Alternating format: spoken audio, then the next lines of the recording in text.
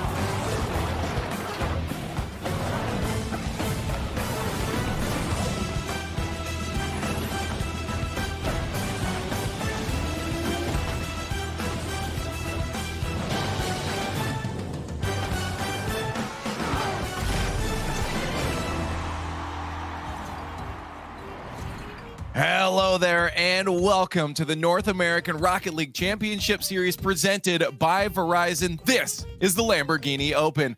I'm Leaf, alongside me, Gibbs. We have Johnny Boy and Turtle. Join us to talk about everything Rocket League for the next 30 minutes before we get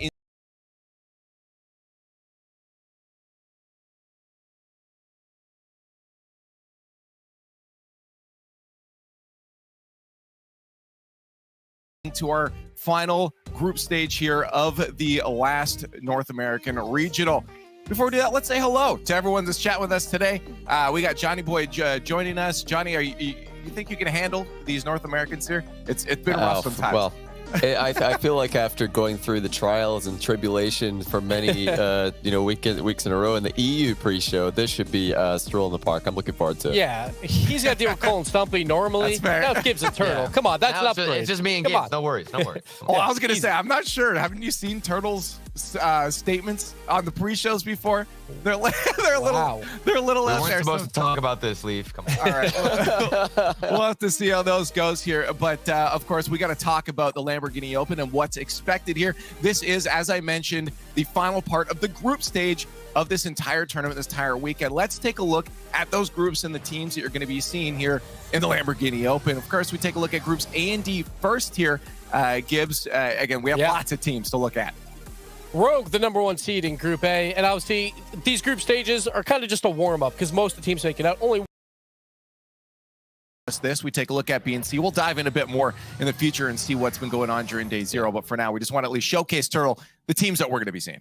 Oh, yeah. And then now in groups B and C, we can actually see where's KCP? You know, everybody's wondering, oh, wait, they got picked up. They got picked up by Shopify Rebellion. So that is the former KCP now in Group C. And we've got some crazy matches. Group B looks so threatening, but then on the other side, Team Envy, they're going to be the dominant team in that area, but maybe the confidence with the new pickup Shopify Rebellion, that's flowing through their veins. That's true, Johnny. It seems like these groups, again, as per usual, are going to be pretty competitive. Yeah, stacked, and you can never get comfortable. You know, it doesn't matter who you are. You need to really just get the wins, because we saw in Europe that some teams weren't able to do that. Dignitas got in trouble in the group stage and then got eliminated, and their season is over. You know, it happened to other teams as well, with Giants just falling out. So none of the NA teams want to be out at this stage. Of course. Most, you know, right on that, you know, 5th, 6th, 7th kind of spot. They got to get top 6, and you don't want it to be over. I mean, at all, but especially not now. Absolutely. And of course, they are fighting for a lot here on this final tournament here before the majors come our way. You know, we got points, we got dollar bills, and there's a lot of it across the board here, Gibbs. I like the dollar bills. Yeah, $30,000 for first place. That is a nice amount of money. So, like, there are some teams that are definitely fighting for points right now, but other teams, they're looking at that prize money because at the end of the day, it's probably their final tournament for the next few months because the off season will be coming up. So some of these teams are looking at, like, maybe even a tied for 5th, like $5,000 to walk home with is not bad at all. No, absolutely. Again, we always talk about the points too, but I think a lot of teams, you know, that may have themselves at the top there in the points, Turtle, are probably looking at, hey, that's a nice extra paycheck as well. Yeah. And we know some of the teams are motivated by that. Absolutely. I mean, you just 5th place, $5,000. That's a good chunk of change. And then even if you make that crazy run that we've seen teams in the past do, regardless of what's moving in the future, if this is your last tournament, go out with a bang and get some cash. That's for sure. But I want to talk about some more exciting stuff here in the theme of Lamborghini, because I think we have a lot to talk about this.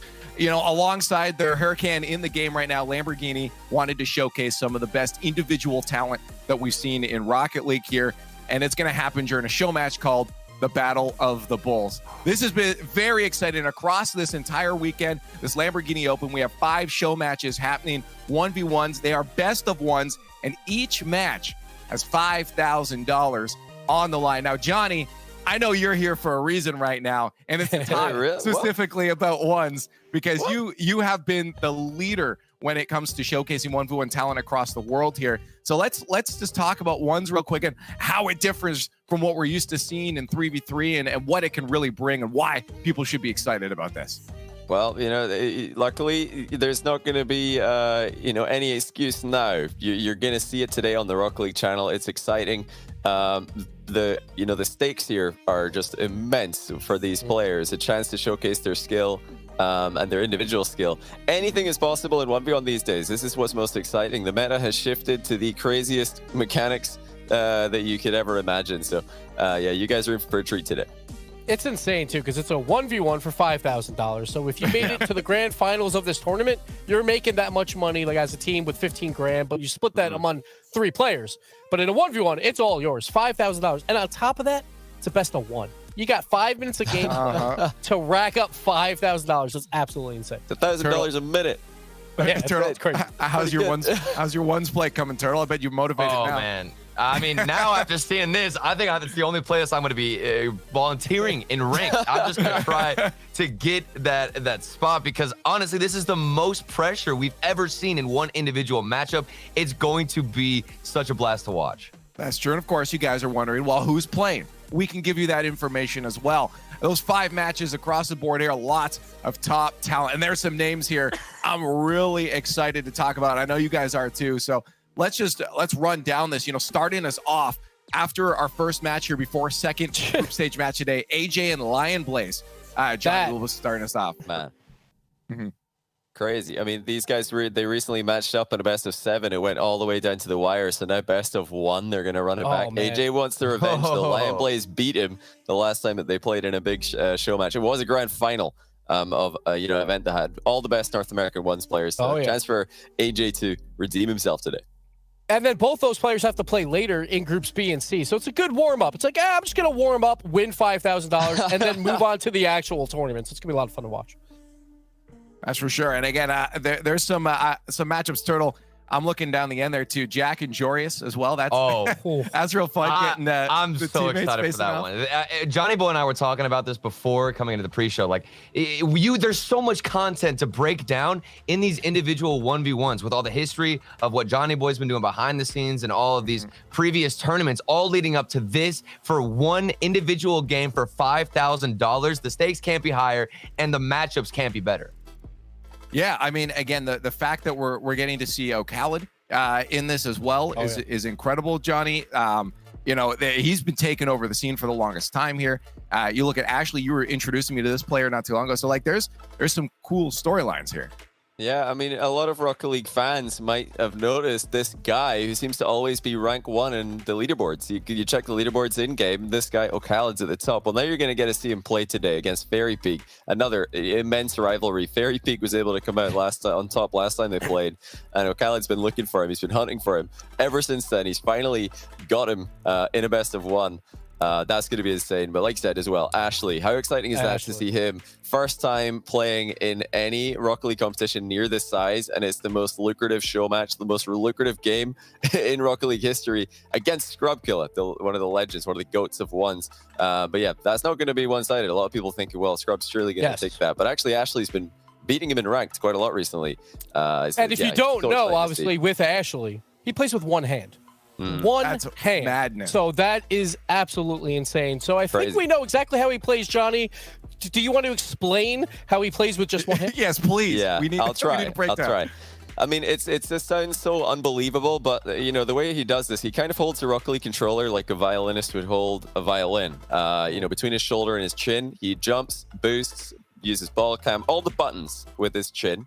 And he uses his, upper arm shoulder to accelerate with the right trigger, and then left hand for the steering. So normal on the left side of the controller, but it's crazy. I mean, I say this, it probably sounds ridiculous to most of you guys, because it is. It's an unbelievable feat. Probably the most impressive thing I've ever seen in the world of esports, in the world of competitive gaming. You got to check it out. You got to go. He streams with a face cam. You can see him do this. And even though I've told you what to expect, you're not going to believe your eyes. And plus, he is top ranked. Like, he's in the top 5 in 1v1s right now. Like, it's not like, he's just a platinum player. No, he is a top ranked 1v1 player. It's absolutely insane. He's mechanical. Look at the names. Kids. He's mechanical. This guy is nuts. You might think he's just an IQ beast. No, he's he out mechanics everybody. I've never seen him look like the slower, less mechanical player. Most mechanical player I've seen. And he does it all with one hand. I mean, truly inspirational. Can't get enough of him.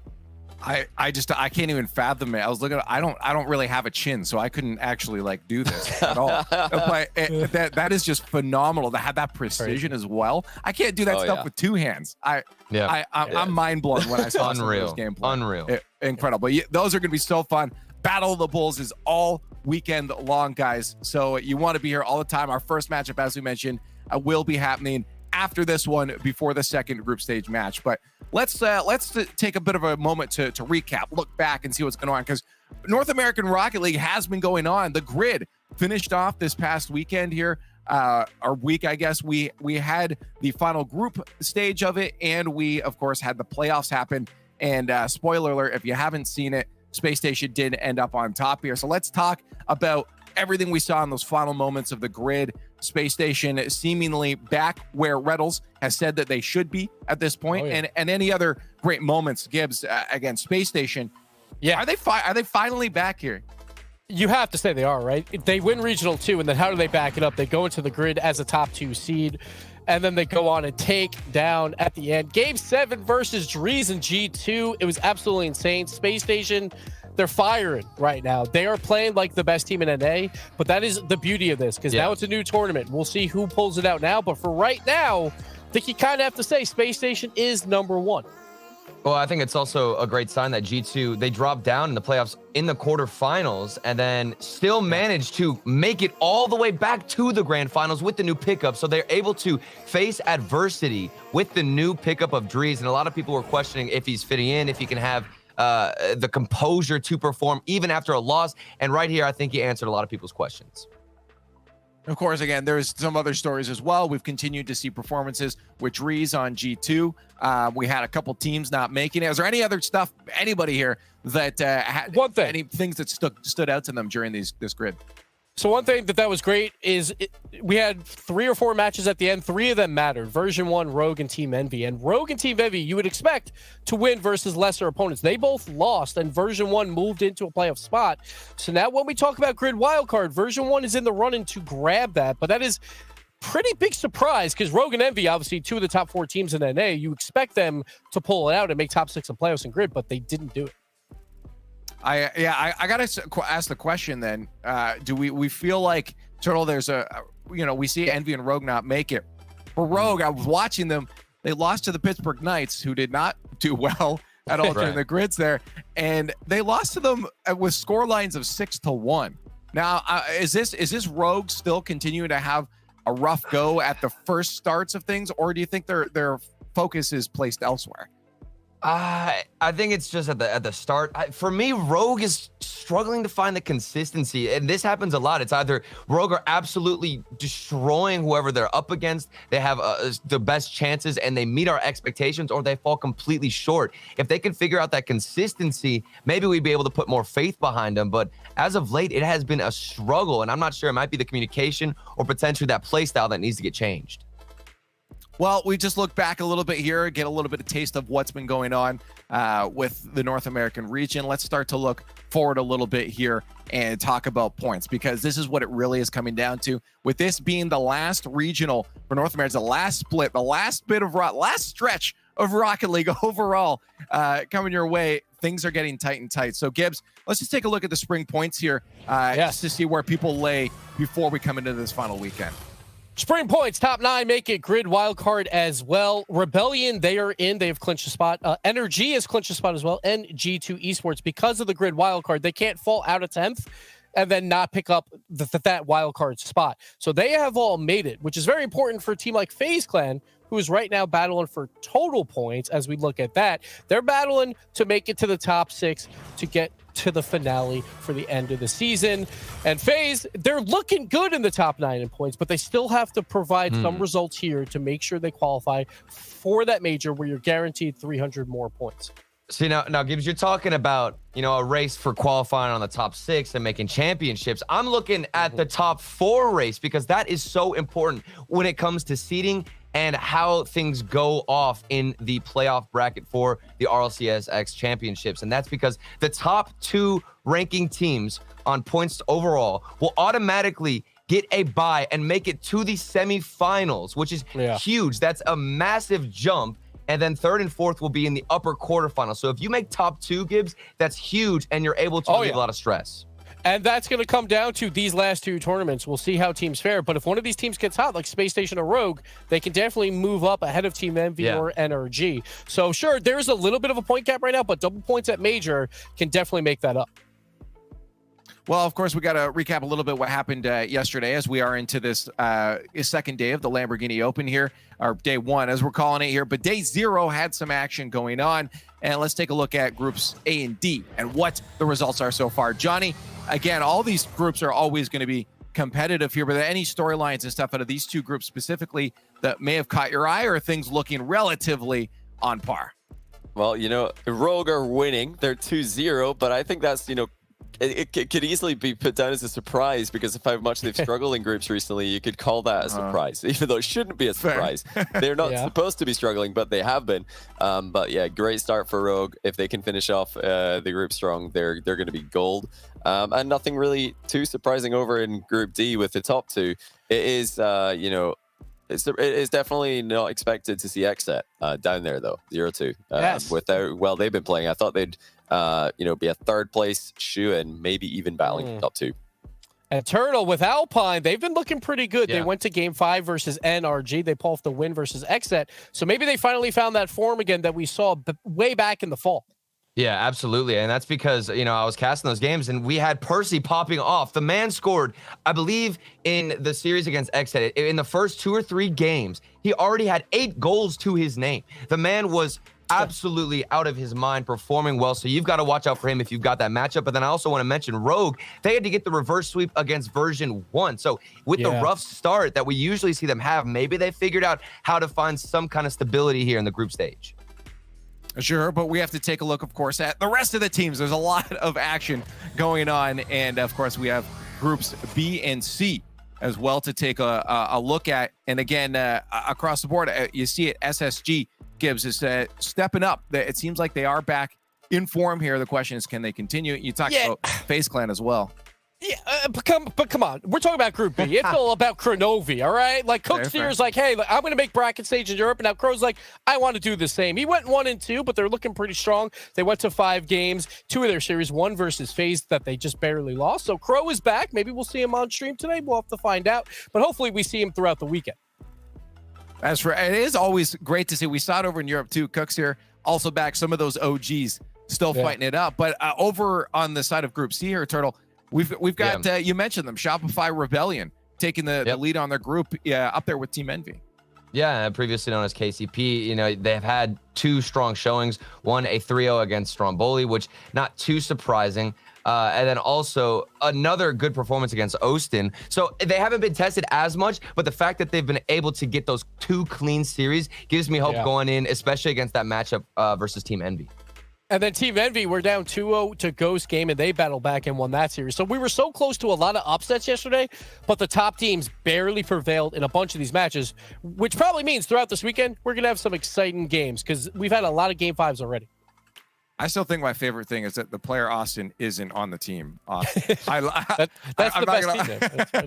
I honestly love it when teams do that to us. But of course, we just took a look at a bunch of graphics, guys, and I know you guys like gameplay, so let's get to the exciting gameplay. It is now time for our top 3 plays, brought to you by Lamborghini.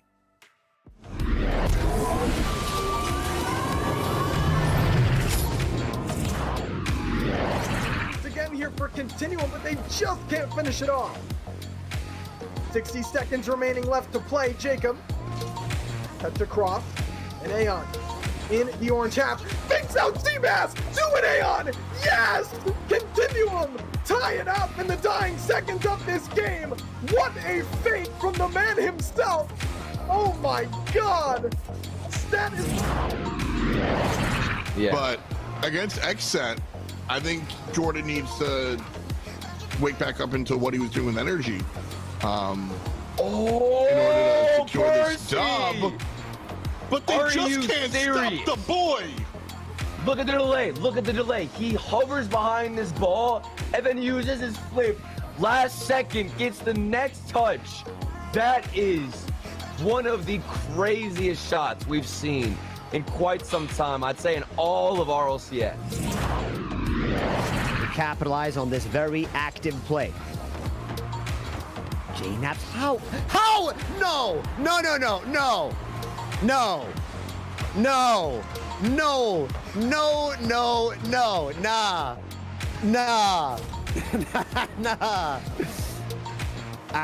There's okay.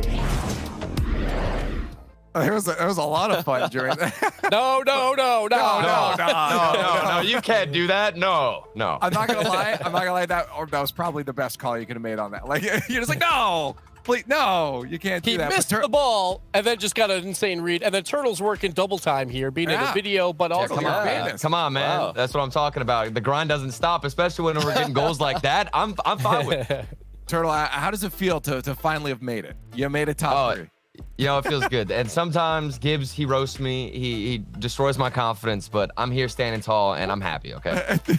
I've only been nice to you today, all right? Leaf was the one who was bad. Well, I'm just waiting. I prepare myself. Okay, yeah. All right, fair enough. Let's get into a segment that's sometimes pretty spicy here, but I feel like should go straight forward. It's prediction time, guys. I'm going to give you guys each a chance to to stand on your own here. I'm going to give you each a group, and you're going to tell me the top 1 and 2 seeds after group stage, after today, as we finish off this group stage here. So let's take a look at groups A and D again. Bring them up one more time here. I'm going to start off and let you know what, we'll go down the line to make it fair, so it's not like I'm playing favorites here. Turtle, you're going to start us off here. Group A. Who are your top 2 seeds coming out of this one? Oh man, Group A. Okay, top 2.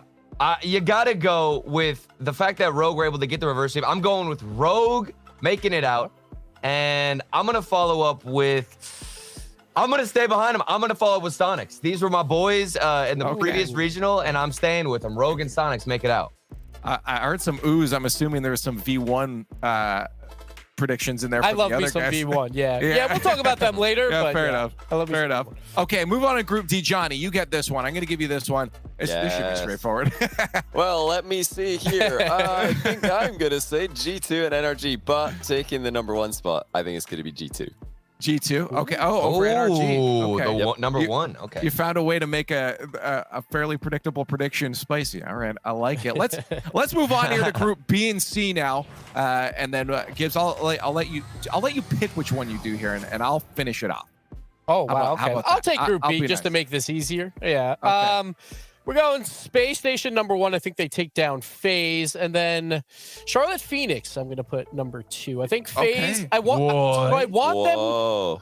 to have a hiccup today because I want it to be spicy going into the knockout gauntlet to see if they make Whoa. major. So sorry, FaZe. I'm putting you number 3 here and moving Phoenix up to top 2. Gibbs, are you good? Okay. Are you good right now, Gibbs? I'm good. I'm a little bit concerned. Like I'm a with little what I heard raspy, from you. but yeah, I'm okay. Who's I'm this okay. guy? What's he done with Gibbs? That's what I'm saying. Up to what? Oh my goodness. It's brilliant. Okay, well, for mine, I think mine's relatively straightforward as well. I think I feel like just regardless of not making those playoffs, I don't think that matters for Team Envy. I think when it comes to the regionals here, Envy's going to pull through. I think that they grab likely that number 1 spot, maybe even 2. But I do think that former KCP, the Shopify Rebellion now, I think they've been clutch in the past before. Yeah, and I feel like I can see them going forward here too. Smart. I like them. Thanks. Yeah, unlike Gibbs' picks, okay? only We're talking time about Gibbs is- smart.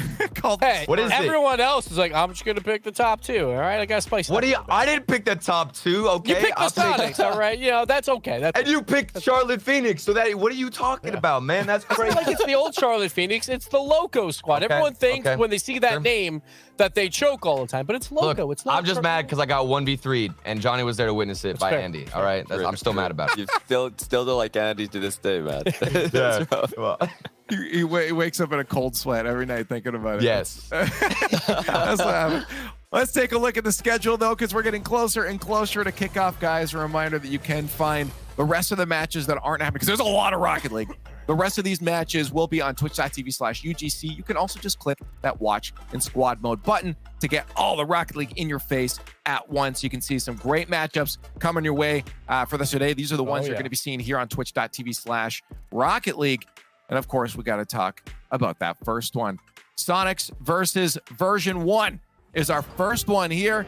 We've seen version 1 step up, fall back down again. I don't know where they're standing at this point. Sonics, on the other hand, have also been rising to the call and have been giving us some pretty good Rocket League recently. You were just talking about them. You've been a believer for a little bit now, Turtle. What's making you believe in this Sonic squad? Well, for me, it's kind of frustrating because last time I picked them, they got absolutely destroyed. I was like, Sonic, they're going to make it through.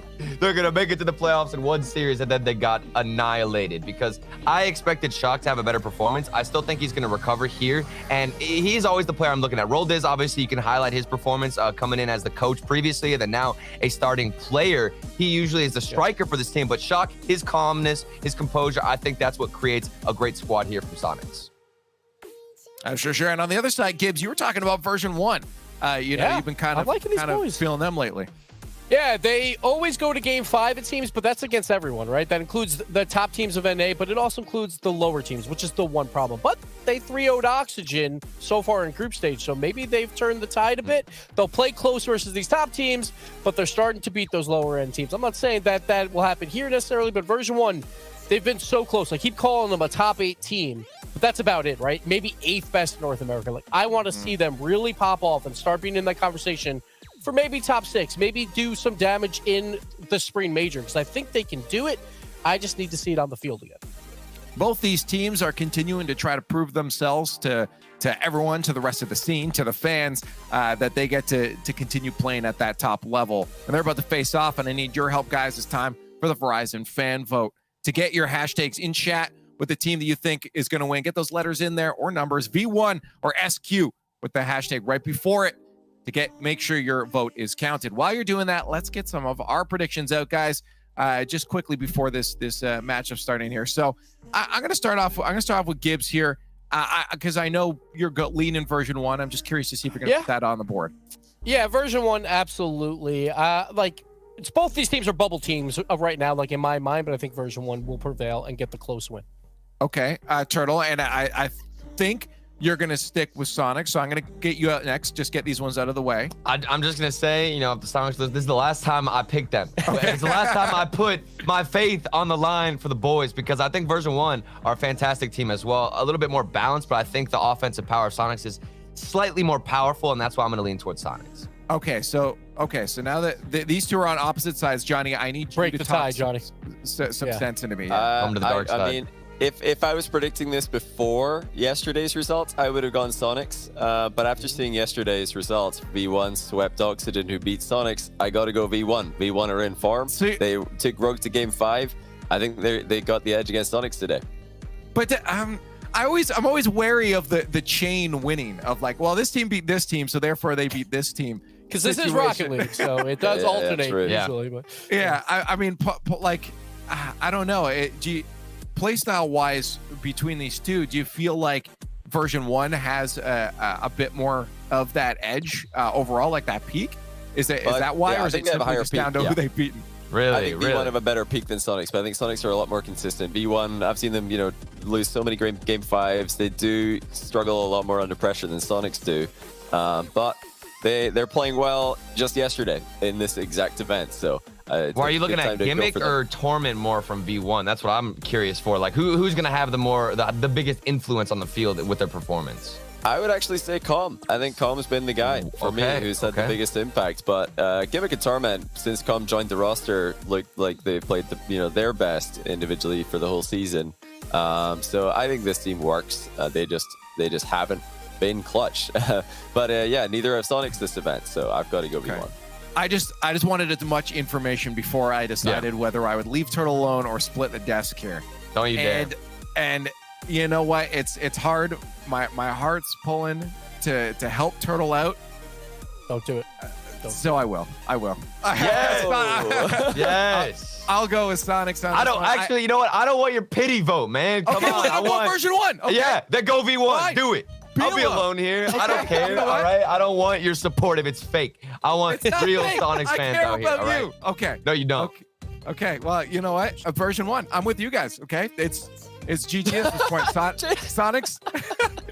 Sonics are gonna get swept here. Turtle's gonna be crying. He's gonna be super upset. Okay, now you just went the polar opposite way. Whatever. You know what? All right, chat. Who you with? Are you backing Turtle up? Are you with the rest of us, smart? Wow. Oh no. Okay. Let's go. Let's go. Oh, Gibbs still mad about I left. I'm out of here. Yeah, I'm leaving. What? Okay. Let's go. Let's go. Either way, this is a close matchup, almost 50 down the middle between these two teams. Ladies and gentlemen, get on Twitter at RL Esports, hashtag RLCS. We got the Lamborghini Open all weekend long. And of course, to kick it off, the Sonics and version 1 are kicking it off over in the Verizon Skybox. Right then, let's get to it, Corelli. We've got ourselves in our first match of the day. Unfortunately, actually, good news, by the way, over at our sister stream, twitch.tv/UGC. My favorite team, Xset, currently 1 win up over NRG. But how are you feeling about this? Turtle said he would never pick them again if they lost. Turtle makes some crazy calls sometimes, so that is a Turtle thing to say. But you know what? I think that for the Sonics, they're a team that have had some ups and downs since Roll Diz have come on, and I'm very interested to see. This is the last hurrah, right? This is the last regional. This is, I think, where teams are going to be playing their best, and we'll see what the Sonics can bring out. For version 1, I feel like they've kind of had the same thing. Like when we go into the grid, you talk about the grid results. It's like, hey, it's been fine for them. But I think this is a winnable matchup for version 1 when they take on the Sonics. Yeah, to me, and I feel like for a lot of fans out there, this is a bit of an intangible that's on the line between these two teams. Nothing that will sort of be, you know, recorded as this is what they won, but everyone out there sort of looking at these two teams as they're on the verge. They should be doing something. They've come close so many times. And you just kind of get the feeling that whoever loses this one will be looked as the one that has to shuffle behind the pack that little bit more and wait for their chance. Yeah, no, I absolutely agree. As we'll see if Sonics can keep on this pressure here. T. Corral trying to pick it up in the midfield, and he will throw it on target. Calm with a good save, and he's been a player for version 1 that has stepped up and I think elevated this version 1 squad. Took a little bit for him to get going, but really happy to see him and his career really get started here on version 1 because I feel like he's a player, especially with that midfield presence that he brings, can really help this version 1 team, as he has so far, move further in the tournament. Sonic's still on offense. They've done a good job of not overcommitting just yet. Bit of a pass over to Roldiz, and it was a scooped up pass to him to start off with. Sonic's still keeping hold of this. Well, they're just going to have to be a little bit more strange with the way they like to approach. We already know that V1 like a double commit. They might have to provide one soon enough just to keep this away. Gimmick on the break. Has got Torment with him. Back down to Gimmick. Oh, what a T. demo. Corral wipes him out. What a defensive play. Absolutely crucial from T. Corral to get that demo. Racing back, but this one's going to go off the crossbar, and Shock has to turn it away. Version 1 threatening early on as they still keep possession here, and for Sonics, a sigh of relief to see that one go wide. Com is still downfield. Switched over. T. Corral with a miss. Just how Rocket League is. You come out with one of the best defensive plays that we've seen in quite some time, and suddenly you're just whiffing the ball 5 seconds later. It's forced all the way back, lines up, powers the ball downfield, and once again, V1 have not held anybody back. They are feeling much happier to sort of sprint players into position rather than holding somebody back to try and run onto the shot. So interesting play from them off the backboard. It's going to be for Roldiz, and there's not a chance he misses it. And I'm curious what happened here for Com. He had boosts to work with, 24 boosts in the tank, and T. Corral's shot was high, and for Com, just a misread. He felt like he had to make that save with everyone from Sonics coming after him, and unfortunately, not even close. Sonics on the board first here. They took him 5 shots, and they've had that pressure to finally break through. Yeah, both teams having their moments so far. It could easily have been 1-0 the other way, thanks to the heroics of T. Corral. It's not. It's Com over to the corner, wanted the second touch, can't quite get it. Gimmick is out of position. That's going to hand over the full possession. T. Corral drops down. He didn't want to go for the immediate shot on net. You might be thinking that you might have wanted to try that instead, as that goalkeeper will avoid being hit. Everyone just kind of froze to see what was the next touch coming out from the Sonics. Gimmick did a good job of at least staying behind the ball. And you kind of see how Sonics set up their offense there. They have the 2 weapons in T. Corral and Shock kind of disrupting the defense. And Roldiz has been a great third man for this team, as he was the first one here, but unfortunately can't hold on to it. And here comes version 1 to see if they can put on some sort of offense after giving up the first goal. See, they want to hold somebody downfield, but that might not be an option for too much longer. Gimmick, soft hit from him. We wanted a bit more on it, but at the same time, the soft hits tend to really confuse defenses just that little bit more. Shock with the break. Hasn't got much boost. Won't try and reveal that hand for too long, and even then, low boost or not. What a great transition that was. Yeah, to scoop it downfield like that. And you were talking about, you know, the soft touches and the pace of play when it turns down. That could throw off a lot of teams like this is calm. His shot was wide. Pace of play is just so fast right now that when you slow it down, it kind of throws off the rhythm of rotation for everyone.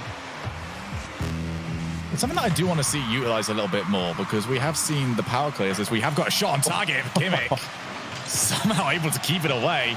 Com now called in. In fact, no, he'll just wait and see Torment get rid of it. But something we've seen an awful lot this season of Boomer Ball kind of being the way to go. If you get that soft hit to your opponent, it's very difficult to get a powerful clear on the other side. So I kind of feel like there is usage there of just slowing down the play if you don't feel like the shot is on.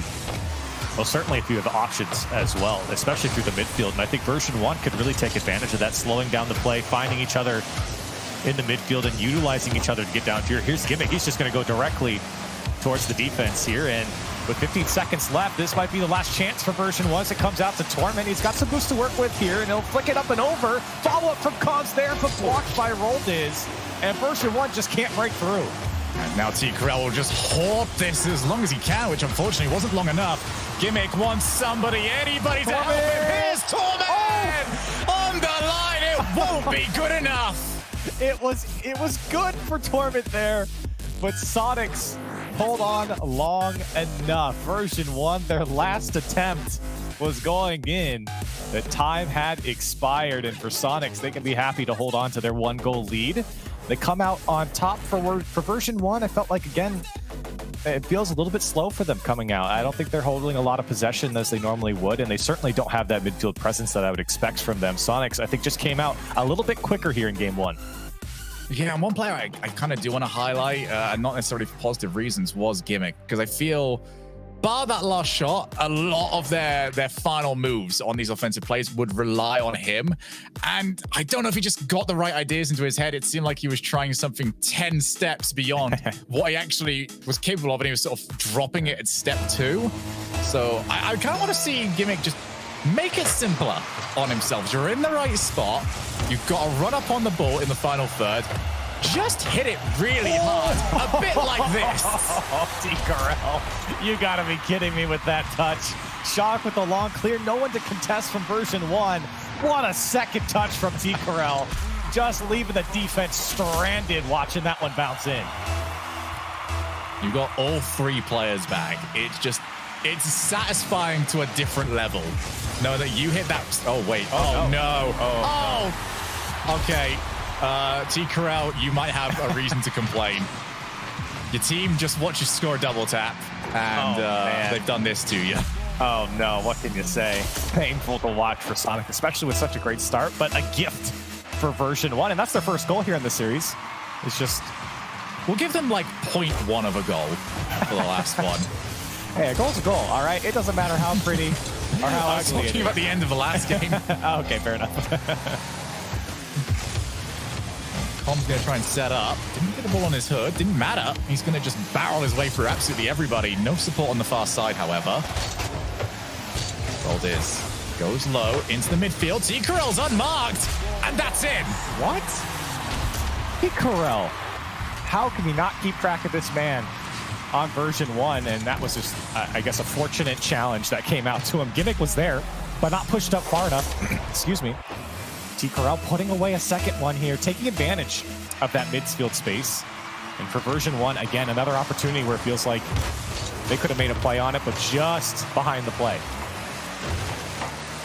Yeah, they're staying very far forwards. The Sonics, or V1, I should say. So whenever anything that happens that they're not quite expecting, there's just no range of motion left. There's nobody available just to hook back around and, run onto the shot. Instead, it is we either got the prediction right or it's going nowhere near us. T. Corral after that hat trick. Here is Shock. Nobody in the midfield for now. It's a booming clear. Roldiz just put that anywhere but where you put it. Oh, he almost landed on it to put it in for a second time. It was almost a fantastic shot at his own net, but they do get out of it. Now he's called upon again here to make a touch. He will get it through for the Sonics. Still trying to find some sort of offense here after going up or staying up by a goal, but feels like for version 1, they're just kind of fielding whatever the Sonics throw at them at the moment. I had to check this. Wait a second. Torment. Oh my. Hey, check that. All right, this is turning into a little bit of a competition on who can pull off the best double tap. It's like it's almost the exact same play, right? One man throws it upfield. That one's better. It's inbounds. Yeah, this one was a little bit cleaner, but still, it's basically the same exact play that T. Corral had, but now Torment the beneficiary just to pick that one up and put it on target. And, I mean, that one's almost routine for a player like Torment. We're tied up. So quick score announcement, by the way. I had to check this because I didn't quite believe it. But G2 lost 3-0 to Alpine. Oh my gosh. And speaking of 3, we've got ourselves a third goal. We'll get into that in just a moment. Gimmick wants us all to talk about him. And look at all the time and space Torment has to dribble this one across the field. That one was going in. Roldiz kept it out. Good follow-up. Everyone's going to crash the net there from version 1. But that one's all Torment. air dribbling that one. is terrifying. He is terrifying as he just ballerina spins across the field under the ball, and the Sonics left to watch him. So T. Carell getting a little bit of competition now for match MVP. Shot can't find a way past Cobb, who will have to try and chase this off the wave dash. Gimmick with time, goes for it. That's what I wanted to see in the last game. Square it up and just blast it at the net. Yeah, you said, hey, keep it simple. That's about as simple as you get for Gimmick. Just ruining the defense with the pace behind the ball to the right side. And he didn't really have a lot of boost to work with anyway, so that might have been the better option in the end. And for version 1, happy to see a 2-goal lead. The last game only had 1. You definitely could have argued that it should have had more. This one has certainly provided. There's 6 goals between them, and we've just made it to the halfway point. Wait, there's nobody. Oh, what is happening? This is not the first one that we have seen this game. Ball goes midfield, off a challenge, somebody hits it, nobody's around. Stop me if you've heard that one. That is great vision from Com. I just watched him from his perspective. He doesn't even see the right side of the field, but he does see T. Carell poke out in front of him, which he knows wasn't involved in the last 2 touches, what makes him very likely for the 3rd man in that position. And he just blasts it on target. That's very smart from Com to recognize that situation so quickly and to put it on target. So we're up to 7. If you want to get your predictions in as to how many goals we're going to see. Got him. Get them in right now, because, oh my goodness, 7 goals seems like it would be somehow putting it a bit too low on what this game has provided so far. Torment across the face of the goal. There's number 8. Great work from Torment, and this one getting ugly for the Sonics. Shock one to speed flip into that one to keep it away from Torment, but instead he keeps possession. A good little pass to the back post. It's quick and easy there for version 1, and on 9 shots, they have put away 6 in a fantastic game 2 showing. I mean, I would say that this should be over. I don't trust them, but it should be over.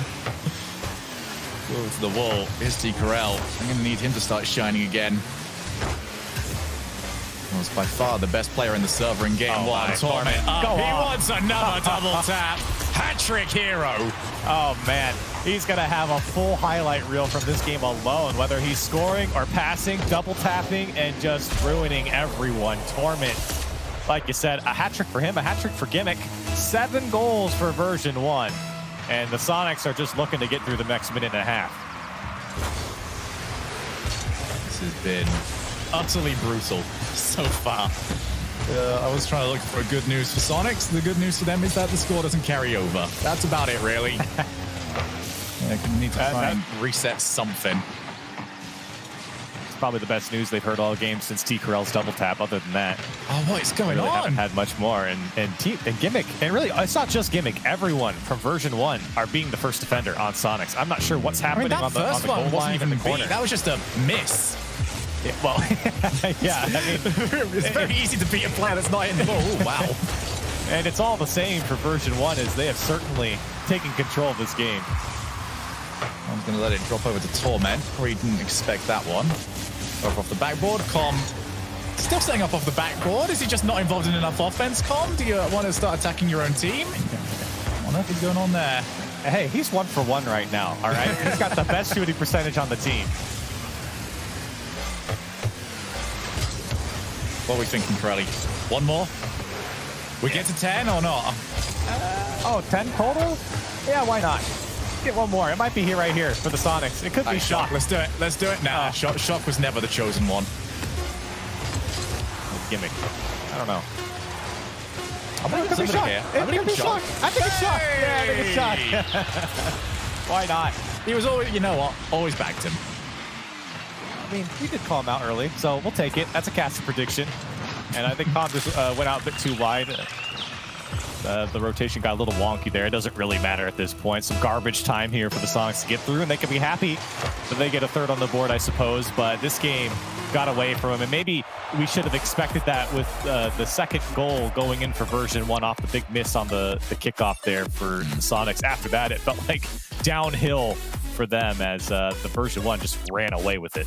Yeah, I feel like there's never been a more precise game where you can say, and this is where the team peaked. And it all went downhill from here. So, I mean, great goals, great double taps. If you wanted to get a series where you can just look at how to set yourself up, download this replay. This is the perfect one for you. But so far, both teams looking interesting. It's hard to fully get into this one. Yes, the whiffs weren't amazing, but it is also, at the same time, when a game gets that far away from you, teams do kind of give up a little bit. They start looking next, and the scores get a little bit more ridiculous than they probably should be. So both teams also not necessarily known as consistent from game to game. Yeah, you know, and while version 1, they come out on top here in a large margin, I don't know if I quite trust them yet. I think Sonics had kind of a meltdown of a game here. But version 1 certainly took advantage of that. But version 1, when you go back to their first game, they really had no presence. And I think without the Sonics having catastrophic failure here, I think that version 1 would have had a bit of a tougher time against the Sonics. So I think game 3 will really tell us the story, Shogun, about what we're getting from these two teams in this series. Yeah, I think for me right now, the main thing is that third man positioning, because both teams are trying to spread out quite wide from the looks of it. They're leaving one player as close as possible, leaving one person as far away on the far side, but nobody really being held back. And we have seen a lot of those sort of challenges pop into the midfield, the defender clears it, and it just goes straight in. So I am very curious about how risk management is going to be taken to in the next game, because if they keep going in the same way they are, goals are just going to go in from out of nowhere. We talk about the double taps. We've talked about, you know, all these infield passes. If you're just going to give away goals from your inside the field, none of that really matters because you're under a lot of threat. And I think for version 1, I think you hit the nail on the head when we got into that game, was keeping it simple and just waiting for the Sonics to make those mistakes, because they certainly came in that last game. And for them, when you have Gimmick just taking the shot on target, Torment basically playing free play from the side walls and air dribbling over the defense, I think that is the simple play that version 1 kind of thrives in. So for them, the gameplay that we saw, I don't think the Sonics will allow them to do that here in this next game. But I do think that they can continue that throughout the series. Yeah, absolutely so. And for me, if you're on the side of V1, the plan is very simple. Give ball to Torment. If you do that and he keeps playing the way he is, not only is he going to possibly score those double taps, very well has your chance to just go and, you know, grab it off the rebound, because it's going to drop straight down, going to be right there. And we'll see if we can Okay, well, it sounds like we're actually going to go to a break here. I think we have a little bit of a server issue, so we're going to get that figured out. We're going to go to break. When we come back, we'll have the rest of Sonics and version 1.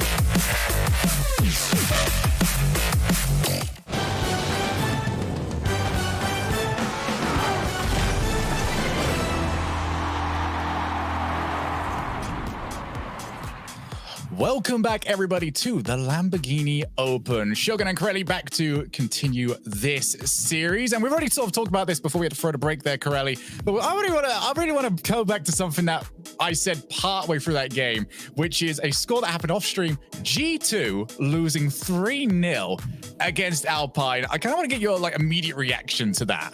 So I feel like Alpine's a team that we've always said, hey, they have potential to do really well in North America. And they, I think, semi-lived up to the potential in some ways. But a big win over G2 here means something for Alpine late in the season. And I hope that it's the start for them to really start to reach that potential, because I think they maybe plateaued for a little while, and maybe beating G2 is what they needed to get going.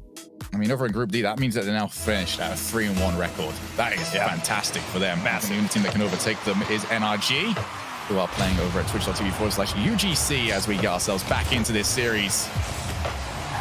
Sonics got smashed in game 2. It was really not a pretty performance from them.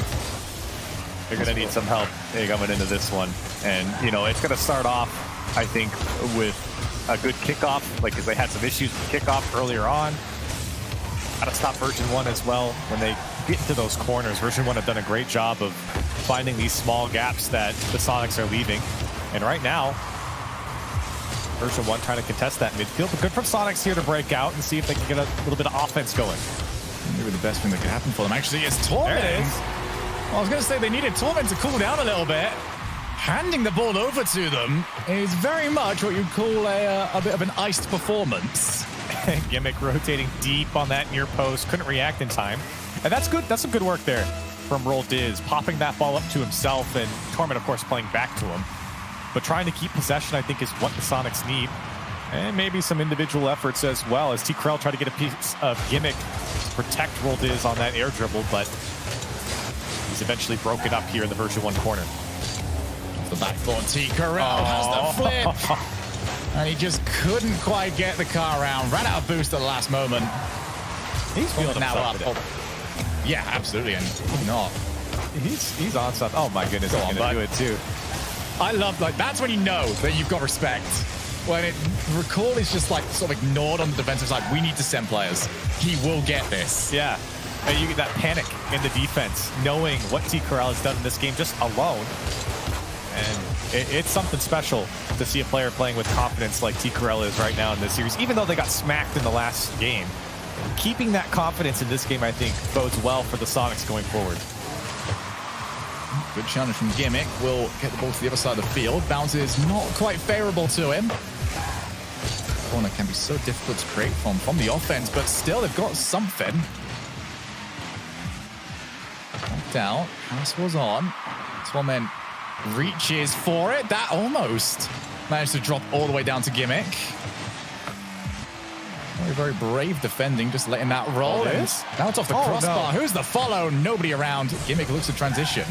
Oh man, Roll Diz might want to have that one back. That one could have been scoreable. Calm's going to squeak it under the defense here, and version 1 tie it up.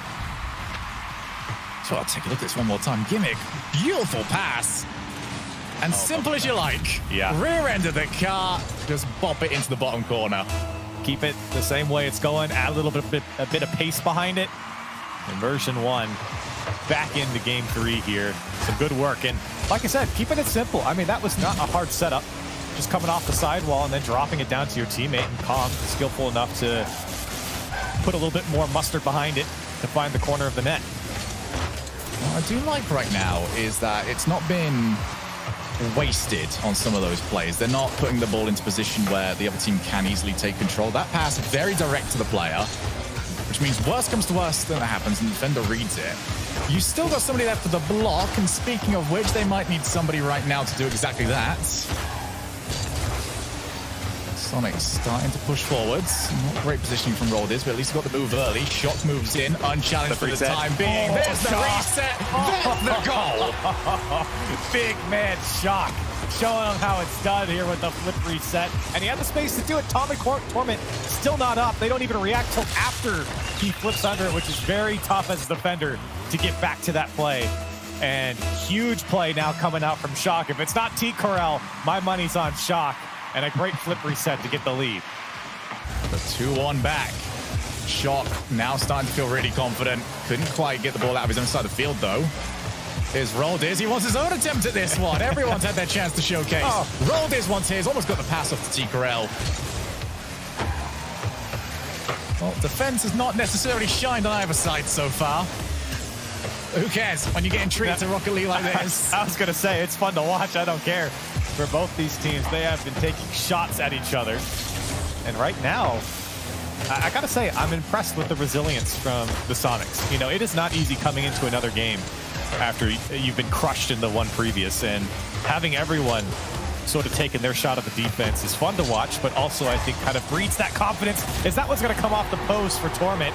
And as soon as I start complimenting the Sonics, version 1 shuts me up to tie it up. Just take a look at this one more time. Torment just beat 2 of them, and he made it look easy. And that's not the hardest, the easiest shot to ever get either. He's got to get across it, beat them clean, hit it over the players, and make sure that it bounces in a way for his teammate to work with. Oh, here it comes again. Oh, beautiful from Khan. Torment's there. It was just how you like, perfectly set up. And again, quite simple. Khan just has to throw this into the ceiling, and it comes right down to Torment. He knows he's following up defense, of course, not set off the kickoff, and version 1 into the lead. Just trusting each other, and it's the quality of the passing plays that have been the difference maker for V1. Once again, saw their player, knew they couldn't be reached on the pass, knew that interception was never going to be threatened. And once again, they have got the lead, but for how long? This is just so much fun to watch. Oh, what a lovely touch here from Shock. He's chasing the man, and then he just landed. He went in and out of the Stumpy, net. that's for you, lads. He just landed, and it lands right in front of him, and he'll flick it in to tie it up. What a game. What a series we got going on, Shogun. 3 each. We're still no closer to finding out who's going to take this one. Winner of this moves on to match point. Torment wants to find the pass. Musty flick from him. It's off the backboard. Where will the follow-up be? Not quite around. As I say, this isn't going to create one more opportunity for them. There's the demo. It's wide open. Giving. It's not the flashiest goal of the day, but it might be the most important. Great demo from Torment. He goes into that challenge, and as he lands, gets a piece of roll Diz. Everyone committed from the Sonics. Come on, at least give us like a roll, like an air roll or something. Yeah. Just smack your body into it there, and 21 seconds left. See if Sonics have something left in them. We've already seen one incredibly close attempt. Off the backboard, Torment. Decent challenge, but it brings it into the danger zone. There's Roldiz! And T-Corel finds himself too far forwards. Couldn't run onto the shot. That miss from Shot ends their chances. And V1 win an amazing game 3. What an electric series so far between Sonics and version 1. And I mean, you could have flipped a coin and guessed the winner of this one. Both teams just going at each other. I mean, individually as well. Like, just the individual effort from these players coming out is so much fun to watch. And I mean, this game, I think, captures the essence of what makes Rocket League so much fun to watch, is both teams putting away great goals. And for version 1, you know, happy to come out on top here. And this was not a bad game from the Sonics. And like I said, very impressed here by the resilience that they have to come out and play with this type of confidence after getting crushed in the game before. So for them, still can hold their heads high. They got another game left to play at least, and see if they can fight back in it. Yeah, absolutely. I mean, this is sort of one where I kind of remove the analyst tag entirely and just enjoy some big, dumb Rocket League. That's all I want at the moment. I don't want to talk about defensive rotation or anything like that. I just want to look at some of these goals and just go, you know what? That was real good. And we're real proud of seeing you do that one. That was absolutely phenomenal. And hopefully, Game 4 lives up to much the same. And hopefully, you know, not biased or anything. Hopefully, Game 5 is. Hopefully, Game 5, yeah. You know, hopefully. But don't tell players that. And, you know, don't tell anyone else that we said that either. Yeah. We get ourselves into Game 4. We're going over to Utopia. And it will be the Sonics team that are kind of up against it here. They have seen this series get further away from them as we've gone along. Update as well on Game 5's Corelli. Yeah. And RG and Xset. I was about to say, I have that one over there. And Xset, they've been playing well, man. I mean, all of a sudden, They have really turned it on here in this final split, this final regional. And that one's going to be a good one to see how that one turns out. But speaking of turning it out, T-Corral turning it away as another good touch from him. And maybe found a little bit of space for Shock to get around it. That shot saved by Gimmick on the goal line. Sonic still trying to threaten here with Roll Diz, but can't get a hold of the ball, and Com will take it away. Yeah, the problem for Roll Diz is in the corner. And usually your best shot there is to try and get a setup. Wait on... What? Well, we've seen double taps. We've seen some immaculate infield passes. We've also seen whiffs, and that is definitely not on the category of whiff. Another flip reset there. And Roll Diz, you know, he's got to get one for the highlight reel as well. T-Corral, Shock, they've had their moments. Roll Diz has had a couple flip resets, but haven't been able to find the mark with him. So he'll get thrown into the ball here. Version 1 trying to prevent that. The Sonics, again, for both these teams, starting off very even. Torment's going to take this one from the ceiling and at least push it downfield. T-Corral and Shock trying to make sure they can stay on it.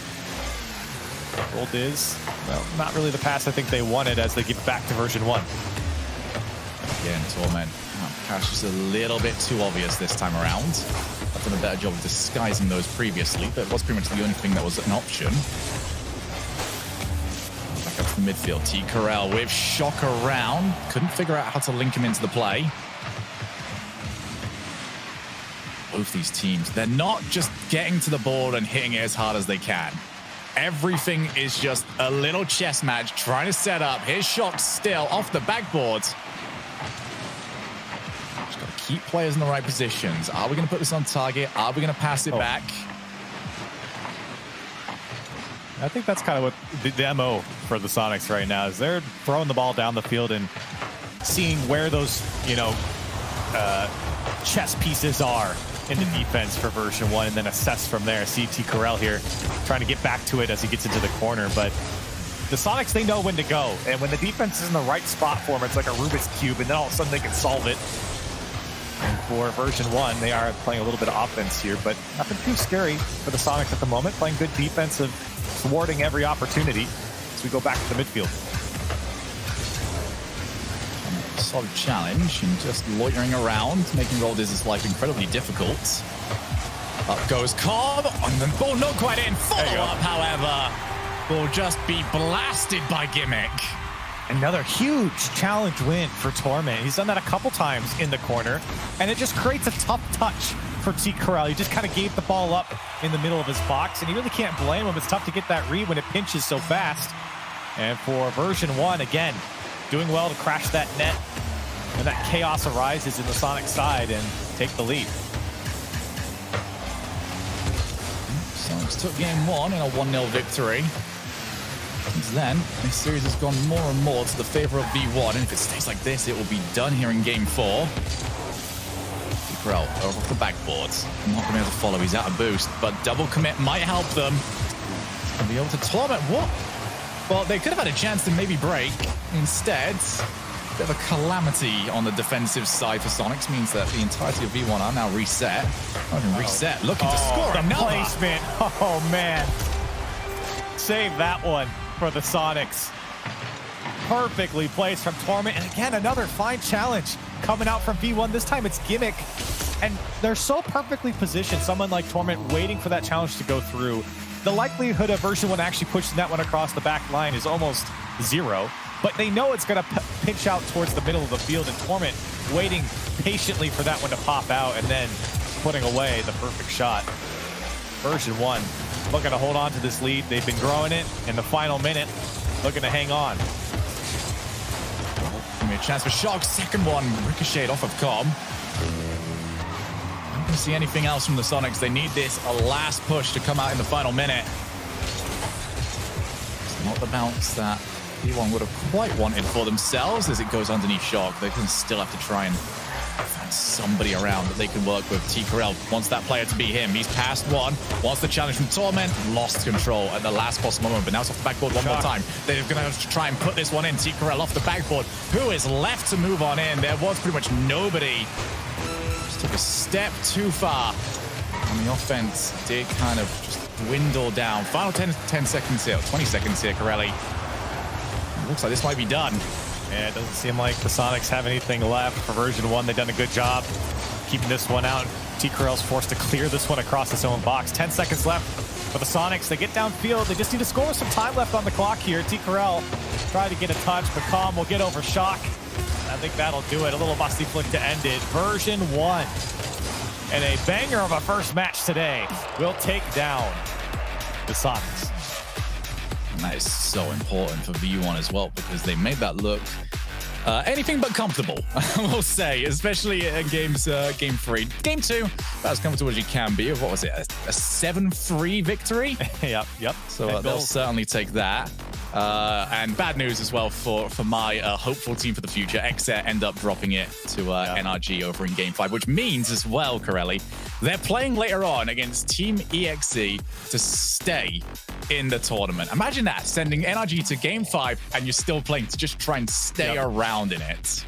And, you know, a lot of hopes for Xset, a lot of hopes here for version 1. A lot of fans gained for version 1 over this season, and they would love to end this regional on a high note. Yeah, absolutely so. Well, we've definitely started off this regional at a high note. It was an absolutely phenomenal series. Looking forward to hearing what the desk have got to say to it when we come back from break as the Lamborghini Open marches on.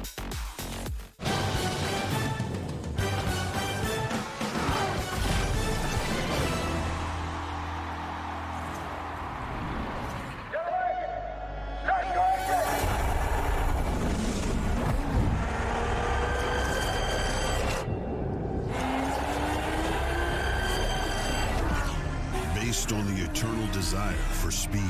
Careful, don't push too much. On a passion for perfection. Based on the thrill of the paddock. Based on lightweight carbonium. And heavyweight braking control.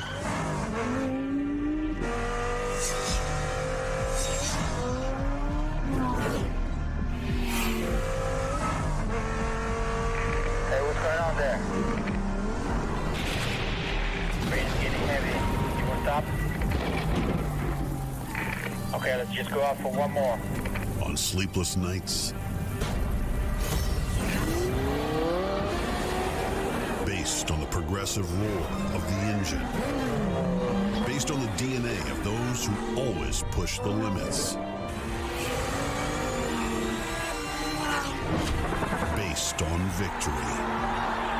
A super sports car inspired by racing triumphs, created to dominate the road. Hurricane STO, based on a true story.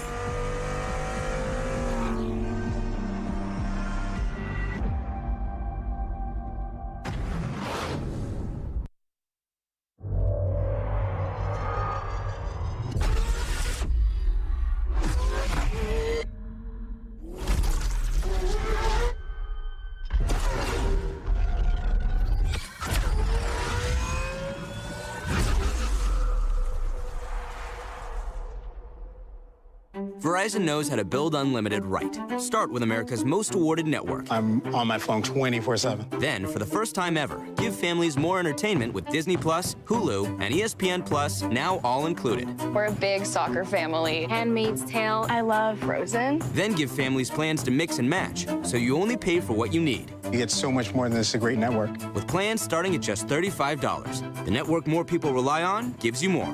This is unlimited built right. Only on Verizon. Coming at you like monsters in the night, and you feel the danger that makes you wanna hide. When the cards are stacked against you and you're standing on the edge, now's the time, now's the time. Think about all the dreams you keep inside. Think about all the ones you love. I know this beating heart will be my guide. I know that we can overcome. When the world's so cold and we're losing hope, I need her, I need her. When the darkness comes and we're overrun, yeah, I need her. That's when we need each other. That's when we need each other. That's when we need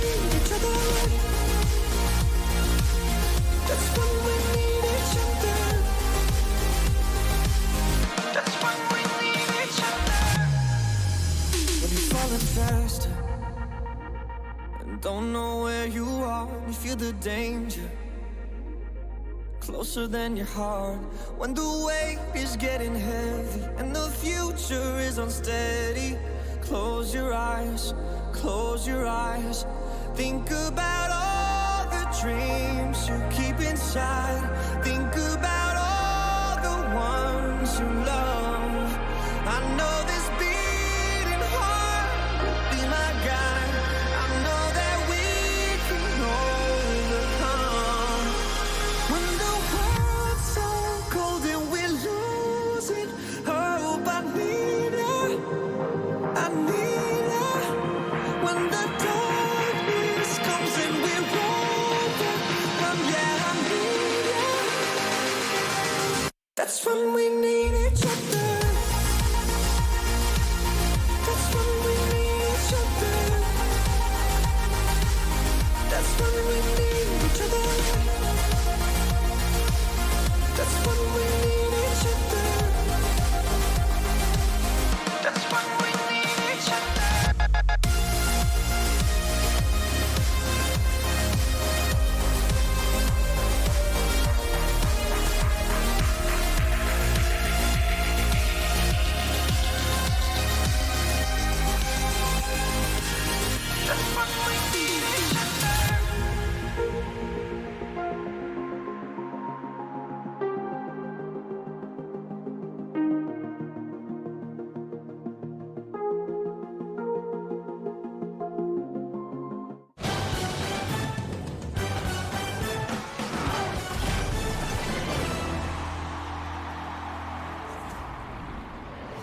Hello and welcome back to the North American Rocket League Championship Series, brought to you by Verizon. This is the Lamborghini Open. I'm Leaf, and beside me, Gibbs and Turtle have rejoined. They didn't have enough during the pre-show. They want to talk some more Rocket League, so let's start talking some more Rocket League. That V1 Sonics. Turtle, you said this was the last time you were going to back them up. How do you feel?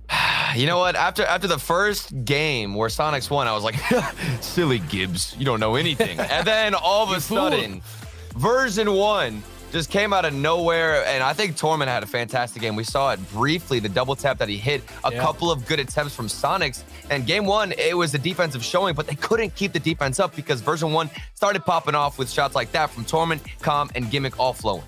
Yeah, Torment on the offensive side that this whole year has just been doing wonders for this version 1 squad. He showed it here throughout the series, and this was a tight series, but it didn't go to 5 games, and that is a good sign for version 1. They get it done in 4, and they're looking good in their group.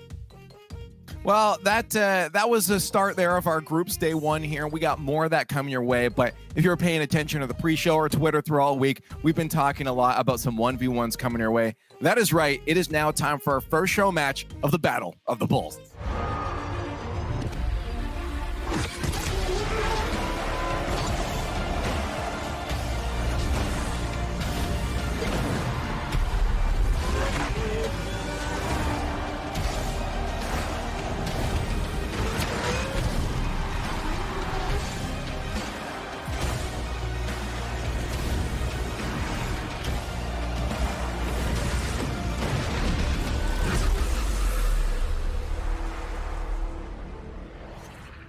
That's right. The Battle of the Bulls is about to get underway. $5,000 per match. We have 5 of these over the course of this weekend, and our first one is coming our way. This is real cool, Gibbs, to see this 1v1 showcased on the main stream here. We've seen, of course, Johnny been really getting that scene amped up for quite a while now, and we get to finally witness that here.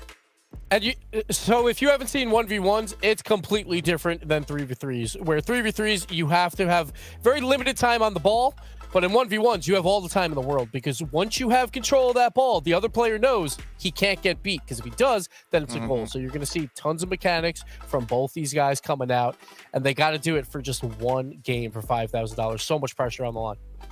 And speaking of mechanics, we got players with mechanics. Let's talk about the 2 facing off in just a few moments here. Up first in the Battle of the Bulls, it's AJ versus Lion Blaze. These two players, again, have been well known in the scene, that's for sure. I know Gibbs is a big fan of AJ, but Lion Blaze as well. I've watched him play in his 3s matches. There's a lot of times where it's literally just him doing crazy things. I mean, Lion Blaze is so mechanical, but also defensive. Meanwhile, on the other side, AJ, these guys are basically opposites coming together and fighting each other out on the pitch because AJ, he's got the mechanics. He's more of a freestyle-orientated player. He wants to go up in the air, have as much control above your net, go for flip resets, pop off with crazy things, but then Lion Blaze is more defensive. He wants to stay back, and that's why this is one of the classic 1v1 matchups of North America. And these are the only two players that are also participating in this regional as well. So AJ and Lion Blaze getting a little warm up in. Groups being here later on today. So why not warm up with $5,000 on Lion Blaze? Obviously AJ with FaZe, Lion Blaze with Ghost Game, and both teams looking pretty decent in their groups. But I got some beef, Turtle, with you because when we did that Pittsburgh Knights caster tournament, you picked the pro first, and you picked Lion Blaze, and that was the wrong answer, my friend. I picked AJ, and this one's gonna be a battle. It's gonna be so much fun. You got beef with me. I didn't even pick Lion Blaze. What are you talking about? Oh, you didn't pick Lion Blaze. No, AJ is the one. AJ all the way. This man. All right. Did we just witness the rare moment that Gibbs was wrong on air? I like it. Savor the moment. I was right because I picked AJ, so that's all I'm gonna say. All right. But not for too long though, because we are about to head into our first battle of the bulls. AJ and Lion Blaze are about to kick off here. So let's head to the casters for the match. It is indeed time for the first match of the Battle of the Bulls. I'm here with Johnny Boy. And Johnny Boy, I want to get your thoughts before we just jump in here. What do you think of this matchup between AJ and Lion Blaze? Oh, wow. Well, I mean, what a match to start. AJ and Lion Blaze, I said in the pre-show, they recently played a best of 7, went all the way down to game 7, and Lion Blaze took it. So AJ trying to get some revenge. I would say AJ was the favorite in that last match they played. Yeah. You know, he's a favorite today, but Lion Blaze loves to upset him. Well, it's going to be crazy, though, in the Lambo, because AJ's got more experience with this hitbox. He's got more experience with the longer cars. I'm wondering if Lion Blaze will be able to match him in that regard. Well, and I'm curious, too, because we're only playing a single game, and I feel like that might benefit AJ just because of how unpredictable and how high-octane his offense can be. And they're both looking good at those Lamborghinis. He's trying to get a little bit of a bump on Lion Blaze. He push him back into his own net. Yeah, that was sneaky from AJ. Didn't really reveal that he was going for the bump until the last second, but Lion Blaze knew all along. And this is what Lion Blaze does. He is the best goal line defender in the world. He's unbelievably good at reading what his opponent is doing and pre-jumping their shots, just challenging them effectively, hitting them on the counterattacks. That's not going to scare AJ, though. He is going to bring his A-game in terms of offense. That's what he does. He's the fastest recovering player. Oh my goodness, Lion Blaze, where are you sending that one, buddy? I mean, you might struggle to keep those under control in the Lambo. That flick almost broke the back wall. That's something he's known for as well. That one went a little errant, but that's what makes this matchup so much fun, right? You have the offense in AJ, but you have that defensive mind from Lion Blaze, and he's going to get the first one here against AJ. What a shot as well. Lion Blaze didn't go too high with this one, just kept it under control. And that's tough to do. He's, you know, gone for a very precise hit there. All about the accuracy. And we're going to see a lot of that. Lion Blaze loves to dribble. He loves to ball carry. He loves to flick. Yeah. The ground game is immense for this guy. But will he be able to keep AJ's aerials under control? Yeah, his flicks are amazing. Another one by AJ. He could just turn that one wide, but he could just pull it out of nowhere with seemingly no momentum. And AJ's going to have to react. Luckily, AJ's the type of player that can defend that type of shot. And here he'll have a chance on target. He's just going to take a hard shot to the left side. Lion Blaze. There it is. That's the goal line defense, turning it away. AJ resets. Another flick over. Surely this is a goal. It goes in for AJ. The placement for AJ. And although Lion Blaze did a pretty good job there, he had a fair bit of boost left over. 47 boost after the initial save, which did go into the corner. Slowed down AJ's attack just for a moment. He wasn't expecting AJ to immediately shoot to the top corner again. And this is something of a surprise because AJ tends to take the scenic route. He loves to go off walls. He loves to dribble to the mid boost. That was a much faster turnaround than he usually goes for. I was curious. Lion Blaze, I think, kind of got caught in no man's land there for a second. Still, we sit tied. Coming up on 2 minutes here in this first game. AJ being very cautious on the wall, not just going for everything, not immediately jumping out of net, but now big flick. And he'll just secure boost while Lion Blaze tries to find a way out. Yeah, this is a very safe strategy there for AJ. Flicks the ball over Lion Blaze to force Lion Blaze out of the game for just a moment while he steals the boost away, and now you'll notice AJ's still attacking. So, you know, he's really preventing Lion Blaze from getting any counterattacks going. The Lion Blaze is patient. 1-1. This is an incredibly low score for a 1v1. It's pretty normal 3v3 scoreline with half a game gone, but these guys are playing this one so carefully, and no surprise, $5,000 to the winner of this game. Huge flick for AJ. Lion Blaze has it covered. He's recovered beautifully off the back of the goal as well. And you can see how comfortable Lion Blaze is playing defense. He'll shadow all the way back to his goal line to the last second where he has to make a challenge. And he reads the play so well. Makes really the attacker think about what they want to do. And they might even second guess themselves sometimes. Lion Blaze very cautious here. He seems to be turned around a lot. Now he's going to pick it up. He's got full boost. This could be trouble for AJ. He's got nothing. Lion Blaze off the crossbar. And AJ still with no boost. Trying to get a couple pads, but Lion Blaze just not letting him out. Lion Blaze just keeping the ball away from AJ. He realizes AJ's really starved on boost. AJ's trying to close the distance. He doesn't want to give Lion Blaze space to turn around with a big shot from that kind of range that he was at. Oh, what a pickup. AJ grabbing the corner boost right as it spawns. That's huge. I think Lion Blaze realized that he had it. Backs off. I can't believe this. 1-1. For anybody who's watching 1v1 for the first time, this is not how it usually goes. This is crazy tension between the two players. No, there'd be 6 or 7 goals usually at this point. Here's AJ. He's going to do this one backwards. And Blaze. I don't know. They're very cautious right now, Johnny. I mean, for both players, even for maybe even Lion Blaze's standards. Oh, yeah. It feels like Lion Blaze standard. This is what he does. But AJ, has he played an aerial and attack? Oh, no. Lion Blaze! That's a wrong goal, buddy. Where are you going? He missed it, and it's an own goal. AJ with a 1-goal lead. What? Oh, you all this boost. Panic is just at the worst time. He thought AJ was right behind him. AJ was way back. You can see the head shakes. He can't believe it. You can see the smile on AJ's face, too.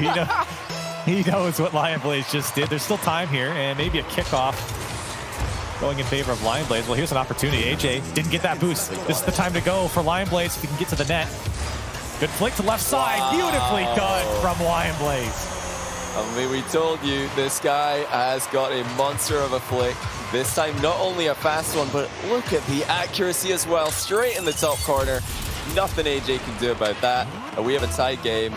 Lion Blaze scoring 75% of the goals up until now. I think he would be winning, but he might be in a second. That kickoff goes really well for him. Straight into the net. Lion Blaze lead.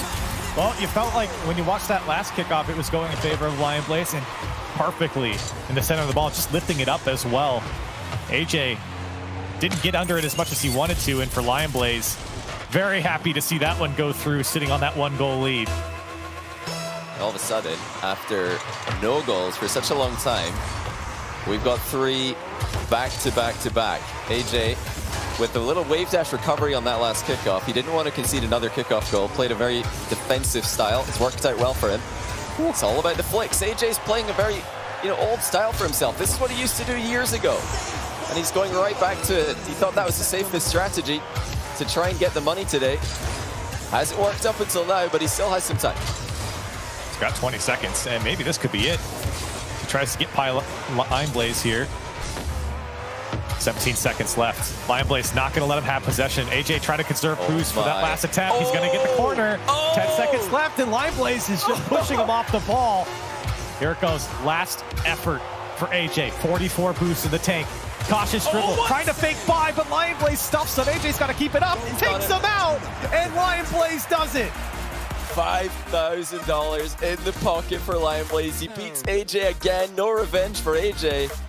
And that was really surprising to see. I don't think AJ played any aerial game. This could be because it just wasn't working for him in the warm-up, but crazy. He tried to go back to his roots, the ground game. Lion Blaze strength didn't work.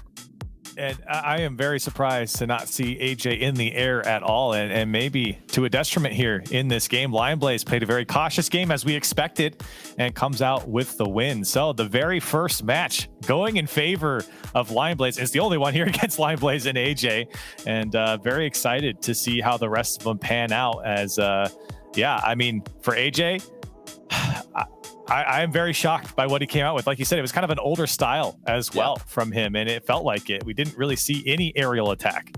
Yeah, and you know, he might regret that now, but it was this one game. He tried to play it safe. There's always a risk when you play the aerial game. If you miss, high chance you're getting scored on, even with AJ's recoveries. He tried to avoid that, but he just got outplayed. Lion Blaze takes it.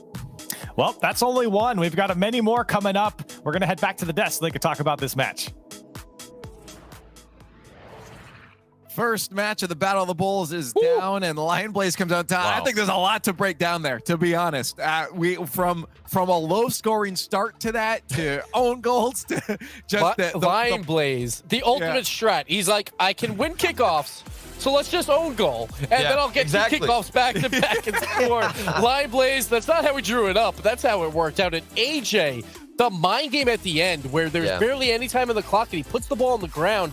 But Lion Blaze, when he plays defense so well, he just read that anyway. With 1 second on the clock, he read that he was going to go for the bounce shot and still got the save. Well, and AJ's been playing this passive style all throughout the 5 minutes. So I think that last play, that last flick where he decided to keep the ball on the ground shows how much the pressure can get to these players in this moment. That we've never seen anything like this. And AJ, a typical play style of going into the air, going for flip resets, crazy mechanics. He wants to play safe, given everything on the line, and it actually ends up hurting him instead. Lion Blaze, even after the own goal, you get the flicks in and you stay solid. What a performance from him. Yeah, I'm very like under that situation. It's like, Turtle, at that point you're like, do I just go? You know what? Screw it, because I'm just gonna play my game, or do you play hesitant because it's so hard with that much on the line? Lion Blaze is so good at reading the play and what AJ was trying to go for. So I feel like at that point, that's when you need to switch it up, go for the monster flick, because the whole game AJ was passive. Lion Blaze called him out and got the dub. Yeah, I thought AJ was going to go at least for the aerial demo play, like at the end, because he had enough boost for it, but he decided to play slow. Credit to Lion Blaze, though. He didn't jump early, waited until the very last moment, and read it perfectly. You could see AJ's car thinking in those final moments there, because it was do or die. But the winner was, of course, Lion Blaze. And to talk about that quick match there, the first Battle of the Bulls, he's joining us on the line. Lion Blaze, congratulations on the win, and more importantly, 5 G's in your pocket in 5 minutes. Thank you, man. I'm going to bring it up right away. We'll get it out of the way. Talk us through the thought process of the own goal there. Gibbs says it was a strat to get you to the kickoff, but yeah, maybe man. Thought AJ was behind you. I don't know. You can probably see it in my camera, but I was a little annoyed after that. A little. Yeah, I was like, after that, it was like sheer determination brought me into those next 2 kickoffs.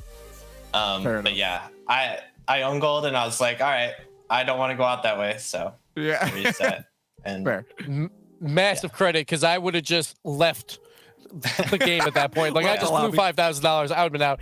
But what are you going to talk to your teammates about? Like, are they going to try and take more of your prize split now for the regional championship? Yeah, 1v1 for it. We'll see. I don't know.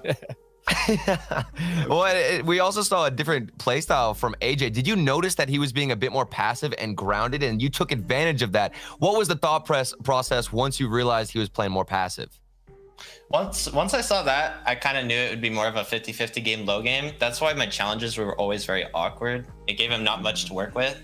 But I think it was just the car, because he usually has been using Octane lately, so the flat car was a little awkward to him. And I actually felt like that would work in my favor, just because AJ is a way more mechanical player in that regard. So yeah, I played to my strengths there. Now, I just talk to me about quickly the overall feeling there, because like there's a lot. You got 5 Gs on the line here. It's a best of 1. You're playing in front of tens of thousands of people. There's extra pressure in my mind on that. Did you feel that, or were you able to just go out there and be like, no, it's just another 1v1? I definitely felt that. Not as much as like in the past I would feel that, but I still felt it somewhat. It's just, I knew it was one game, so you kind of just walk out there, give it what you got, and that's about it. That's true. Hey, well, you gave it what you had, and you got the win there on that one over AJ. 5 Gs, the first Battle of the Bull victory. So Lion Blaze, congratulations. Thank you, man. And that was our first Battle of the Bull. We got to get back to the rest of the action here, but we got more of the Battle Bulls coming your way. These are really exciting matches. So it was real good. Lion Blaze, congratulations. The first Battle of the Bull down.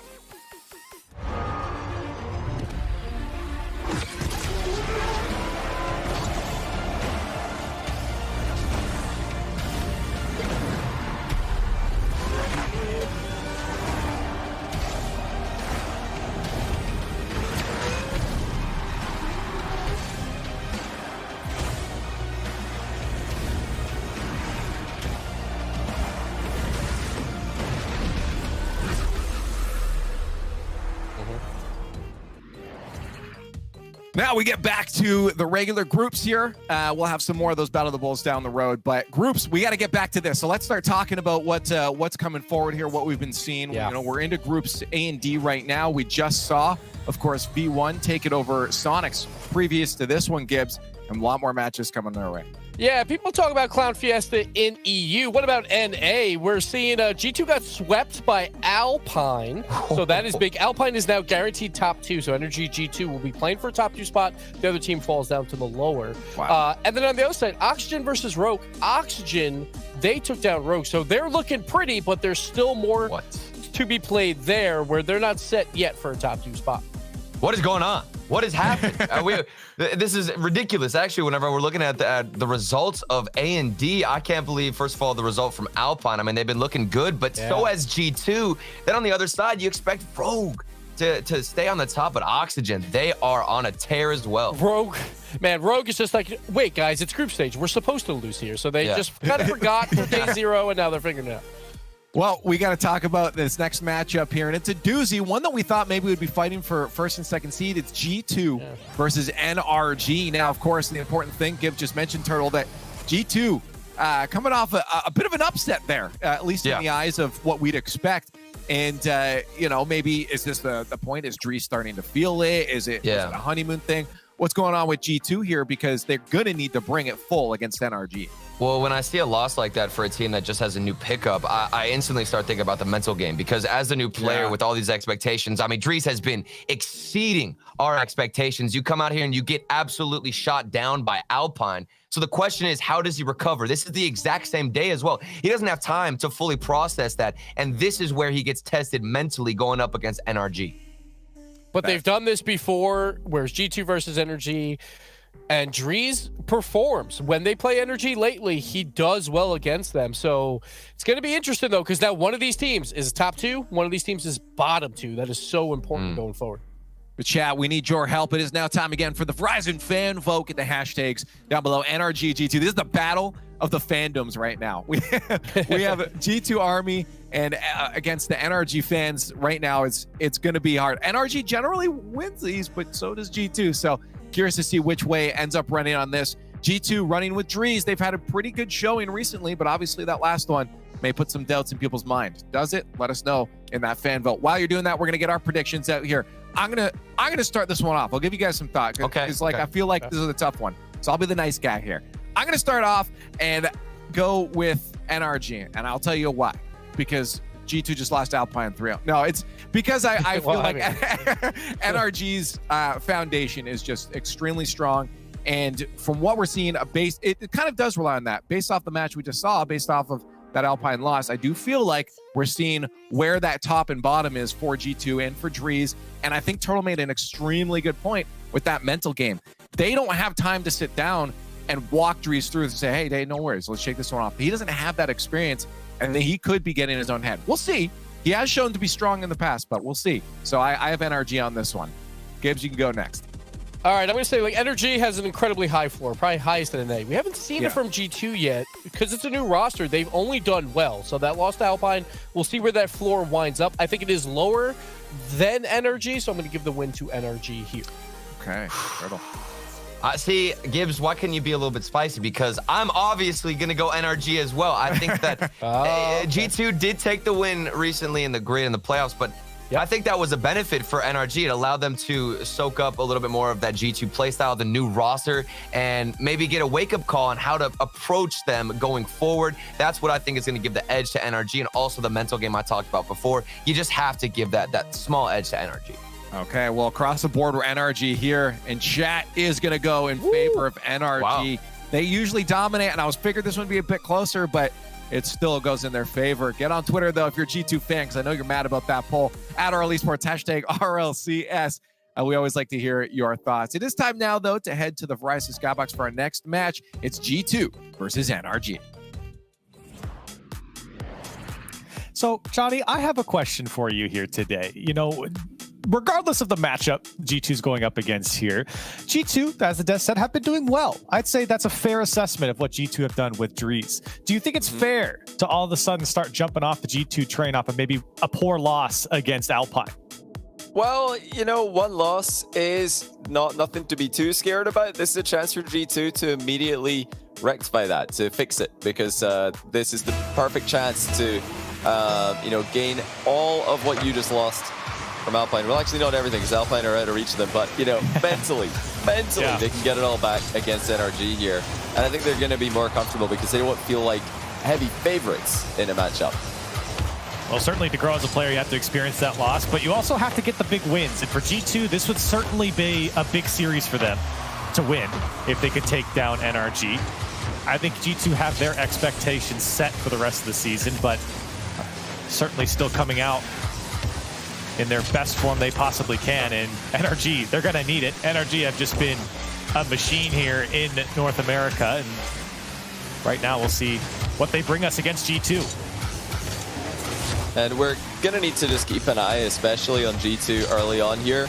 See if they're going to, you know, still be thinking about that last series they've just lost. It's a huge disappointment, of course, to lose to Alpine like that. But they're professional players. You know, the experience of JNAP Chicago, they should know how to just move on from that. It doesn't matter anymore. They just have to focus entirely on what's in front of them. And so far, it doesn't seem like they're playing too badly. NRG haven't tested them all that hard. That's a great save by Dries. JNAP's chipping the ball straight down into the middle. Nobody's there for NRG, though, so it's a safe clear, even though it's in a direction that would usually be unsafe. And G2, they've kind of fallen into this two-pronged attack now with JNAPs in Chicago.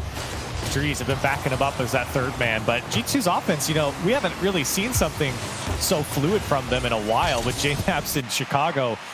The output of offense that we've seen in the last few regionals have been something to watch. And Dries has certainly filled in the gaps when called upon, and here he comes again. A good challenge, but at least slow down NRG. G2 will have to play a little bit of defense here. Squishy trying to play it off the back wall. It'll be JNAPs. Comes down to Dries and a good flick over the first man. Dries by himself. He tries to get through the midfield, stopped by Garrett G. Dries very effective coming forward, even though, like you said, he's been playing that back up for G2 for the most part, letting JNAPs in Chicago unleash themselves. It does play out very differently, because of course Rizzo is extremely aggressive and very bump heavy off the ball. So this is a chance for JNAPs Chicago still to just have more opportunities to advance. They don't have to worry about taking themselves out of the game, because they'll have two players behind them more often. Neither style is necessarily better than the other, but it is different. It's you know, it's been working for G2 to let Chicago and JNAPs just do whatever they want in offense. Yeah, certainly having that trust in Dries, knowing that he will be there the majority of the time, has certainly opened up a world of possibility here for JNAPs in Chicago. That's a second whiff from JNAPs. It is, yeah. Not able to connect on the ball here. Haven't been detrimental, but something to point out is Dries will find the back wall fall from JNAPs. This one's going to bounce up in front of the box. And good contact from JNAPs, but it was stopped by Garrett. Yeah, they were awkward touches that JNAPs was attempting, both the ones he missed. It looked like he was low on boost and had to, precisely dodge into the ball. In fact, missing worked out quite well for G2, because nobody on NRG expected JNAPs to miss either of the times he did. But if he starts to do that more often, then it will turn into bad news very quickly. That's tough. Dries can't get the read. Garrett will. 1-0 NRG. And it was just a very testing pass from Squishy. Great hit into the back wall. The fact it kicked out that far made it very hard for G2. I think Dries was expecting maybe a shot a bit closer to him, and instead it was down and away from Dries. And he was the only one up that could have made the save. Good contact there from Garrett. It's NRG late here and go up by 1-0. JNAP's left side shot, and G2 respond. Well, talk about going one better. What a pass from Dries. Getting completely alongside the ball and slamming it into the middle. And JNAPs is he's always been one of the players who you just dream to have waiting for your infield pass. He's one of the guys you feel like you can just hit anything at him and he's going to send it in the top corner. There's Exhibit A. He certainly is. You can throw almost anything at him and he will make it work. That one was easy for him. Dries made it easy for JNAPs to put that one on target. One of the best in the world to have behind the ball in that situation. You're all tied up. And you know what? I feel like there's a lot of confidence here for G2. The desk and even us have talked about the Alpine series, but this is a good start against G2 as they're tied up in the final minute. And that's good work from Chicago while he retreats back, demoing the dribbling player on NRG from behind. G2 have had more pressure, more opportunities in this game, although NRG have looked clinical when they do get chances on net. And in the final minute now, G2 advancing. JNaps with the air dribble. He's got Garrett in front of him, and Garrett wins that challenge. It's still in the middle, though. Although G2 had a half a chance there, Dries didn't want to commit. He's sitting back like we talked about. Very, very smart, though. I mean, there's a lot of congestion inside the box. You don't want to overcommit. Now he's getting a bump on Squishy. Could open things up. JNap's down on the far side. That was the opportunity for G2, and they certainly, like you said, are having many more opportunities than NRG at the moment. Dries does get involved in the midfield, but here comes Squishy. NRG trying to end this game. Garrett into the corner. Will be stopped by G2, and maybe G2 might have the last chance. It'll be Dries using all of his boost and a soft touch down to Chicago. Maybe G2 in regulation. They're going to get a good bounce here. Oh my. Dries trying to pop it over. He does get it. JNaps is up. Can he put it away in the fake? No, it'll drop down. And into overtime we go. Yeah, a bit cheeky there for Garrett, keeping the ball active. Wanted a chance at a counter-attack maybe. Immediately regretted it as it got sent back into the middle. But NRG unscathed into overtime. And now a huge chance for Garrett. Oh, he didn't have the run-up. He had to just wait for the ball to come to him. What a chance. Squandered by NRG. Yeah, definitely a spoiled chance. And for Dries now, trying to make them pay. But good air dribble here from Justin to get out and the challenge. NRG back on the offense, and Squishy trying to get a second touch is turned away by JNaps. A lot of opportunity here for G2 so far. 12 shots. This one coming down to Chicago. Oh, Dries took it away. For Chicago, another shot. But Garrett jumps in front of it. G2 with multiple chances. That's the 12th save now for NRG.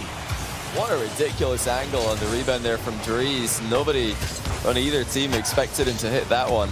And, you know, had JNaps waited to see if Dries was going to get a touch there, he may have had an open net at the near post. So G2 starting to get more and more opportunities here as the games progress. They're unleashing that offensive pace more often. Up till now, NRG are handling it, but this is easy for them now. Squishy with a flip reset, dunks it under one, but Chicago's there.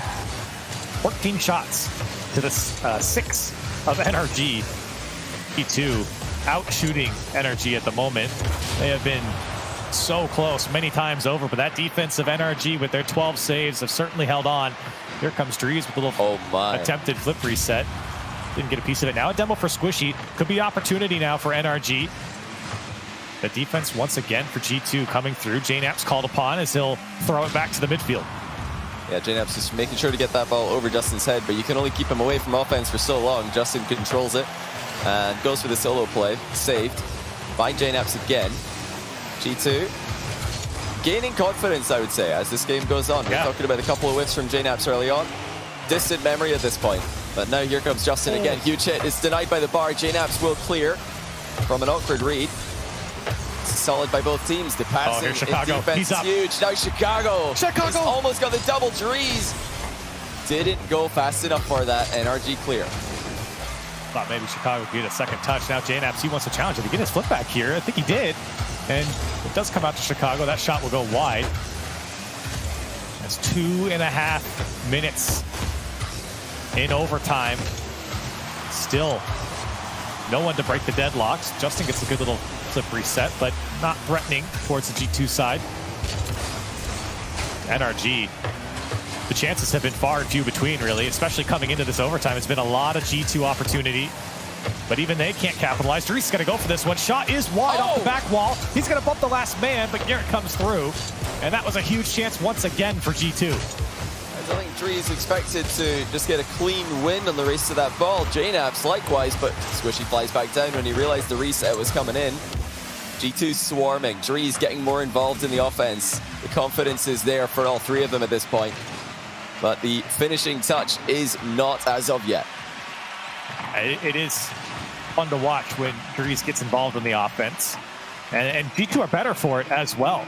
You know, sometimes you might think that he's playing a little bit too conservatively, because when he's in that offense, G2 look even better. G2 once again. Dries is taken out of the play, but Chicago looking for a second touch. It is just bombed back from NRG. Yeah, that's set up beautifully on the back wall for NRG, but still to send it the entire length of the pitch is quite something to behold. Dries pre-jumps the NRG clear, tries to dunk on Squishy's follow-up touch. That's not a good clear by Chicago, but JNaps was able to get on the end of it. That's almost in. Squishy having to scramble. The pace has increased, Corell. This is really moving now. And the overtime's still going. Squishy, diving save, keeping energy in this. Another huge save. 13 now for G2. 16 shots, or excuse me, 13 saves for NRG, 16 shots for G2. Squishy, he'll take one on target. Is this one free? It's going to go off the post. Drees was beat. Again off the crossbar, and Justin will put it away for NRG. Well, that'll do it. Drees was there. He had boost, but he was just slightly out of position. He drove out of the goal and just had to hope that it wasn't in, simply. But, I mean, not many Justin shots are staying out of the net when you just give him the whole goal to aim at. Of course, it goes bar down and into the goal. NRG take it. It's a bit of a disappointing end for G2. You know, Drees positioned excellently this whole game, but one time he just got on the wrong side of the goal line, and when the shot comes in, there's nothing you can do. He had to be in the goal there. And it just a bit unfortunate, really, that he had that timing, because if you gave him another half second, I'm sure he would have repositioned. And to be fair, JNaps was there to bail him out. He was the one to play it across the box, but unfortunately it was straight at NRG. And so they will take game one. And for G2, I agree. It is a bit of a shame because you know what? With all the talk on the desk, the apprehension of what G2 were going to show us here against, one of the best teams in North America, this was a quality showing. No doubt in my mind. Drees played phenomenally. JNaps in Chicago also played quite well. They just didn't convert when they needed to. They had 16 opportunities to do so, and they were only able to put away one. And, you also have to give credit to, Justin for that shot. It's not an easy ball to hit when it's coming at you at that speed, to then send the ball straight back the way that it's going with precision into the bar and into the goal. That's very impressive. And even to be there in the first place, that's the far post side of the box. It's just been centered from the other side. Justin's already over there. So brilliant read of the game there from Justin.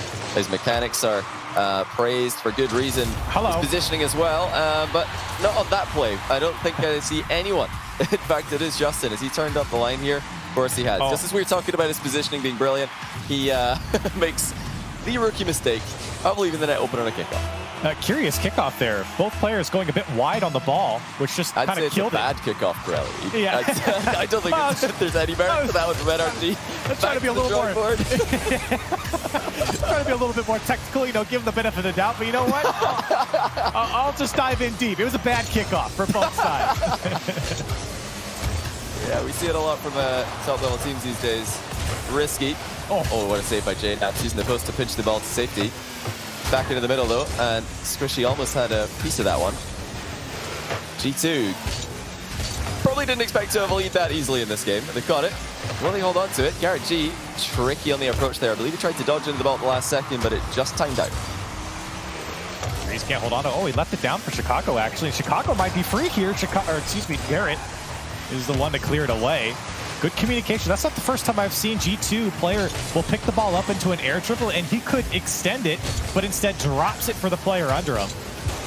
Seen that multiple times, especially through the midfield. Now Drees, he got Garrett good. And the ball from Justin with the shot wide. Can Chicago put it away wide as well? Oh, Drees deserved that one. Where is the supporting players in that one? He just centered the ball, bumped the goalkeeper out the way. He had the mind game in the near post as well. He did everything. It was just begging to be scored. JNaps wasn't there fast enough. He didn't have the faith in Drees. And, I bet he wishes he did, because that was unbelievable. It's very rare to see Garrett be made a fool on his own back line there. And Drees did him dirty and then pushed Justin out of the way as well. It was great work from Drees. For G2, could have had double lead, but maybe JNaps, another shot from the midfield. This one dangerous. It's going to be an in-and-out save there for Squishy. Chicago will drop it down. JNaps can't put it away. The defense holding on for NRG, but for how long? Drees from the sky can't get it. And JNaps will drop it off for Chicago as this one will go wide. NRG holding on to dear life inside their own net.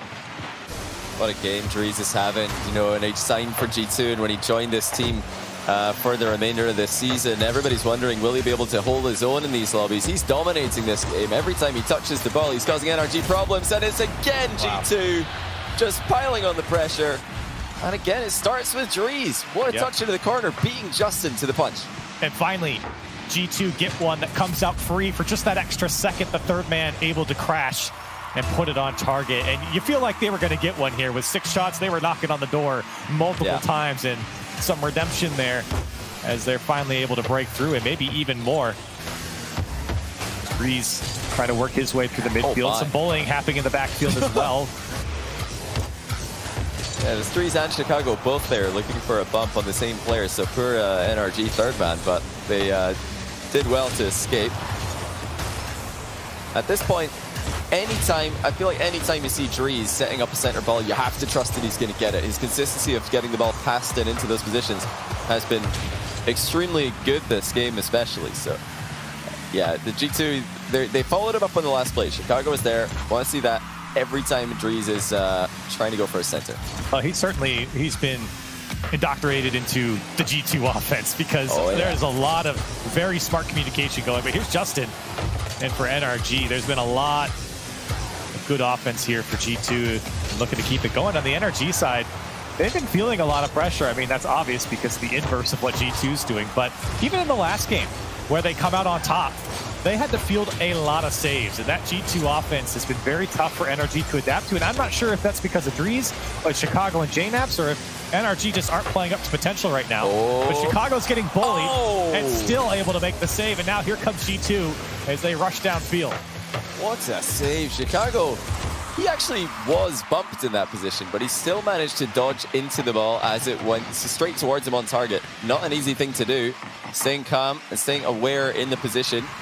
And what a save that is for this game, because, you know, going back to the kickoff there, not a thing you want to do this late on in a game when you're only winning by 1. Actually, they're winning by 3 now. It's not going to be 1, not going to be 2. Chicago capitalizes on an energy miss. And this one, Garrett, he didn't have a lot of boost. That was probably as high as he could have gotten, and just out of reach. I was about to say, well, maybe that was just a big whiff, but he only had about, I think, 16 or so boost getting up into it. Tough save to make, and Chicago, an easy shot for him once the miss came through. And NRG struggling here in this game, which, you know, I'm a bit surprised to stay. Yeah, I think, you know, the game plan for NRG is pretty clear when you look at both games that we've seen so far.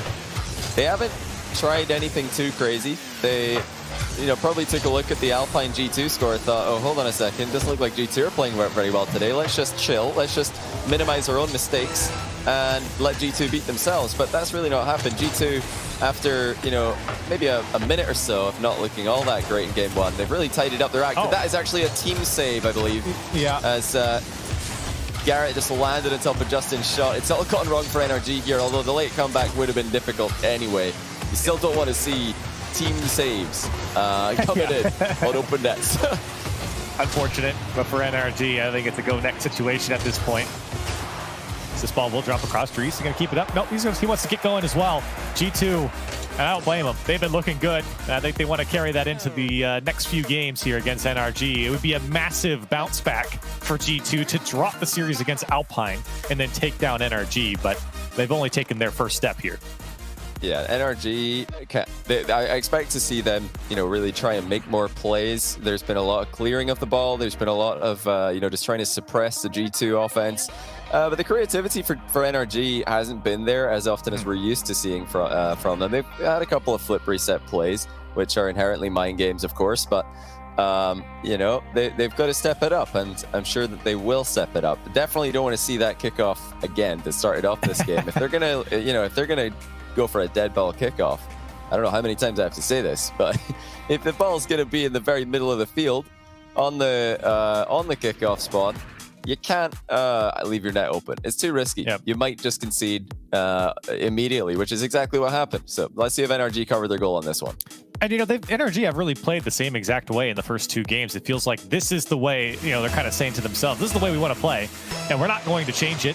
We came out on top of the first game, but this last game was not a pretty showing from NRG, and nothing really changed. And I agree with you. I think there has to be a bit more creativity, because you look on the G2 side, and boy, oh boy, they are colorful on offense right now. Yeah, they've had the aggression, they've had the pace, and they've had Drees really outplaying players very consistently. How many successful centers was he able to get past multiple opponents in the last game? You know, I'd say he was by far the most successful in just getting the ball past the other team. We'll see if he can do that again. Got to give credit, by the way, to Squishy on the first kickoff here. He did, in fact, turn back to his goal, not up the line. So, you know, they didn't have to defend a shot, but if they did, he would have been there. So maybe some improvement here for NRG as they're going to have to field some of the G2 offense, and they do well to push it away. Now onto Garrett. It's by 1, but can't hold on to the ball. It's a good dunk to keep it here. Still very tough for NRG to keep that fluid offense going. It feels like they get stuck, and maybe that's credit to G2. They stuff them in the corner, and they don't let them out. But NRG, it seems like they get down the field, and then all of a sudden they just hit this brick wall where they can't really build anything else.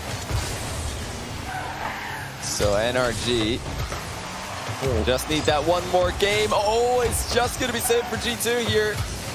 That was lingering a bit too close to their goal for their liking. Like I was about to say before pandemonium in the box, if NRG wins 2 games in this set, they will clinch top 2 in the group, and that will put G2 in 3rd.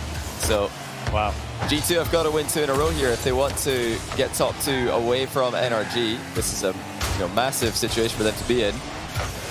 Based on what we've seen so far, it's doable. But NRG coming to life a bit in game 3, already getting some good chances. Here's Chicago. Oh, that one got away from him. He was so far downfield, he didn't get a lot of help from his team. They were still trying to catch up with him. But for NRG, that just makes the stakes that much higher, having to now basically win out if they want to finish top 2. They won't be out if they finish 3rd, but certainly want to get the best seeding you possibly can. Oh, yeah. Yeah, battle for top 2 overall in the RLCSX points is huge for North America. You're going to get a better seed and a better guaranteed finish in the championships at the end of the year. So you need those points. You need to improve your seeding as much as possible. And that's what winning or getting top 2 in the group stage of this tournament gets you. You start in the upper bracket. You get 2 shots at advancing.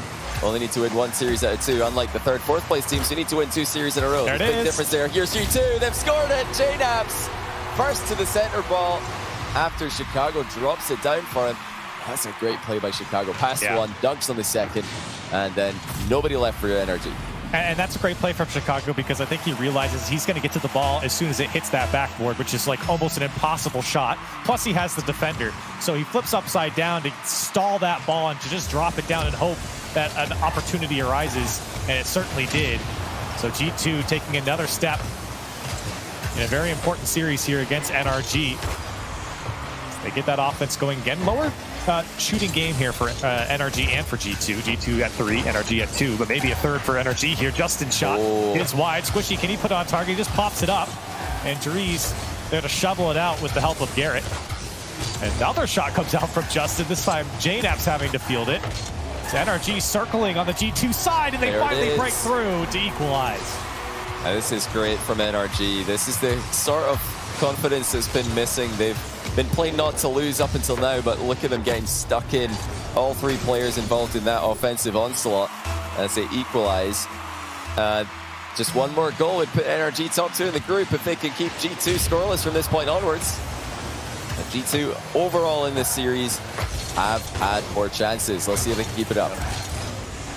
Certainly have. Their chances have been reduced here in this game.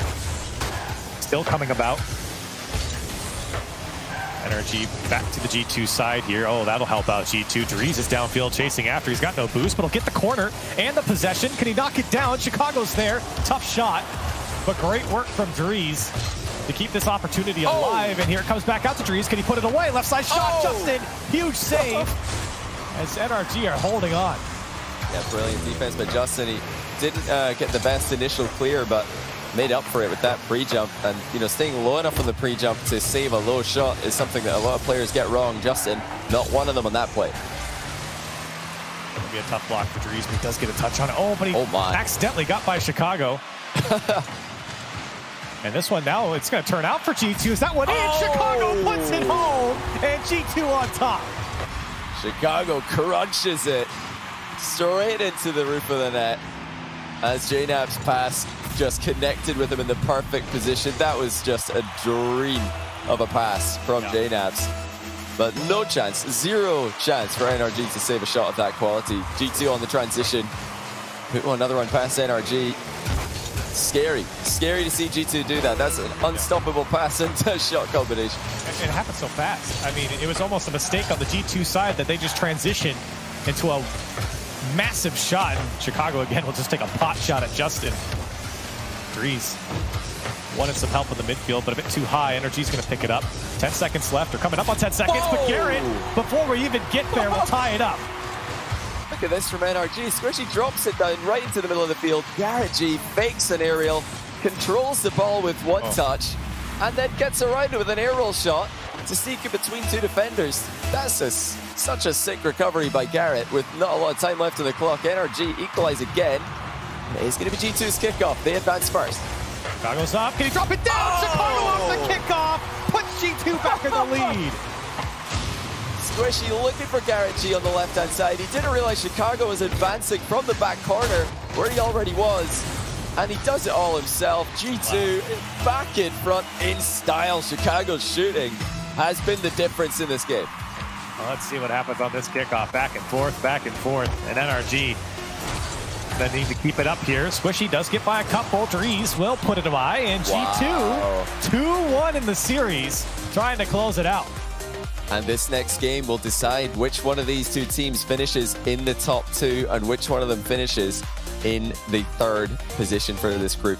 Massive difference there. Alpine have just sent a shockwave through this group by beating G2 earlier. That wasn't supposed to happen. Had it not happened, we'd currently be watching the series deciding who finishes first. But Alpine, man, what a day they've had. They've not only ruined G2's day, they've also ruined NRG's day. Imagine if G2 beat NRG finished third. That would be absolutely ridiculous. I'm curious to know what happened in that series now, because if G2's playing like this, and I assume they had some sort of this form against Alpine, what is Alpine doing today? Because that's incredible. And right now, G2 trying to close it out here against NRG, who I would say been lackluster from NRG. There hasn't been a lot of defining moments. When you think back in the series so far through a few games, you think back to the big shots, the big time shots that G2 had, the passing plays through the midfield, Chicago and JNFs, Drees as well being involved in that offense.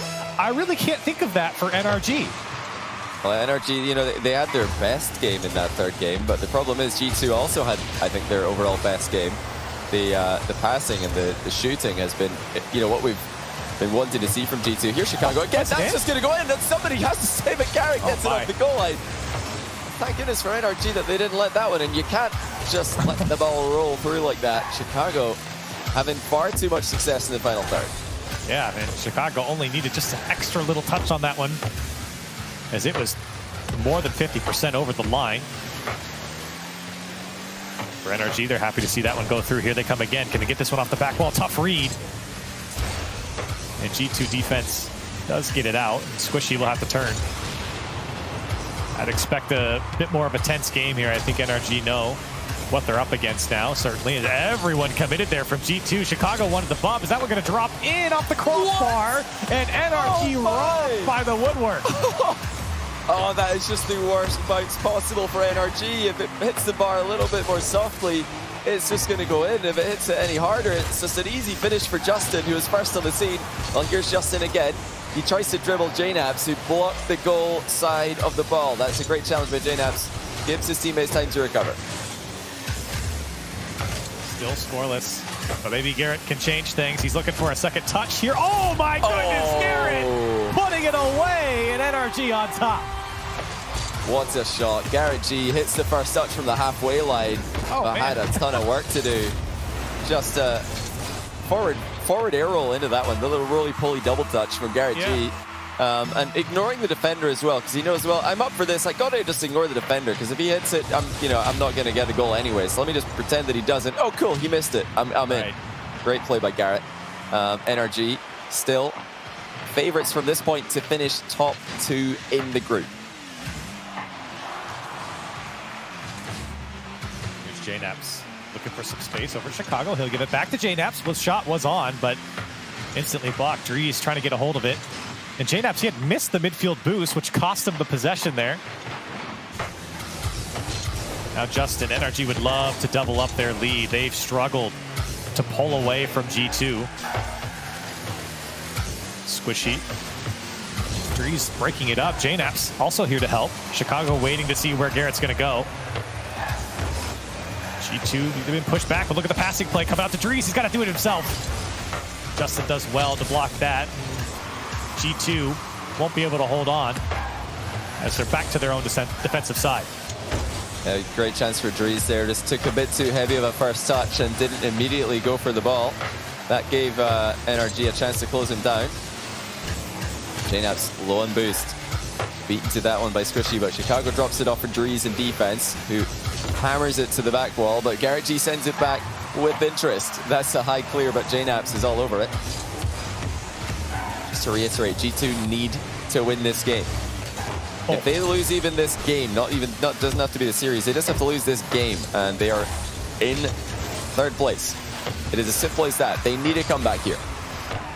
It only takes one for G2, and they're fishing for it in the midfield, but NRG's been tough to crack here all of a sudden. They've certainly organized themselves, and a couple bad touches from G2 will help out. Good demo from Chicago will stop the transition. Drees past one. Can't win the challenge against Justin. JNAP's there to help out. G2 looking to get something going, but NRG relentless in their presence in the midfield. Drees shut down by Squishy, and the demo on Garrett. This could be an opportunity. JNAP's racing back. Now Squishy off the ceiling. Does get the pass across, and Justin puts it home. And it all comes together for NRG. Garrett demos the only player who could have pressured Squishy. That gives him the time to snipe the pass, which of course he does, to an arriving Justin. 2-0. NRG are about to book their place in the top half of this group. And what a result that would be for them. It's giving G2 another headache in an already difficult season. Over a minute left to play, or just over a minute. JNAP's could make the difference. Shot on target, and G2 hold on a second. They've got time. Yeah, they're just going to feel like a long minute for NRG. Great pass from Drees. Just slamming the ball into the corner wall. That is a much faster way to center it from that position than if you tried to get around it and hit it into the back wall. So, you know, showing a very instructive center there. And JNAP's had it. Oh, that's a miss from Drees, though. Bit of an awkward one, but still a miss nonetheless. It hasn't gone too badly for G2, because here comes JNAP's. He's got an air dribble, and it's denied by Justin. First to the second ball. That was a huge opportunity, and for G2, JNAP's missed his back boost, but Drees there to pick it up for them in the midfield. He's got to take on all of NRG. Can't get by Garrett. JNAP's still trying to make it work, and it gets away from him. Time not on G2's side here. They do play it down. Chicago can't get there in time, and it's a big clear now for NRG. JNAP's to the ceiling. Needs help. Does get it from Drees. Now JNAP's going for Justin, the last man. Oh! Shot comes through. Pushes him out of the way. And Chicago ties it up with 20 seconds. G2 bring the whole squad, and JNAP's really clutching it up there off the ball. He had no boost, and he managed to bump Justin, who saw him coming. That is a huge play by JNAP's. He read the fact that Justin would stop outside the goal, and he just made it impossible for Justin to escape him. Tie game.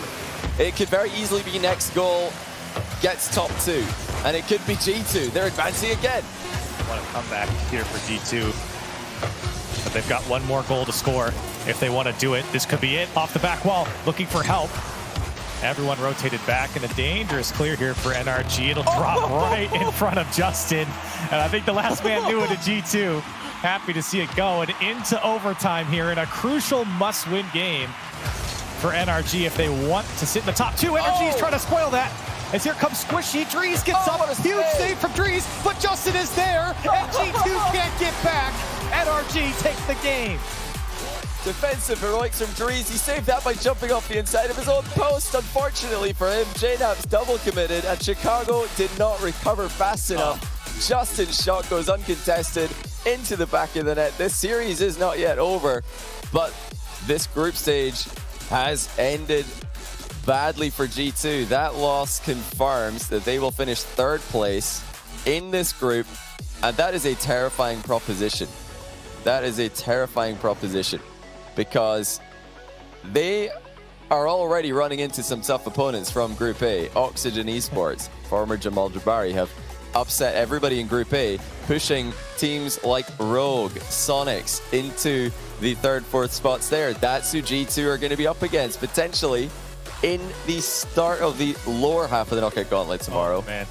Yeah, it doesn't get easy for these guys. G2 fans, once again, on the edge of their seats. They're certainly going to need some help. And like you said, the series is not over. And for NRG, there is something still on the line for them here. If they win the series, they'll be number 1. If they lose in 5 here against G2, they'll be number 2 in the group. So something to still play for here for G2, or for NRG, excuse me. For G2, I think still a big win can happen here over NRG. And I think that helps them going forward. I mean, obviously their spot is kind of solidified here in their group, but you know, taking NRG to game 5 and the way they've been playing, I mean, they have deserved the game wins they've had. They've looked the better team in a lot of these games against NRG. Yeah, I think G2, they outperformed NRG for 3 games in this series, but NRG were able to get a win in that first one anyway. Yeah, NRG have been improving. I think game 3 was, an improvement for NRG. Game 4 was another improvement. They've been trending upwards, whereas G2 have just kind of looked threatening throughout. So let's see if NRG can produce what they just did. If they do, then it's going to be difficult to see G2 winning this one. But you know, they need to, for momentum's sake and for their confidence going into tomorrow. First chance will be sent clear by Squishy. JNAP's decided not to bother going. Oh, Chicago. Ooh, that one was just outside the net. An opportunity there. G2 fishing for it still. See what NRG are going to give them. Big clear from Squishy. Over to Garrett. He'll pick it up. Second touch looming, but the defense holding strong for G2 to break that one up. It's a minute come and gone here. JNAPS. Let's give it over to Drees, trying to find something out of his own corner, but Jergy again setting up a double tap. Here's Squishy now. He'll beat Chicago to the ball. And Drees having to bail out G2 again. Still dangerous. Everyone's running out of boost for G2. In fact, nobody has boost. I'm clicking through all of them. They're all on 0. They do get it out. Yeah, there's not many teams that you'd be more scared of when none of you have boost than NRG. So you're up against 3 players who can all solo play. They can all just chip the ball that little bit too high for any of you to reach without boost. And then what on earth do you do? They can all flip reset. It's a terrifying proposition, but Chicago power clears, and meanwhile JNAPS is actually stealing 100 from NRG's end. Drees needs help in defense. JNAPS will use all the boost he just stole to get back, and not a moment too late. Oh my. And G2 falling apart there in the midfield. Now Garrett wants to take on Drees, and Drees, good read to stop Garrett on that little wave dash pop. Now Chicago, he'll get over to JNAPS. The shot is on target. It's high, actually. I thought maybe it was under the crossbar. Good contact though, and a good setup from G2. That's that offense that's so scary. It's all of a sudden downfield and a pass across. For NRG, no one was there to contest it. They're just lucky that Chicago didn't put it away. Now this one off the back wall for NRG. Drees doing well to get this one downfield. Yeah, Drees had a good read on that bounce. Was close, but he didn't worry about it. Overall, I think I've been impressed with both of these teams. This is a great match between 2 of the best in North America. It's good to see G2 continuing their good run of form after the acquisition of Drees. But here comes Garrett. Chicago just manages to save what would have been a great goal for Garrett G. NRG are still playing extremely consistently, and it looks like they're playing to win now, something that they weren't doing at the start of this series. Still scoreless for both sides. Under 2 minutes to play. Here's Squishy trying to change that. Drees will just calmly take that one away from him. That shot was on target. Garrett and Justin get tied up for a second, and Drees wanted a piece of Garrett. But Garrett does a good job getting it out for NRG, and who have been really unthreatened. Both sides have been unthreatened so far.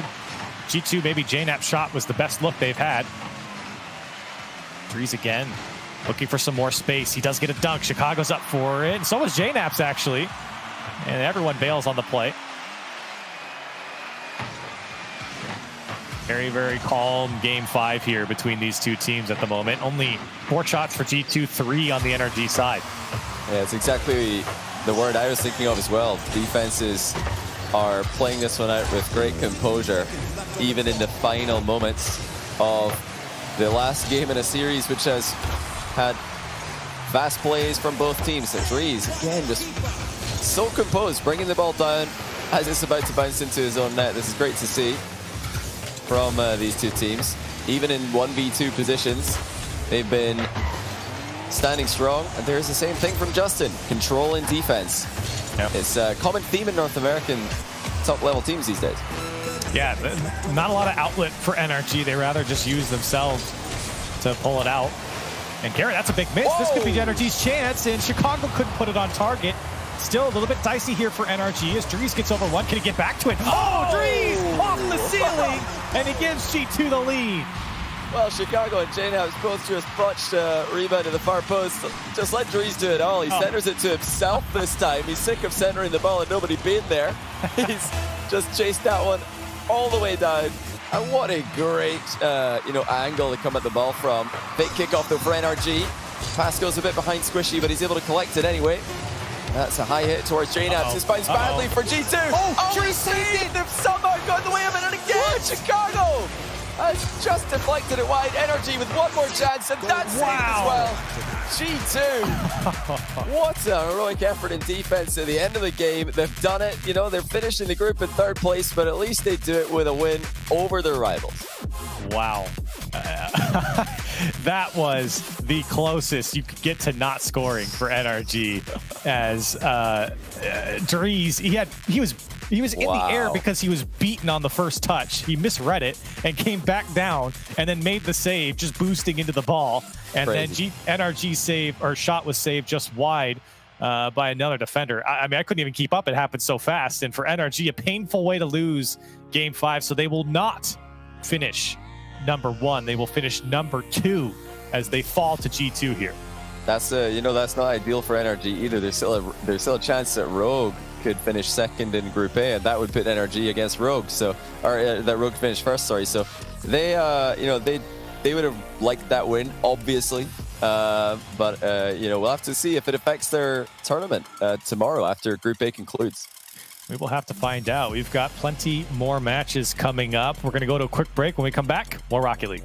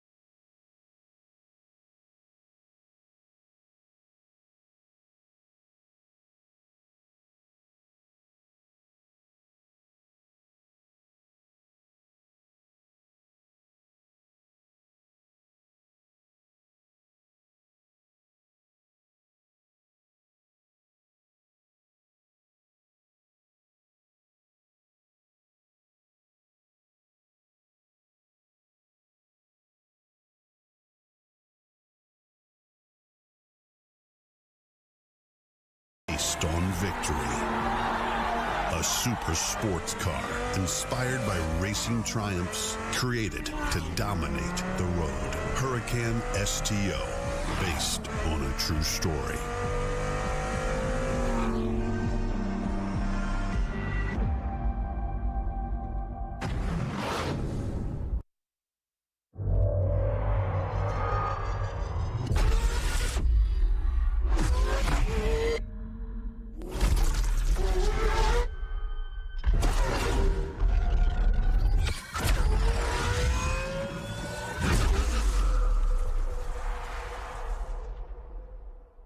Verizon knows how to build unlimited right. Start with America's most awarded network. I'm on my phone 24/7. Then, for the first time ever, give families more entertainment with Disney Plus, Hulu, and ESPN Plus, now all included. We're a big soccer family. Handmaid's Tale. I love Frozen. Then give families plans to mix and match, so you only pay for what you need. You get so much more than this, a great network. With plans starting at just $35, the network more people rely on gives you more. This is unlimited built right, only on Verizon.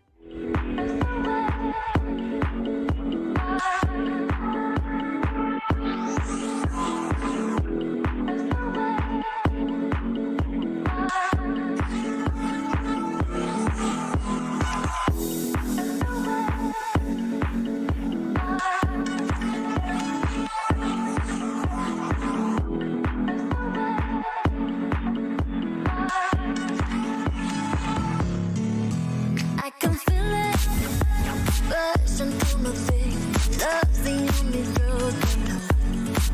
But we've been playing, and now we feel that we can light it up. I can feel it rushing through my veins. Love's the only road we know. But we've been playing, and now we feel that we can light it up. Cast upon your heart, turning every little moment into scars. Baby, it's our chance to make a start, so we can fly. Let the silhouette cast upon your heart, turning every little moment into scars. Baby, it's our chance to make a start, so we can fly.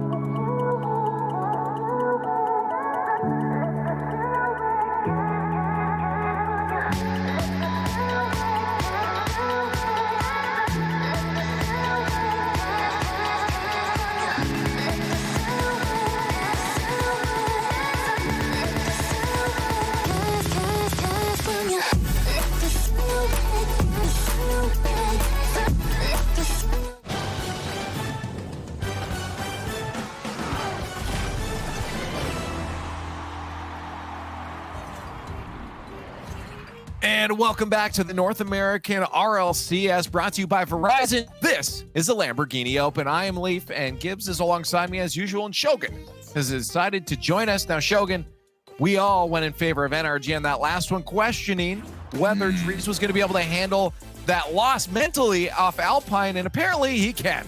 Yeah, I mean, this is a lot of big questions answered by G2. Obviously, we'll need to see something like this again when it comes to like a big championship Sunday or something like that. But the ability just to bounce back from very hefty one-sided loss, getting beat 3-0 by Alpine, coming back and then, you know, taking NRG to task for the most part. So well played from G2 and a lot of questions answered. Yes, some questions answered. The problem is they still came in third in their group because of the loss earlier versus Alpine, where they got 3-0 swept. So, like, feels good to take down an energy team, but they're going to have to do a lot more work throughout the weekend to make it to that final day. Let's take a look at the groups again, get you guys updated. Reminder that we do have more broadcasts going on twitch.tv/UGC.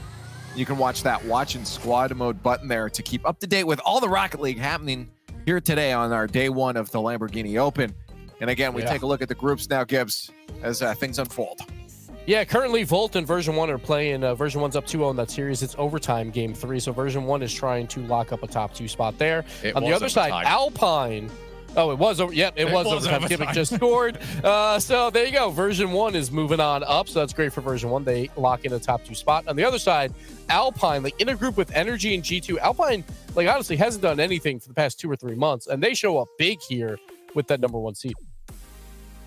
That is for sure, but we need to continue to move on here. We got a lot more matches coming your way. Up next is Rogue versus Sonics. Let's start talking about this one.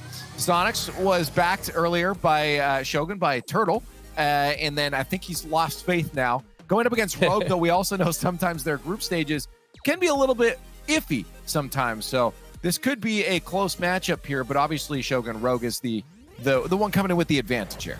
Yeah, Rogue lost earlier on to Oxygen, but for the most part, they have looked much better during the group stage than they tend to do. Sonics cast them earlier on. I would say it was entertaining, but quality-wise, defensively, it wasn't very good. Yeah. So, two very analytically, not amazing. Entertainment-wise, absolutely fantastic. The problem is you're against Rogue. You're against that incredible offense, and the Sonics are going to struggle if we were to put it in a very nice way, Gibbs.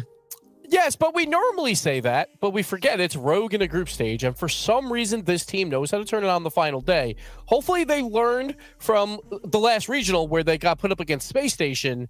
You need to do well in groups to avoid teams like Space Station on the final day, because they played them and Space Station wound up winning the entire thing. So hopefully, Rogue learns from that and puts on a good performance here. But they've already lost today to Oxygen, so who knows?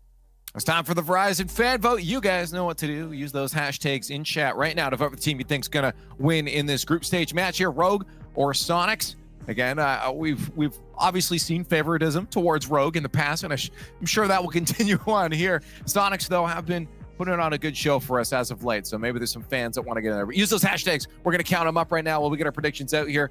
Gibbs, I'm going to make you go first on this one here. Who do you have, Rogue or Sonics? All right, so Rogue, what they need to do, if they win in 4 games, they're top 2. If they win in 5, it gets complicated. It goes down to goals. So we'll focus on that later, like if that happens. But for now, Rogue, you need to win 3-1. I think they will, and they'll get a top 2 in their group. All right, Shogun, you're up next. Are you going to do a 3-1 or 3-0 there, Gibbs? 3-1. I'll go 3-0. I'll give Shock one game. I'll switch the other side on that. Rogue should have this. Sonics were a mess. And a beautiful, beautiful mess, but they were a mess earlier on, and I don't think they would have fixed it by now. All righty. Well, I'm going to throw the curse out there and say Rogue takes this as well. Across the board, we did this with NRG. Didn't go well for NRG. We'll see if we have the power still to do it to Rogue. But yeah, I do believe that what we've seen is, as iffy as sometimes the groups can be, they're still a very solid team, very strong. We know that they can perform here, and I just think they're a little bit above in performance to Sonic. So I feel like they'll take it, and I feel like they're also going to take the Verizon fan vote as well. Yeah, 80%, the highest one we've seen today here against the Sonics. If you're a Sonics fan, they're going to need your help on Twitter at RLCS, hashtag RLCS, and of course at the Sonics as well to give them your love and the players. But we're going to head over to the Verizon Skybox now for our next match. It's the Sonics versus Rogue. And Sonics, a big task ahead of them in trying to take down Rogue, who are having a bit of a better go at groups than they usually do in the regional Turtle.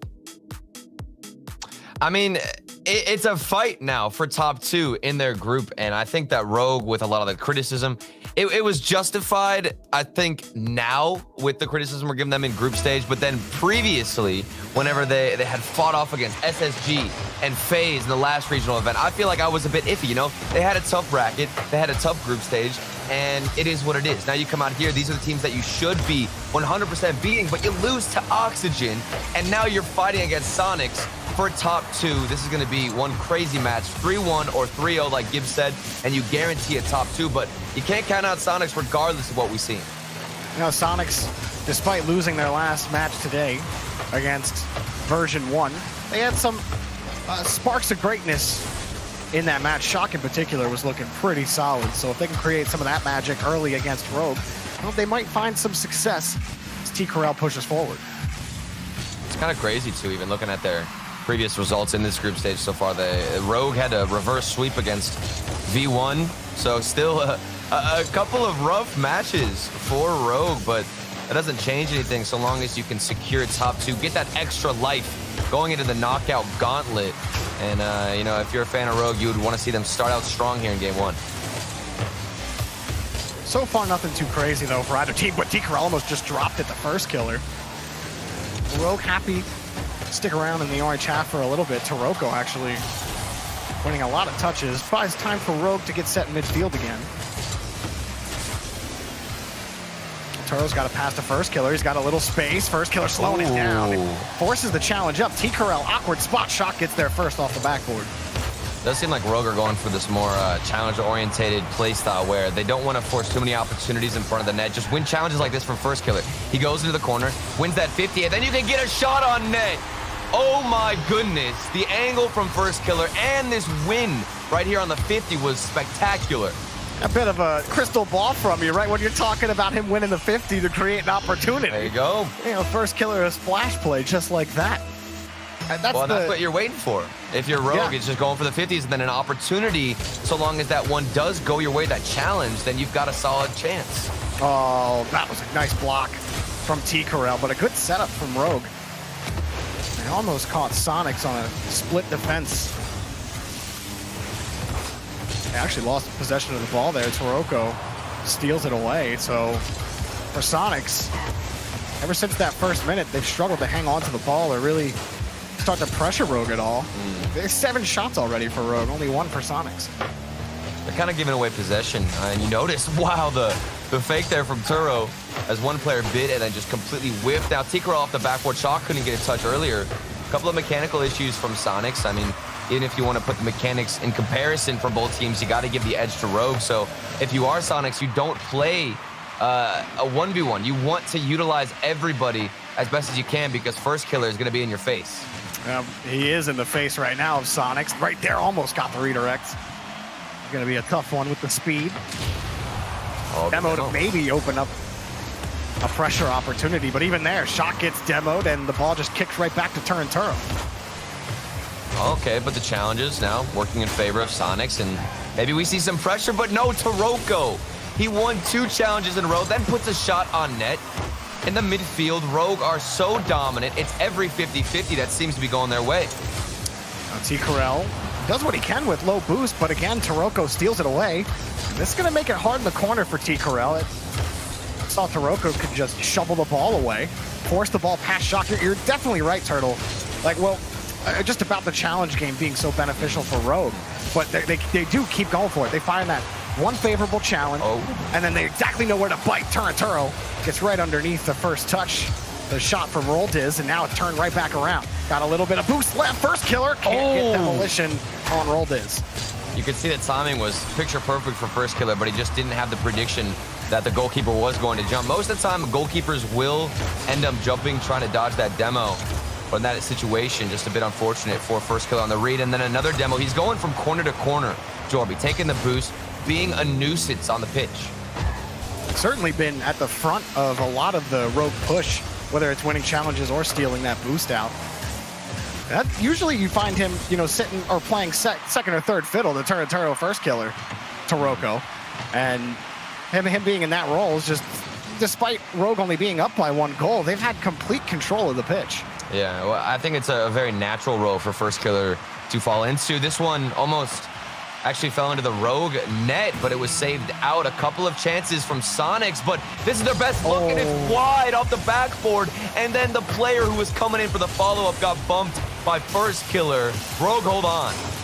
First killer almost got the bump out to Turo, but Turo there it is. Got bumped on the play. Tikar won to beat Taroko, but can't get by him again. Taroko makes it happen. Roldiz, one last chance to off the corner, and he lost the ball to Turo. Time winds down to 0. It's not looking like Sonics are going to get a push here. Off the backboard, Roldiz does give a little bit of height. Tikar, he's got Roldiz downfield. Sonics might be crafting something here. His shot pushes it back to the corner, but that challenge back to Tikar, played him followed, and knocked back down. Rogue handle business. You love to see the effort in the last few seconds, but at the end of the day, this was Rogue playing their best with that challenge game, and taking advantage of it because you're throwing first killer forward. He's winning a lot of the challenges like we mentioned. And on top of that, the boost was constantly in rotation for Rogue versus Sonics. And a lot of times I'd see them, the Sonics, going on the transition. They had nothing in the tank. There were the best opportunities towards the end of game 1, but that's just because the situation, the pressure was on. Maybe that bleeds into game 2, but regardless, Rogue looked very calm here, Jorby. Yeah, and yeah, it's about as comfortable as a win as it can get for Rogue. They were really grooving like a well-oiled machine. Yeah. Every opportunity Sonics had to start to generate some pressure. Yeah, Rogue would beat them in slightly unconventional ways. There were a couple of pushes where Turo would cut rotation or really just block a pass from behind the offensive rotation of Sonics where they weren't really expecting them to be. And so they had to, reposition on the rotation, and they're back to the orange half again. All your boost is gone. It was rinse repeat for Rogue. We'll see if that continues next game. I was impressed, though, with T. Carell whenever he's transitioning on offense. He seemed to be the saving grace for Sonics. The only chance that I'd say they got was from T. Carell dribbling it out and winning a 50, which was, that's a surprise with how dominant Rogue have been in that aspect. So maybe we see more from T. Carell. I'm normally highlighting somebody like Roldiz with his striking and the performance he can bring, but this could be T. Carell's chance to pop off. Let's see if he can put it together. But in there, off the block, or off the back wall, saved, and Rogue keep them out. Rolled it. Not gonna lie, I'm disappointed. I thought it was gonna happen again. I talked about first killer he scored and then maybe T. Carell, but unfortunately it wouldn't happen. And no, not just yet, but maybe. You can get it back on the turnaround. Turo flips it over him. Rogue are looking really good. Rolled is only 14 boost. He won't be able to chase that down. He might not need to. Drop ball, and Turo will pick it up. Sonics were definitely expecting Rogue to be on top of that ball. Back to the orange half. Okay, there's a very solid 50-50 from Shock to get on the other side, and look at what it brings. You can win that challenge, move forward, and have all this space to work with as T. Carell with such a smart pass off the sidewall. Wow. That pass, Jorby, in particular, was just amazing. You saw the recognition, the space, and T. Carell knew if that ball kept rolling into the corner, there's no way you get a second opportunity for a shot on net. They put Sonics in a nice position right off this kickoff, too, as Shock picks it up off the back wall. Oh, can't keep it going. Again in the corner, Sonics starting to threaten more and more, but Rogue, every time they get a chance, they're bringing that ball down, trying to beat that first defender, or that first attacker, if you will. But now Sonics are winning that first challenge out. Yeah. And that's keeping Rogue locked in the blue half. How long Sonics can keep that up without quality shots on net? Well, as anyone's guess as they keep pushing. Yeah. Well, you could see T. Carell getting the demo, but even before that, he won the challenge going forward to keep the pressure, just like you were talking about, Jorby. And this is what's allowed for Sonics to have the best few chances we've seen. But the defense is all over the place, and that was a free net for Turo. Both players from Sonics were in the exact same rotation, the exact same spot. That's one that Rogue needs to put away. And Rogue are in full retreat. T. Carell went under. First killer barely got the save. And Turo gently carries the ball back out to midfield. Rogue, they're getting out of a couple of scary situations on defense, and they might let in a second one if they're not careful, although first killer grabs that second touch off the backboard. Rolled and out by Shock. Able to keep him out. T. Carell, another demo to open up some space. Now Shock's got room to work with. Off the backboard, double, but Turo's there to cover up. Roldiz quickly meets first killer in the air. And T. Carell, full tank of boost, has the challenge in front for Shock through traffic, up against the corner. Shock's shot is good. Nobody from Rogue could commit. And Sonics are up by 2. And you feel for Taroko. He just went in for that challenge, and then he got the corner boost, but for some reason didn't turn out to meet the challenge and the shot right in front of his own box. He let Shock take the opportunity and the space, and what happens? You give the man a free net to shoot at. Pretty much, there's no way you can have a reaction time that fast to get a touch on the ball from Taroko. Now Rogue, losing the earlier series, might start to bite you here. Remember, Gibbs says Rogue for top 2, they got to get this at least 3-1, so they can drop this game. They can afford to drop this one. Yeah. But that's it after that. If they want top 2 in groups, Sonics trying to make it tough on him. T. Carell forces the challenge up. Roldiz has the shot. Taroko can't save it. And Roldiz puts in the third for Sonics. T. Corral has just been a beast in the corners. He takes the boost and then doesn't even go for the challenge. He doesn't jump off the corner wall. He lets First Killer just completely dive into it and knows it'll squeeze above the net so long as T. Corral doesn't bite. Such a smart play, good patience, and then you've got an even better shot from the follow-up man.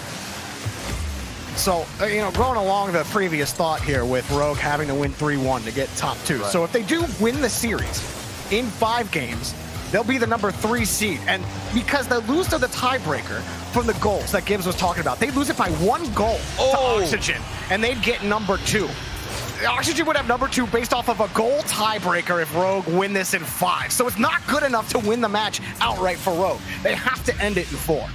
Yeah, and you can tell that Rogue, they realize what's at stake and understand they don't want to drop down to the lower bracket again. This is what happened in the second regional event. They didn't make uppers in the knockout gauntlet. They still did end up making playoffs, but it was a brutal grind. You would love to have the extra life. Still 1 minute and 12 seconds left. There's plenty of time. And with the opportunities that Rogue have gotten, they've missed a couple of chances. It's not like Sonics have been absolutely destroying them with possession. There's a few chances, but Rogue, you've got to be more clinical. But Sonics have definitely been better about managing the boost on the pitch. They've generated a lot more offense because of it. And Roltiz love to just kill more time on the clock. Oh, man. Good position here off the back wall. T. Corral setting up nobody. Roltiz actually gets the shot. Taroko frozen on the goal line. And that's the second time Rogue were frozen. Turo gets a good redirect. First Killer. Not sure where he's going. Taroko has to come forward. The best chance for Rogue has been on the counterattack. Sometimes you'll see Sonics push up too much. The third man is just left alone.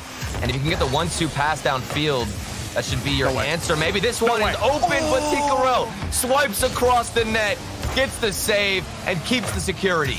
I wish I could look at that one again because it almost looked like Turo also prevented that from going in. There was 3 cars in between that ball. Either way, Rogue couldn't get it done. And so Sonics are able to tie up the series, and Rogue can't lose another game if they want top 2. What a recovery from Sonics to put this match a little bit more competitive. In the first game, honestly, it looked like Rogue were just all over Sonics. It didn't seem like they even had a chance really going forward. But then game 2, you come out, you're winning challenges. And I think they understood Rogue were faster, and they just let Rogue try to speed their way to the ball as fast as possible. And what did Sonics do? Instead of matching them in that regard, they hit the brakes a bit. And that is the difference in those challenges and what allowed them to shift the momentum. Just a little difference in speed can make pretty much this game go way in favor of Sonics. And Rogue, they've got to respond and adapt. Yeah, I think that's exactly it. You saw the one goal, I think it was before Roltiz's goal, was the second goal from Sonics, but you saw both Rogue defenders just freeze on the goal line when somebody should have been there to challenge Shock. But I think that's exactly what you're saying, right? Is Rogue are expecting a quicker pace of play. And because Sonics keep changing it up, it almost like casts confusion onto them. And they're like, oh, wait, I don't even know what to do now. And next thing you know, the ball's in the back of your net.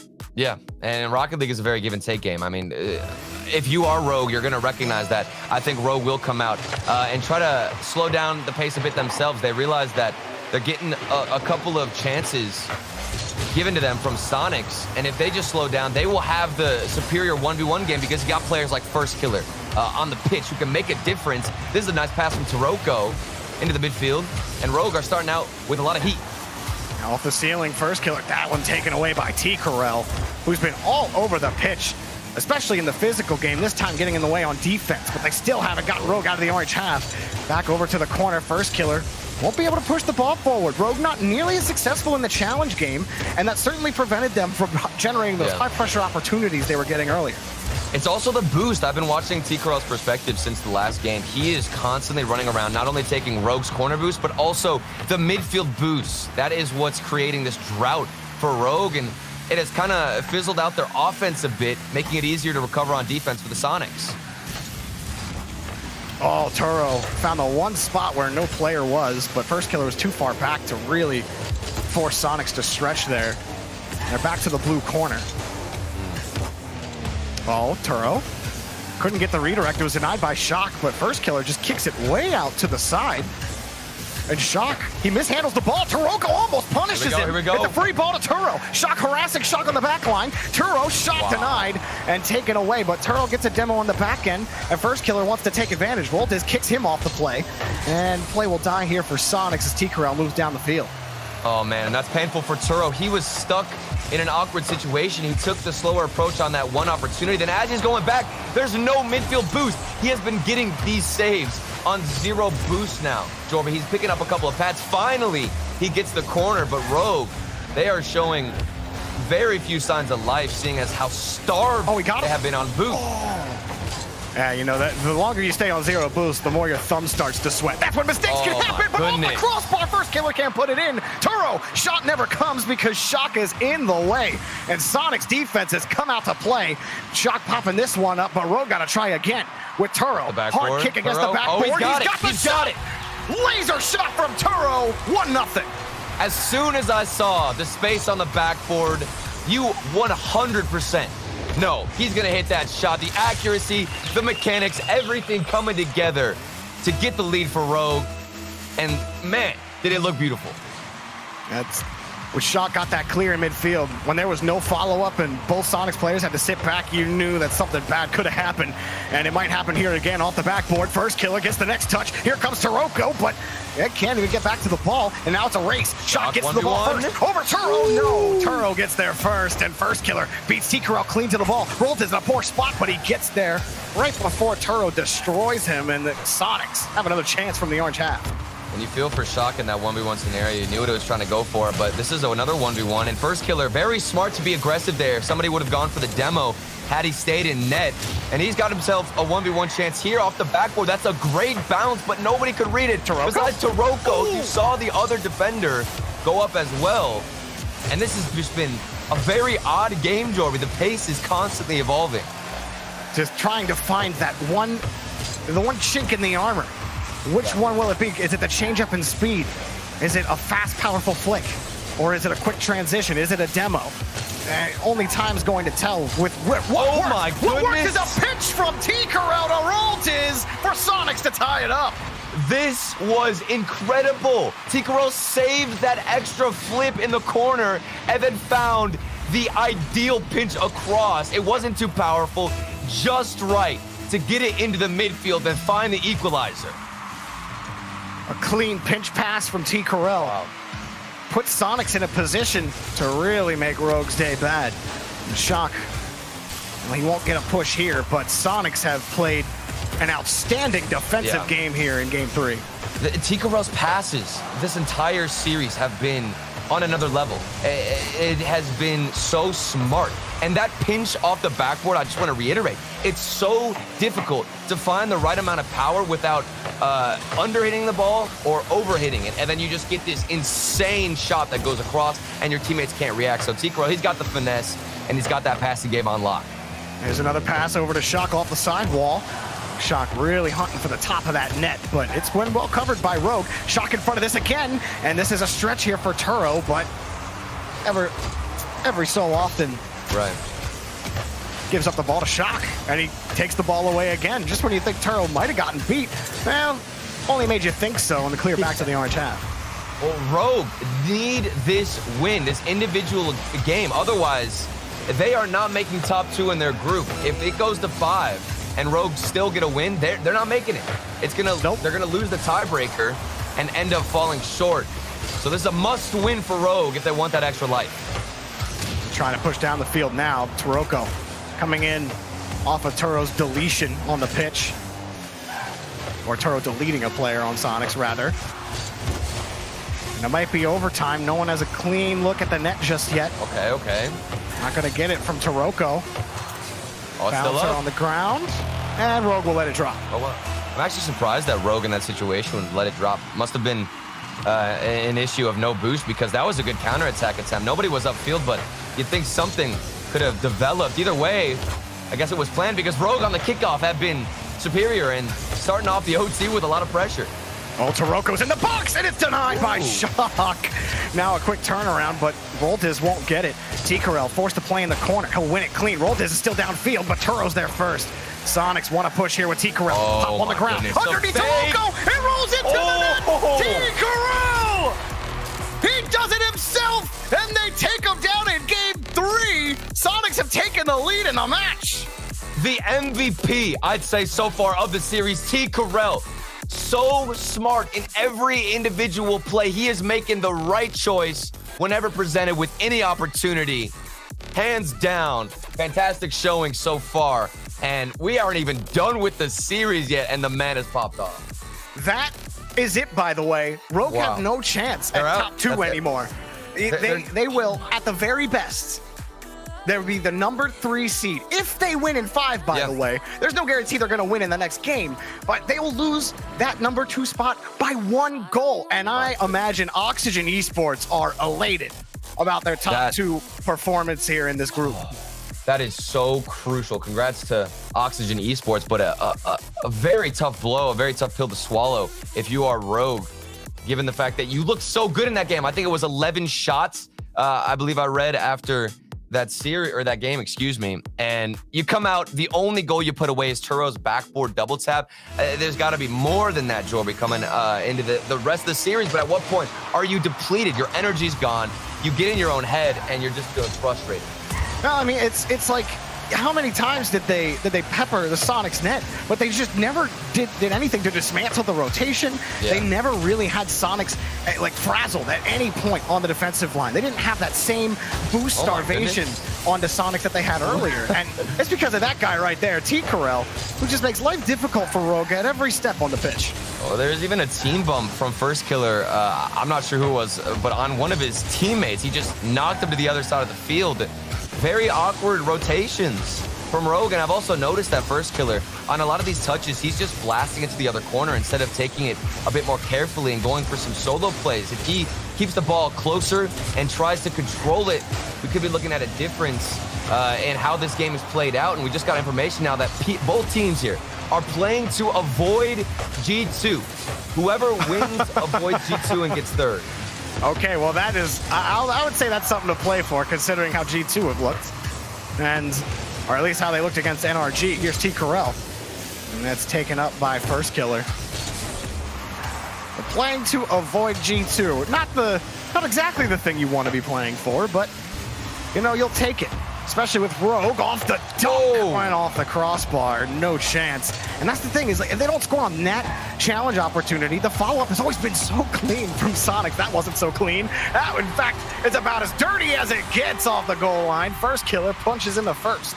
Yeah, and it's from the demo from Taroko. Very weird rotations from T. Corral. He just kind of swiped across his own player. Typically, you would just wait at the far post, but there T. Corral, he was hungry for boost and had no regard to his own rotation.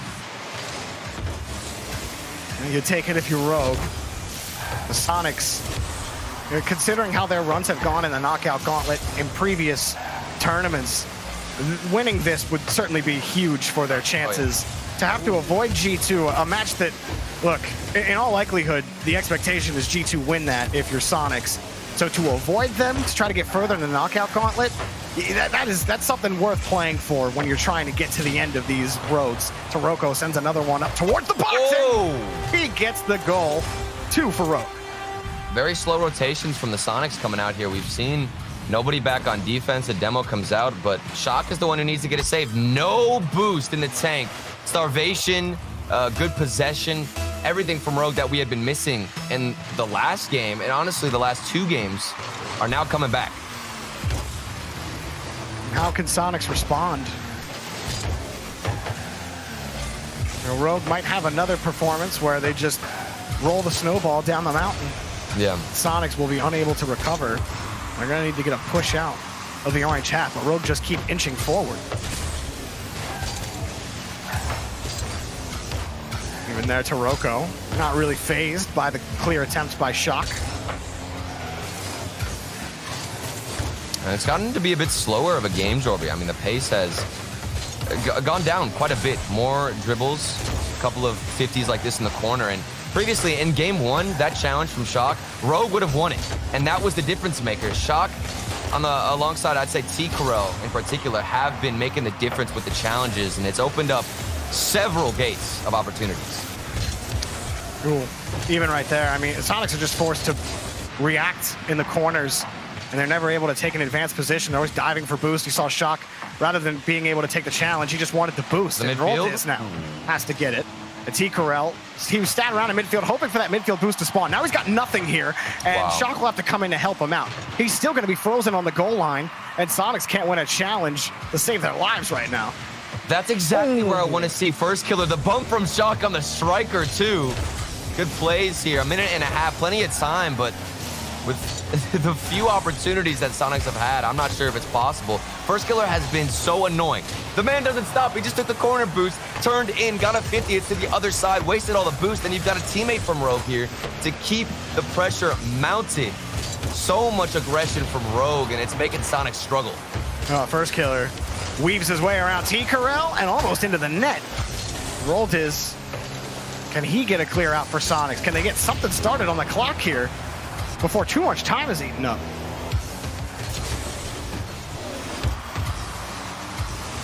Oh, they just haven't had a push like this in a while. Yeah. Maybe Sonics can mount something here with a couple nice challenges, but Turo stole that midfield boost. That's going to freeze Roldis. T. Corell will get a pop. What has he got for us? Nothing. Taroko right in front of it. Rogue's defense is reawoken.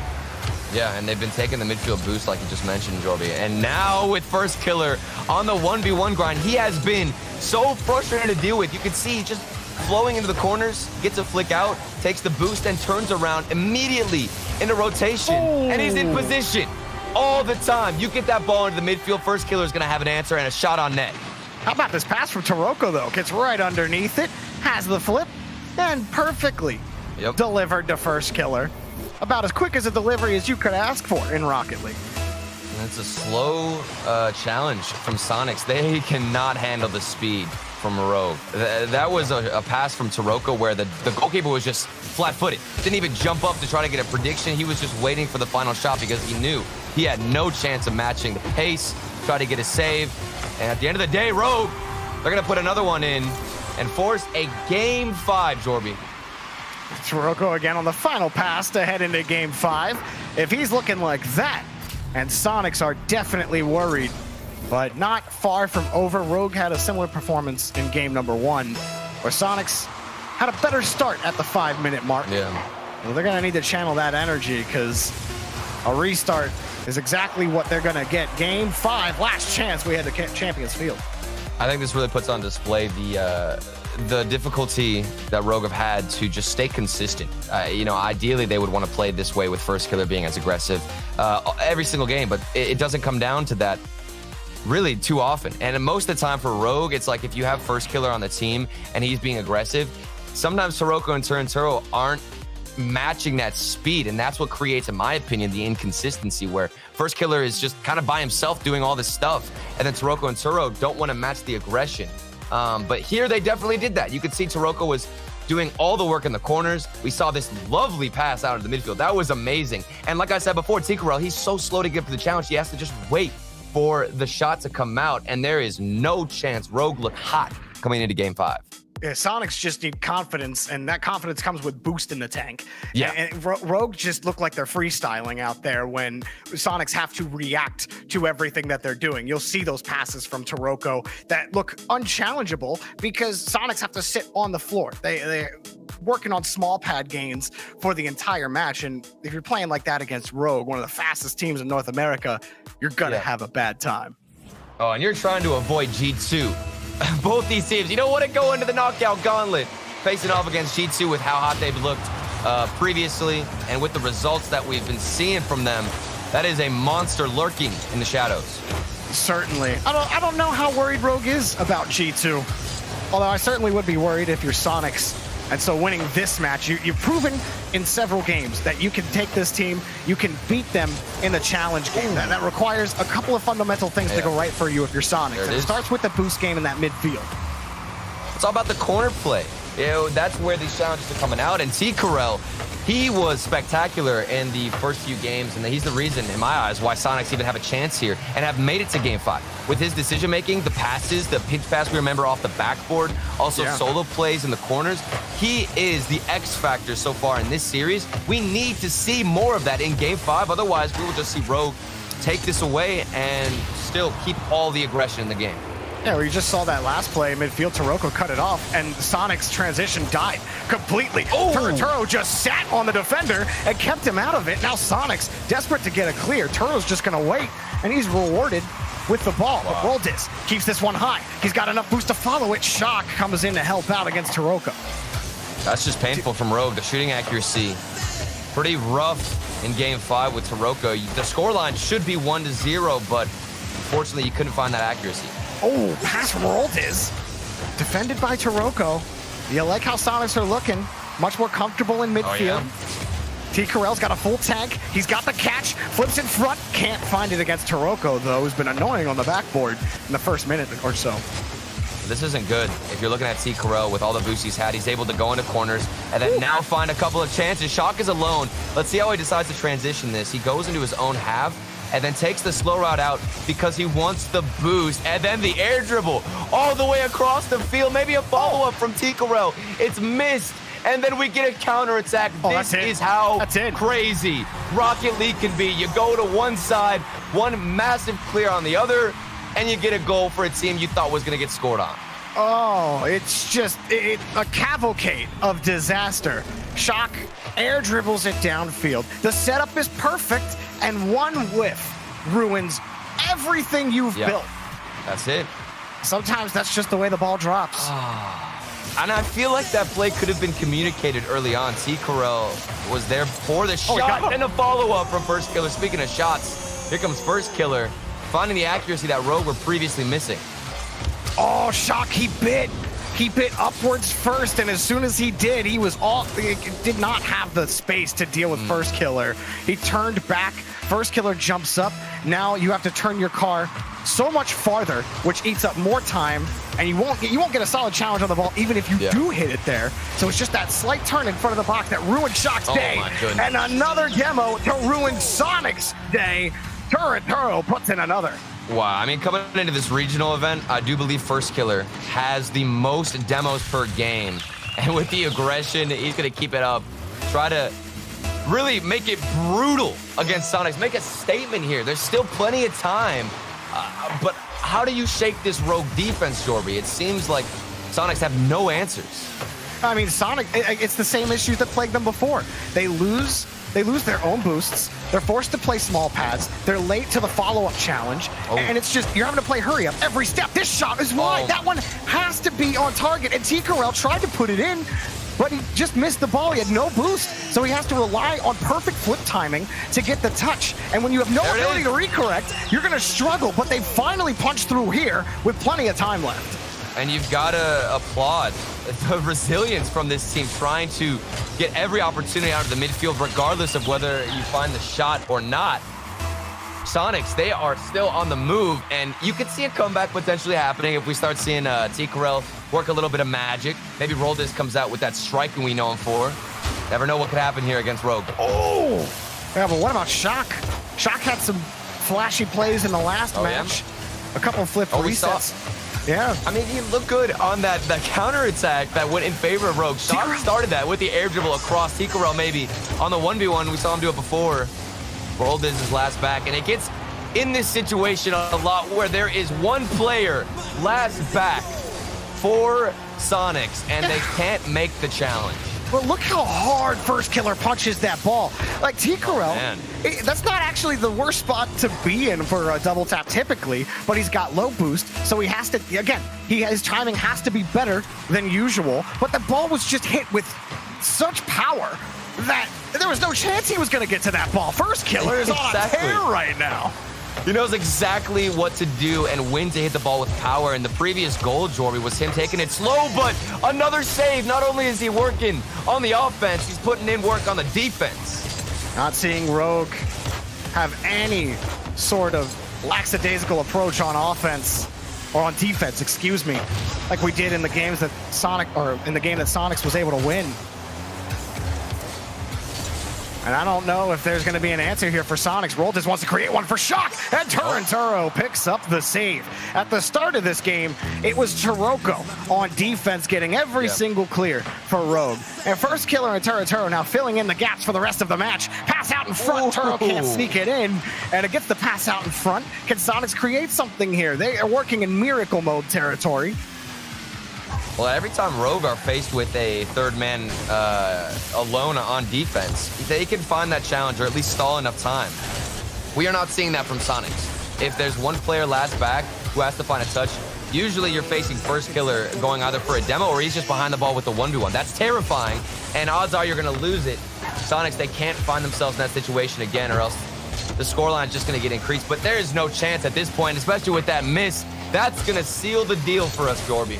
Yeah, Sonics, they put up a great fight, and it was a brutal one in Game 5 against Rogue, who end up closing at number 3 in their group. They will avoid G2, and Sonics will have a difficult bracket start ahead of them in the knockout gauntlet. Oh my goodness, that is so close now. I'm looking at it. It came down to goal differentials for Rogue here.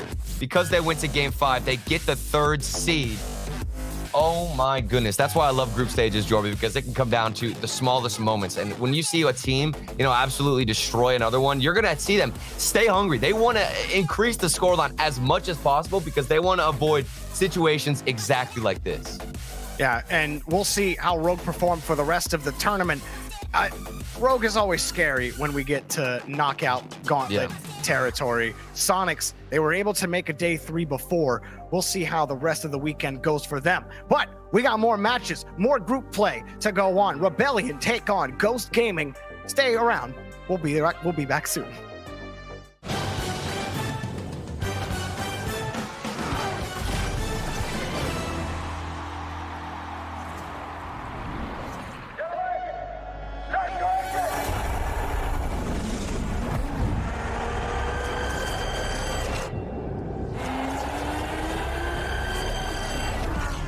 Based on the eternal desire for speed. Careful, don't push too much. On a passion for perfection.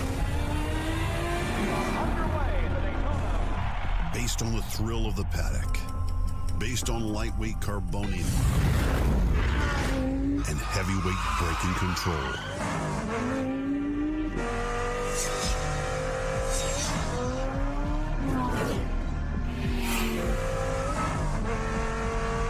Hey, what's going on there? Rain's getting heavy. You want top? Okay, let's just go out for one more. On sleepless nights. Based on the progressive roar of the engine. Based on the DNA of those who always push the limits. Based on victory. A super sports car inspired by racing triumphs, created to dominate the road. Hurricane STO, based on a true story.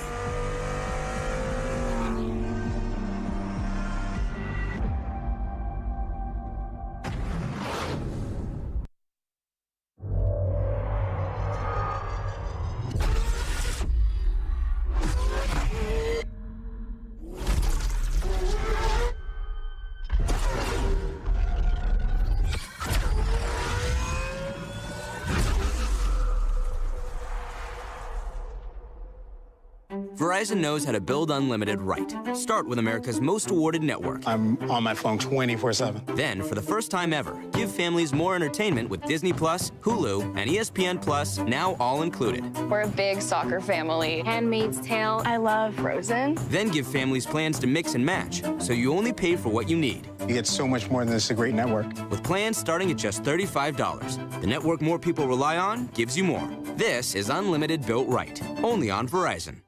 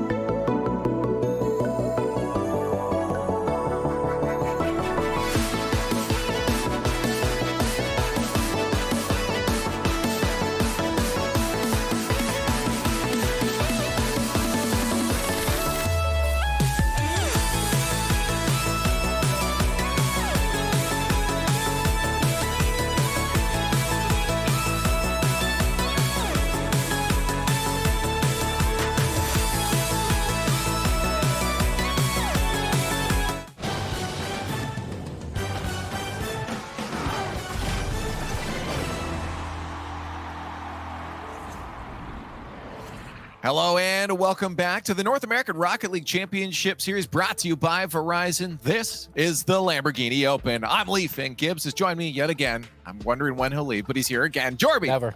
He's here to make it easier. I'm always here, though. Leaf. I'm always here. Jorby, we got to talk about this last one here because it seemed like Sonics may have had fighting them there for a bit, but Rogue does pull it away. Yeah, and look, Sonics had a couple of really nice games, but they were really dependent on a couple of factors going their way, and it's the speed of Rogue make it really difficult to control the pitch against them if you aren't perfect on every single challenge every single time. T-Corral had some standout moments like that one right there and had some nice pushes, but other than that, they really couldn't force Rogue to play a lot of defense. Like, the few times that they did, it was few and far between. It just wasn't enough. And first killer at the end, I mean, he was just doing first killer things. The dude just has another gear. He's first killer. You can have ended there. We understand. Number one player, in all of NA, probably, or arguably at the very least. Exactly. Let's take a look at the groups here, though, as we get through our day zero, or day one is the continuation of day zero of the groups here as we start to round these things off. And now with groups A and D all cleaned up here, Gibbs, this is what it looks like. Yeah, it doesn't look very clean, though. Group A, a lot of tiebreakers happen. 1 goal difference is why Oxygen is the top 2 seed and Rogue is number 3. But Rogue, because they got that win, they avoid G2 tomorrow, which is very, very important. They'll play X set. And then on the other side, Alpine taking number 1 in that group. How? I just don't get it. How are Alpine at the top of this group? How does that happen, NRG? G2? What is going on? What is this? In Europe earlier this week, they're like, oh, no Vitality or Top Blokes or anyone in the final bracket. And Alpine are like, hey, by the way, we're going to show up this regional. Like, okay. Okay. Why not, right? Just to make you do that. Let's take a look at groups B and C, though, because that's where we had to finish off the rest of our day here. Still lots of matches coming your way. Remember, twitch.tv/UGC is up and active. You can click watch in squad mode to make sure you're getting all the action, all the Rocket League you possibly can for this Lamborghini Open. And this, Gibbs, is what the groups look like. And Group B looking pretty tight at the top because Charlotte Phoenix, they took down FaZe. Like I called in the pre-show, they took them down 3-1. So some important games coming up between Space Station and FaZe, and we'll see how that group winds up. But no one's locked in really anywhere except for Continuum. They've been locked for top 4. They'll be in one of those bottom 2 spots. So we will see Crow tomorrow. Nice, pretty cool. But we do move over to Group C here, where our next match is going to be Shopify Rebellion versus Ghost Gaming. Jorby, this is the old KCP roster here under the new name of Shopify Rebellion. They're facing up against Ghost. And we know that lately, this roster, Rapid, Memory, Beast Mode, have been very clutch in the terms of the entire season. They've been stepping it up like we expect them to lately.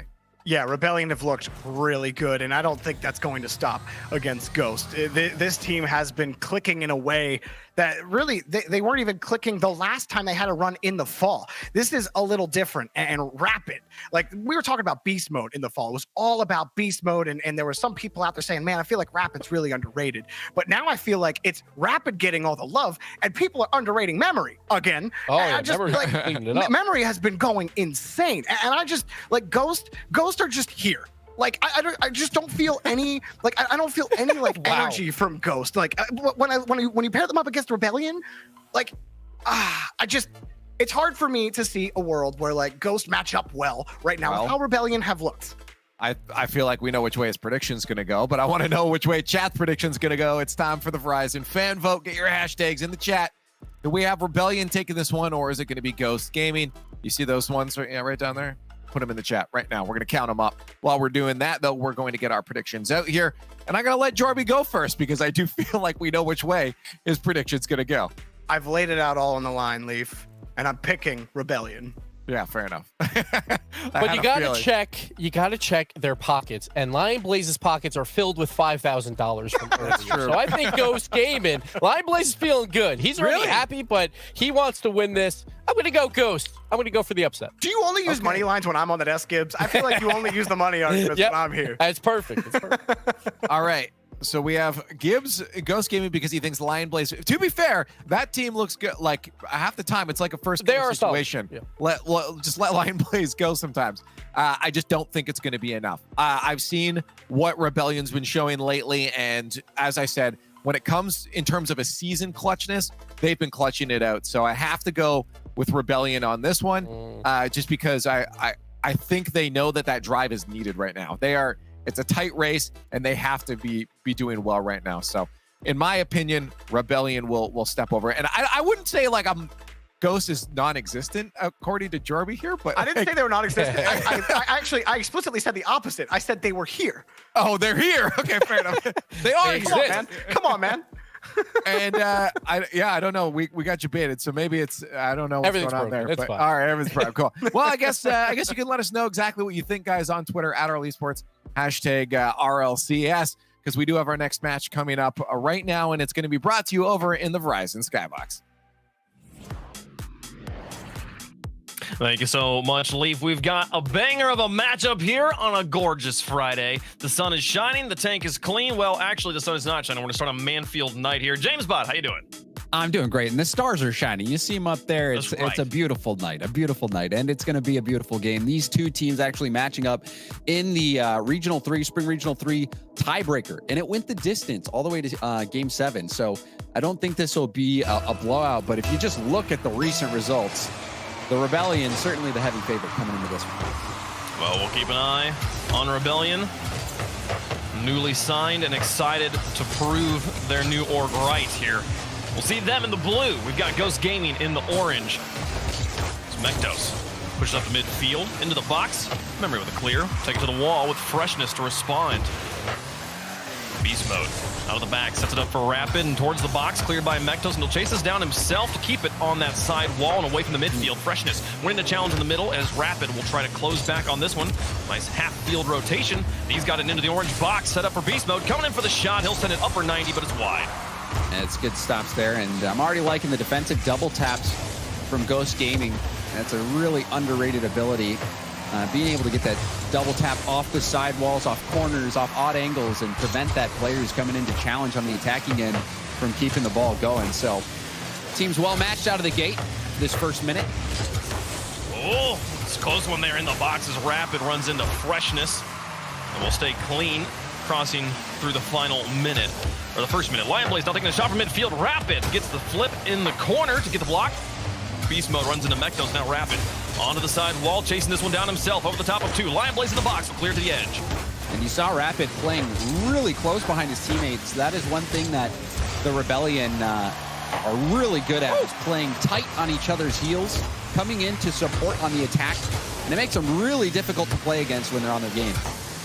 Beast mode down to the corner with Rapid trying to clear the way for him. Mektos off of this corner will miss the ball, and Memory will chase it down. Gets challenged out of the box, so ball stays off to the side, but Beast mode now locked in front of two. Gets two players up to commit, and Lion Blaze sets it up for Rapid. He'll get a second touch on it, though, to block the shot and get the ball to midfield.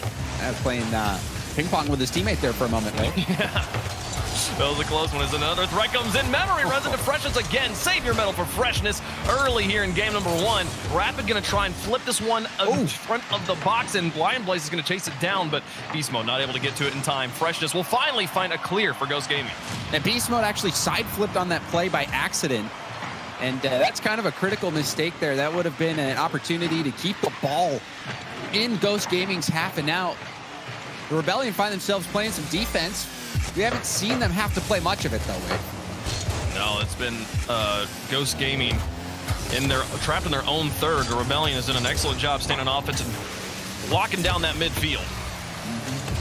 That's Beast Mode in the front.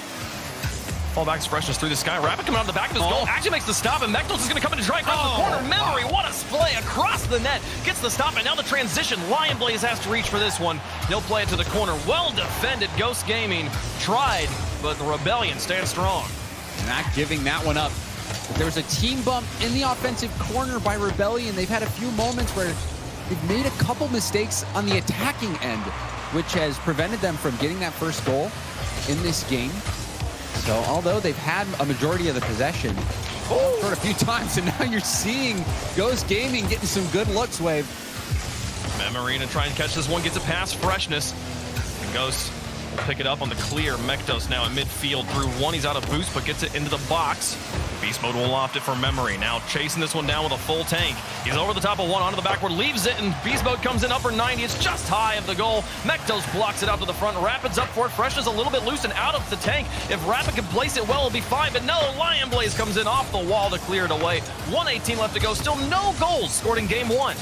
but it's getting dangerous. Mektos, you saw him use up all his boost, had to get behind that ball, just going for a 50. But Ghost Gaming has had a few counterattacks. They've had a few balls bounce dangerously across net, where the Rebellion have barely been able to save it. And you even see their Freshness diving in. Yeah. Close. Gonna go down to the wire. Into the final minute. Beast mode over 1. Mektos in the corner. Just trying to slow this down, and Memory will buy some time for his team. From a soft, lofty back pass. Rapid will give it over to Beast mode on the far side. Getting challenged on the wall. He'll get it past him into the midfield. The Lion Blaze, lots of space. Puts it into the blue again. Now Mektos from the backfield. Cranks into the goal. Lion Blaze into the corner for Mektos again. A nice pass play, but he crosses it on the crossbar. There was no dive from Freshness, so still no goals. Into the final 22 seconds here is Beast Mode in front of the box. Crashed 2. 2 goalies went out for it. Beast Mode tries to turn on this quickly, but he's out of boost. Lion Blaze into an empty backfield. Memory in the corner is going to have to reach for this. Rapid actually will cover it up and buy Memory time to set up on the goal. 9 seconds left. Rapid and Memory challenging the corner. Beast Mode really trapped here as Freshness puts it over the top corner. Follow-up shot is too high. Freshness will have one more opportunity. Passes to Mektos. They keep it up for just a moment, but we'll go to overtime in game number 1. And you feel like Ghost had it. They had it 2 back-to-back shots. They put it high. And they've had some great contact. And now you see the ground pinch coming out. The demo's coming out from Ghost Gaming. They're heating up. They're trying to finish it off here. It was a difficult defensive stand in regulation, but now looking hot in overtime. Mektos with a pass to Lion Blaze. He gets it through 2. Lion Blaze wins the game. Shirley heating up, and it turned out to be Lion Blaze burning down the defense. And you see Memory streaking back. There was a few times, you can even see it in the cams. Ghost Gaming getting hyped. This was such a close matchup. You gave Rebellion the edge early, but Lion Blaze coming through. He pocketed that $5,000 earlier. Looking to pocket more prize pool with how he's playing.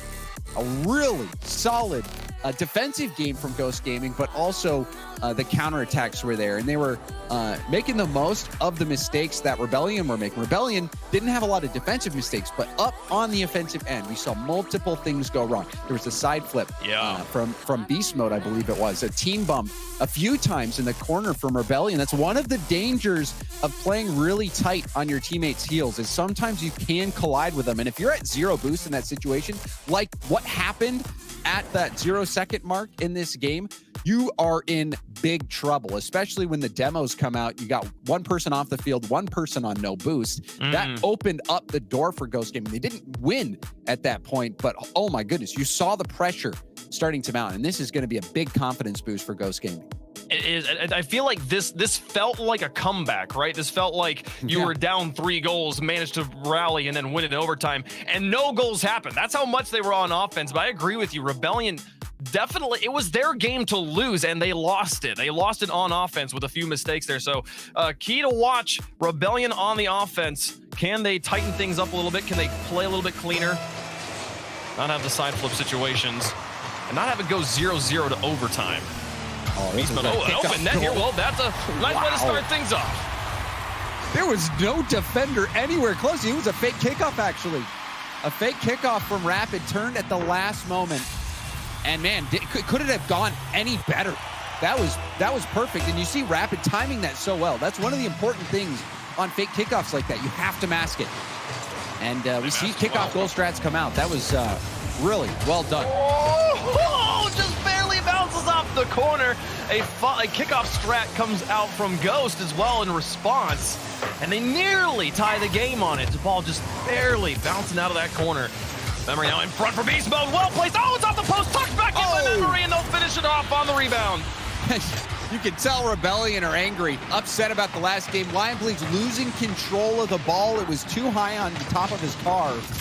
And then that dunk was just devastating for Ghost Gaming. The ball getting in the corner. You even see Freshness hoping that that ball would roll up the wall, but it bounces out. You can't count on that ball always rolling up like that. No. If your plan is just hope the physics, RNG goes in your favor, you're gonna have a bad time. Memory now with the clear down and Rapid chasing into this corner. All 3 players here from Rebellion in on offense, and it'll pay off. Beast Mode gets the 3rd goal. What a different game. And Rebellion setting the pace, setting the standard. And that touch from Rapid was incredible. Rapid didn't even have to get the goal, but to set that up on a tee for his teammate. Mektos also dangerously putting that ball out in front of net. The pace is picking up. Ghost Gaming struggling to stay with it. And now we'll see another goal off the kickoff. Rebellion adding another goal to their shopping cart. What is this? Where was this in game 1? Beast Mode bamboozles them to put in goal. James, we're 50 seconds into the game. Yeah. We're not even a minute into the game. They have 4 goals. Wow. This is out of hand. This is pretty crazy. Hand. Yeah. Oh, Mektos. You rarely ever see 4 goals in the first 50 seconds. 4 goals is honestly hard to pull off in an entire game of Rocket League in RLCS. So in the first minute, this is pretty crazy. The one thing that Ghost Gaming can kind of silver lining is they have so much time to work with here. If they can tighten things up and slow down the bleed, they do have a chance. It's not unheard of. But a 4-goal comeback has happened like once or twice in RLCS. It's pretty rare. I mean, it's either hope or despair. One of those moments where you're like, really hope we don't get Brazil this game. Yeah. You don't want to just chalk it up and just let the numbers run rampant. Here's Rapid now on the side into the corner. Freshness will loft it for Mektos to try and chase this one down. They're spending more time on offense, successfully winning the challenges in the midfield and getting the ball into the back half of the Rebellion. I think it's the first step here for Ghost. So Mektos on the side picks up his corner boost, but Lion Blaze will still have to come in as he got bumped off it. Nice challenges from Lion Blaze, but not going to matter as a shot comes through from Memory and now locked in front of the box. I don't think Rapid's going to be anywhere on this one, but Freshness will look out for Lion Blaze and Rapid hangs back and waits for the clear. Did you say that? As soon as you said that, started making that statement, Rapid pre-jumped. he has no fear. He's so quick to the ball. Oh, and he gets it out. Beast Mode going to try on this one. And this is the danger. We've seen teams like this when they're feeling confident. When they have this much of a lead, you can feel so brave and pre-jump all you want, and it'll pay off time and time again because your brain is so much clearer to make the correct touches when you don't have to worry about should I hang on the ground. No, you got 4-goal lead. Do whatever you want. You can play as crazy as you want, at least till 1 goal goes in, and then you've still got a 3-goal lead. So. Things looking very good right now for Rebellion. It gives you that cushion for creative plays and bold plays, like you're saying. A lot less pressure. It's really difficult to give up a lead this big. And with a team like Rebellion, they are stylish. If you give Beast Mode 100 boost, put him at the midfield with the ball rolling up the corner, even Rapid. You already saw what he did with that touch back to his teammate. This is a very mechanically gifted team. Beast Mode and Rapid. Move this one up the side of the field, and Mektos will respond from his corner. Now Memory. Down the edge. Freshness getting countered. Mektos up, and he'll block it. Rapid to the corner. After a wildly exciting first 50 seconds, things have dramatically slowed down, and that's good news for Ghost. But still, not being able, despite winning game 1, game 1 was a 0-1 overtime. So 1 goal so far for Ghost Gaming in the series. Despite having the only win, can Lion Blaze change it here? No, Memory cuts off the passing lane, and Mektos will try to catch it, but can't follow up on it. And somehow, tons of space given, and Lion Blaze is able to cherry pick this one on his way back to his half. Now Rapid got the corner boost stolen, missed both small pads. You know, if he gets both small pads, got 24 boost to deal with it, he's making that save. And that goes to show you the importance of those pennies. Yes. Picking up those small pads is not it's not a poor skill to have. In fact, it's invaluable. No, and being able to kind of shift your mentality away from thinking about boost as there being 6 refill points on the pitch, and viewing the entire pitch as a place where you can pick up boost, having all your boost paths also include the small pads is a huge, a very subtle and underrated skill at all levels of Rocket League. Beast Mode with a nice tap there to absolutely secure game number 2. We'll have a tie series going into game 3. This whole game revolves around boost. You need boost to make most of the great plays. You do see those occasional 0 boost plays, but yeah, boost so critical. And the advantage has been for Rebellion in the boost category most of the game.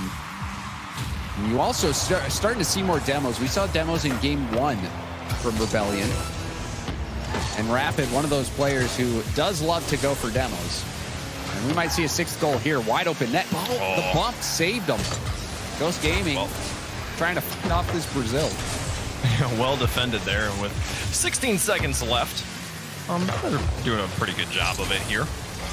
Lion Blaze and Mektos in their back half with 9 seconds left. We'll get a clear to midfield with this time expiring. And this touch goes in, and it does not close one there. We'll not have a Brazil, but we will have a tie series. Rebellion rally back in style heading into game 3. And they started out the game with style. That fake kickoff, that was one of the cleanest fake kickoff goals that I have seen.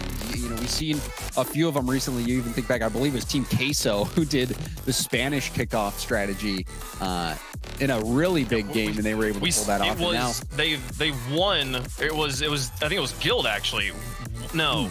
Was it Guild? It happened I think it happened in the grand finals and on the last regional, didn't it? It could have happened even more than once, because I know it was it was before the grand finals as well. But regardless, the kickoff strategies, it's kind of surprising that you don't see more of them. You don't see more teams going for them, but perhaps starting to make a resurgence, and that really helped Rebellion get off on the right foot the last game. It was a frustrating game for them. They were running into each other. They were struggling to score. They couldn't manage to. They gave up the counterattacking goals. They let Ghost Gaming get a win despite not having a majority of the possession. And so to start out that first game with a successful fake kickoff goal, I think that was huge for Rebellion. And now this is going to be a really interesting game. We had a close game 1, a blowout in game 2. You wonder what we're going to get, and it looks like they might have tried to go for it again there. Yeah, you're starting things off with a fake kickoff here, and this one will not be as productive, which is the thing with fake kickoffs. The moment the other team is even slightly aware of it, it's so much easier to counter it. But we have seen it was still even close though. The pass was too far out. But I do want to see more of that. I do want to see more of that across the board, across all regions. And it has turned into an extended offensive pressure here. Memory's going to get the fake. Oh, wow. They cover it up underneath. Freshness makes another save. Rapid will pinch it in the midfield, and Freshness will try to keep the pressure out of here. But finally, we'll see Ghost moving with some pressure and positioning onto offense. And a miss on the wall will counter it. But still, that opening fake kickoff creating such an early game advantage in the first minute for the Rebellion. And you see that a lot of times that advantage will carry for a while, because once you get that boost advantage, you can also time boosts if you're good at it. Every 10 seconds, those corner boosts come up. So if you look at the clock, you'll know when it's going to come up again. And if you have the other team on 0 boost, you have a lot more space to make that happen. So those early kickoff possessions can be really important for sustaining your attacks. Oh, well played. Shot up for 90, and it's gonna go off of Mektos' hood. Rapid places it directly above both defenders. I like how we both just stopped. We held our breath. We're like, is this going in? The defender's even doing the same. Both of them hitting the brakes, wondering, is this posted in? And no, it's posted down, and it looked like it skipped off somebody. Yeah, I think it did. I think it was Mektos. Yeah. With Rapid, I mean, you saw him, he picked up the pass, and he, like, moves towards the ball and then backs away from it, sizes up the shot one more time to place it really well. And then upper 90, but the following response, Mektos makes up for having his bumper in the wrong place a moment ago and ties the game. And you're having flashbacks to game 1. And Mektos getting up above the ball. It was a simple redirect, but a nice pass right to him, allowing that momentum from the first pass to carry through on the shot. And Memory came real close to saving it. Memory doing his best effort on the defense, but we will have a tie game. A very close series overall, despite an absolute thrashing in game 2 from Rebellion. Now the defenders from Rebellion running into each other here in the corner, still a little bit tangled up. Their rotation not clean. Freshness gonna try and get this one through beast mode, but here comes Rapid to tag team this one, extend the play into the corner. Beast mode now moving up with Memory directly behind him, and a nice touch from Lion Blaze sets it up for Freshness. He puts it back down to Lion Blaze into the defenders, and they will get the clear. Rapid with an excellent touch to the box, and Mektos has to make a save. And that pass was ambitious, Wave. You called it out. 2 defenders there. Right on top of, I think it was Lion Blaze, who was trying to receive the pass. Might have been Freshness, but regardless, trying to pass into traffic like that, always going to be tough, but sometimes you can get that double commit. Oh, just go for the bump. Oh, he tried. Freshness manages to dodge the bump and get the save, push it out of his net. Goes to hold on the back line. And the choice to pass into double coverage like that, I mean, it is also the move that I think the defenders are going to be expecting the least, but still, they're expecting it at least because they have it so well covered. So an interesting choice. Didn't work out for him. We'll see if they try it again in the future. Rapid now off of his backboard, get it out to midfield. He's got Memory moving up with him, and they will win the challenge against Freshness. So Lionblaze and Mektos on the back line, cleaning this up. It'll be Mektos pushing it into the blue. Now Lionblaze with a bit of space, chooses the backboard, and Rapid's there again. But you're seeing now in multiple instances, both upfield and in the back, where Rebellion, they are really close to one another, playing almost in the exact same spot. Oh, that can really be dangerous. And even this one is scary. Rapid had to wrap around the back of the net. That was beautifully defended. And an intense one right along the goal line. Demolition's making things even more difficult to read. Beastman and Memory now on the following play. Put it onto the backboard. Fresh is going to challenge late. It's going to be off the corner and loose, but Lionblaze will have lots of time. He moves into that corner and gets upfield. Steals a boost. Fresh is down to the mid, but Mektos is nowhere to be seen. He's got to play defense here. Off to the side. 1 minute and 10 left to go. Still tied up after some early game shots were fired. And Rapid into the box and cleared. Freshness just blocks everything. Beast Mode tried his best, but couldn't get it through Freshness. And Ghost has been able to perform in some very high pressure. Oh, we might see a goal. Here we will. Beast Mode dropping it down. Rapid's pass looked good, but Beast Mode shot. Wow. Man, and there was a pinch, too, off the defender. What a read from Beast Mode. Up so quickly and catches the small window, the small opening the defense couldn't cover. Yep, he had to put that across the net like that. If he goes inward, you had two defenders there, one covering low, one covering high. Beast Mode, really big goal for the Rebellion. An opening here, Freshness onto the backboard. It's uncontested. Lionblaze places it well. Beast Mode tries to cover it. It's bouncing in the goal. Memory clears it away. Mektos up for it. It pitches up Beast Mode. Here comes Freshness. Rapid keeps it up. Lionblaze with a lot of boost. Back down to Freshness once more. Through two defenders. It's off to the side. Mektos will try to get a pass, but the defense of Rebellion holding on strong. With 23 seconds left, they're looking for security. Beast Mode, even though he didn't get the goal there, he had such an important play. Both of his teammates were out of boost. He got all the boost from the corner and was able to take that downfield and force a save and a deflection to the corner. That bought so much time. Oh, Beast Mode trying here with 4 seconds left. The ball deep in Ghost territory and a booming clear from Mektos actually will end the game. The Rebellion have been strong all 3 games, and now they're on match point. But credit to Ghost. Last game, it was a blowout. It was a blowout. Rebellion scored 4 goals in the first 50 seconds. They were able to pull off a kickoff goal strategy. They had Ghost Gaming's number, but in this game, Ghost Gaming was threatening pretty much the entire time. This was a similar to game 1, except in this game, I think Ghost had even more possession and even more scary opportunities. So Ghost Gaming, they are still in this series, and if they can pick up this win here, force the game 5, honestly, with the way these games have gone, it's anyone's game at this point. But Ghost Gaming really going to have to find out how to keep this offense at bay for the Rebellion, who's been looking so ferocious. They have, and quality of opportunity as well. I believe Rebellion there, many shots, is forcing a ton of saves out of Ghost too. And Ghost is playing so well on the defense despite the ferocious offense from Rebellion, but still more productive, finding the back of the net more often, and the small windows of opportunities that Ghost is giving them on the defense. Rebellion's been able to punish. They're going to need to win these midfield challenges, give themselves even more opportunities on offense if they want to find a way through, or just be more efficient, tighten up that accuracy a little bit. That in-game, his Memory's going to put there. No, Lionblaze wraps around from the edge, makes a diving save and keeps us scoreless. But things kind of similar story here at the beginning of game 4. Rebellion looking hot on the offense. Yeah, but that hustle was important. Lionblaze keeping the game even, but Beast Mode had a really good play there to get the touch and keep boosting to get a quality 50. And that was a legitimate scoring chance, but Lionblaze was able to speed back just in the nick of time. Rapid now setting up for Beast Mode, but Mektos from the backfield will win the challenge. Memory's going to try and get contact, and Mektos thought about making another play on that as he fell down to Earth, or whatever planet we play on here. Freshness on the side.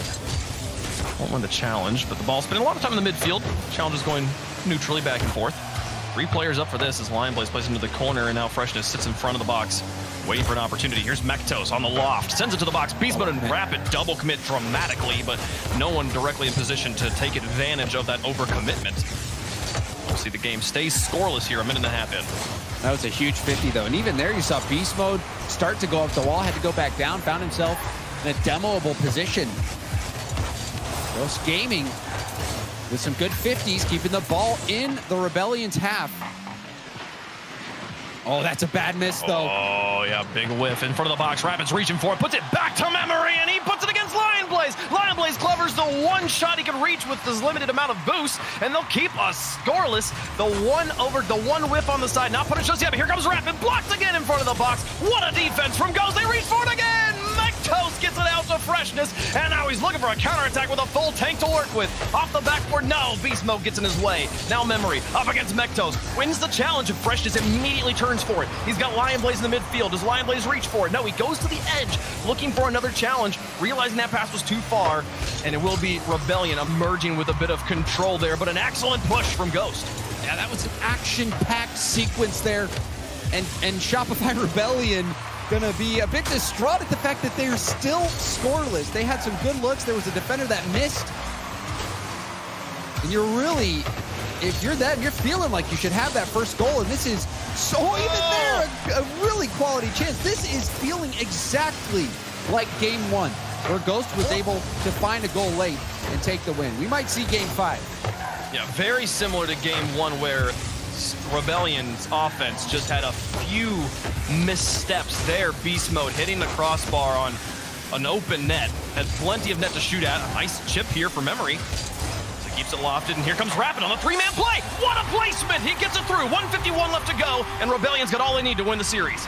Rapid picking up his own corner boost, and Memory putting this up on a tee. Only a third of a tank left for Freshness. That's not enough to get up there and deny that high of a pass. It was really a perfect altitude. Perfect altitude from Memory. Far enough away from the defender, but close enough to net to really give Rapid the best chance at scoring. James, you pointed out Rapid's pre-jumps in game 2. That one as well, just so early in the air. Getting in the air, moving up, said, I'll figure out where the ball is when I get there. And boy, howdy did he. Now into the corner as they look for security. In front of the box, Memory wants to move for this, but Freshness is too aggressive, and he'll win the challenge in the midfield. Now Memory picking up the loose ball. He's out of boost, and Mektos, who's been high in the air for Ghost this entire series, tries to move it back down. Here's Lion Blaze up against Rapid. Oh, goes entirely Rapid's way. Off to the midfield. Beast Mode in tow. He wins another challenge. Rapid is just incorrigible. Look at him go again. Memory now up against it. Dropping it lightly into the box, and Mektos will get it out to Freshness. But Rapid, 3 excellent challenges in a row, putting so much pressure on it. Beast Mode forces the save out of Freshness. Memory up for it against 2. He drops it softly behind him. And that's Rebellion running away with the series now. And Rebellion about to check out of this series with a victory. Memory, the light tap, you saw him stay in the play so long. Memory was hungry for a goal. Did not want to walk away with that one. He's the lead scorer, or well, he's almost the lead scorer. Beast Mode with 0.7 goals per game. Beast Mode right up there, or Memory right up there with him. And Memory, you even think all the way back to the Universal Opens, he is such a good shooter and an offensive asset. And a big play there to get some insurance for Shopify Rebellion. So clean, hitting him with a changeup too. 2 defenders up to challenge him. Plays it slow, lets their momentum carry themselves out of the shooting lane so the ball can drop in with 30 seconds left. And aggressive challenges from Rebellion continuing here. They're looking clean here in our 3rd regional event. 18 seconds left. They just, and so much possession too. This game all but over as Memory out. Beast Mode over the top of another defender. Final 10 seconds. Freshness and Lion Blaze need to make this happen right now. Beast Mode with a miss there. That'll be just enough to slow things down, and the clock will wind down and expire. It does go there. All right, we've hit 0. Rebellion dropped game 1 in overtime, and then they didn't look back the rest of the series. They win it in 4. And although Ghost ended up losing the series, I think they looked really good at times. You know, they're obviously game 2 got a bit out of hand, but overall, they had some great speed, some good shooting, good defense, and this Rebellion squad is playing better than we've seen them play in quite some time. They had a great streak. They cooled off a bit. Now they're warming back up again. They're heating up, and they're a team that can take a series off anyone. And Ghost Gaming made that competitive. Even this one was winnable down to the very end until the Rebellion were able to barely edge it out. But Rebellion going to take this win, but Ghost Gaming looking to do some work later on. Oh, lots of great pieces there from Ghost Gaming, but I mean, ultimately, man, games 2 through 4, 9-2, the score differential there, needing to find a way. I mean, obviously, you can put a lot of that. You take out that first minute of game 2, that's still a 5-2 goal differential. So I do think Ghost Gaming got a few pieces to work on, but a wonderful series to watch. We're going to take a quick break here. When we come back, though, on the RLCS, FaZe Clan just dropped a series to Charlotte Phoenix. They're going to be taking on SSG after this. Can they bounce back? We'll find out after the break.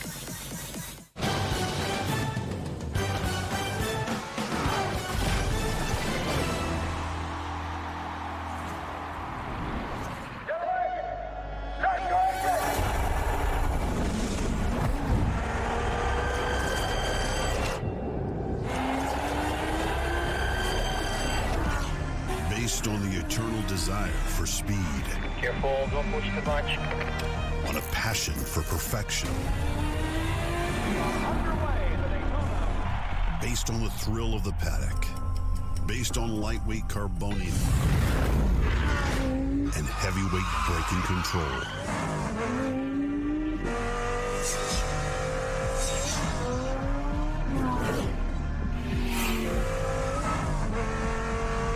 Hey, what's going on there? Rain's getting heavy. You want to stop? Okay, let's just go out for one more. On sleepless nights. Based on the progressive roar of the engine. Based on the DNA of those who always push the limits. Based on victory. A super sports car inspired by racing triumphs, created to dominate the road. Huracan STO, based on a true story.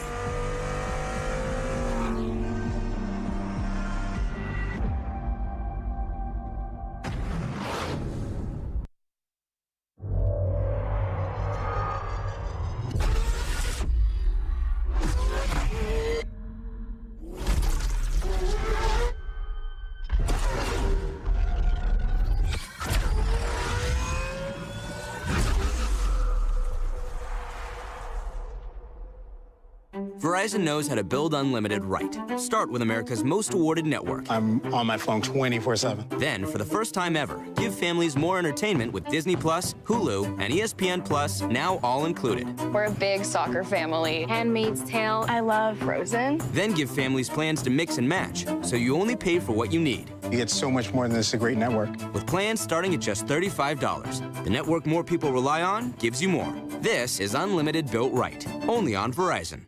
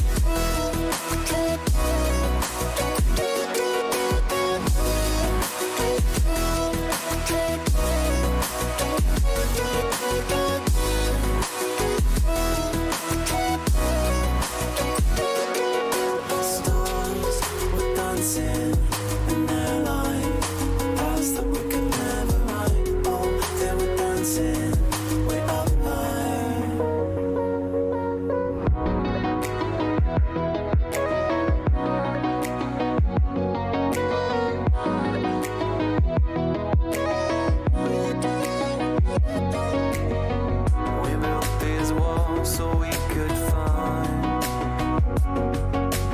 who could prove themselves to the waves of time. We're trying to repent before you sin. It's like giving up before you begin. Stars were dancing in their line, past that we can never run. Oh, they were dancing way up high. Stars were dancing in their line, future we will never run. Dirt on our feet was bone dry, it was bone dry.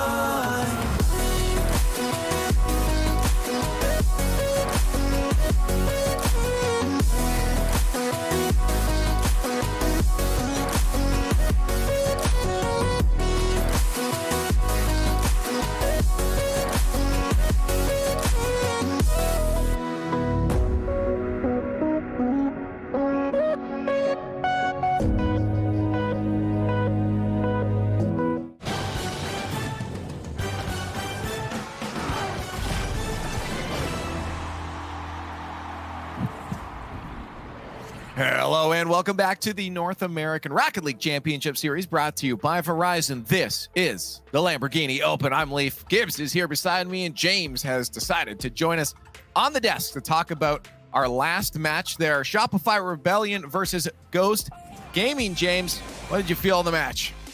So this one was an interesting game. Ghost Gaming kept it close, but while their defense was operating pretty well, they just could not find the offense. Whereas in game 2, there was too much offense from the Rebellion. They managed to score right off the bat with a fake kickoff. They scored 4 goals in 50 seconds. Offensively, Rebellion was just too much. They were too much for them. And Ghost, while they kept the games close, they're going to need to find out that extra little bit of offense. We saw them make some passing plays. We saw them win a game with a counterattack, but to take on the top teams, they're going to have to do more offensively. They're going to have to be more creative. Yeah, because all the highlights were just them on their goal line making incredible saves. Problem is, there's so many chances eventually that ball's going to go in. That's what kept happening throughout that series. That's fair, but guys, you know what time it is now. It is time for another 1v1. We've got them spread all across the weekend here. And up next is going to be another Battle of the Bulls.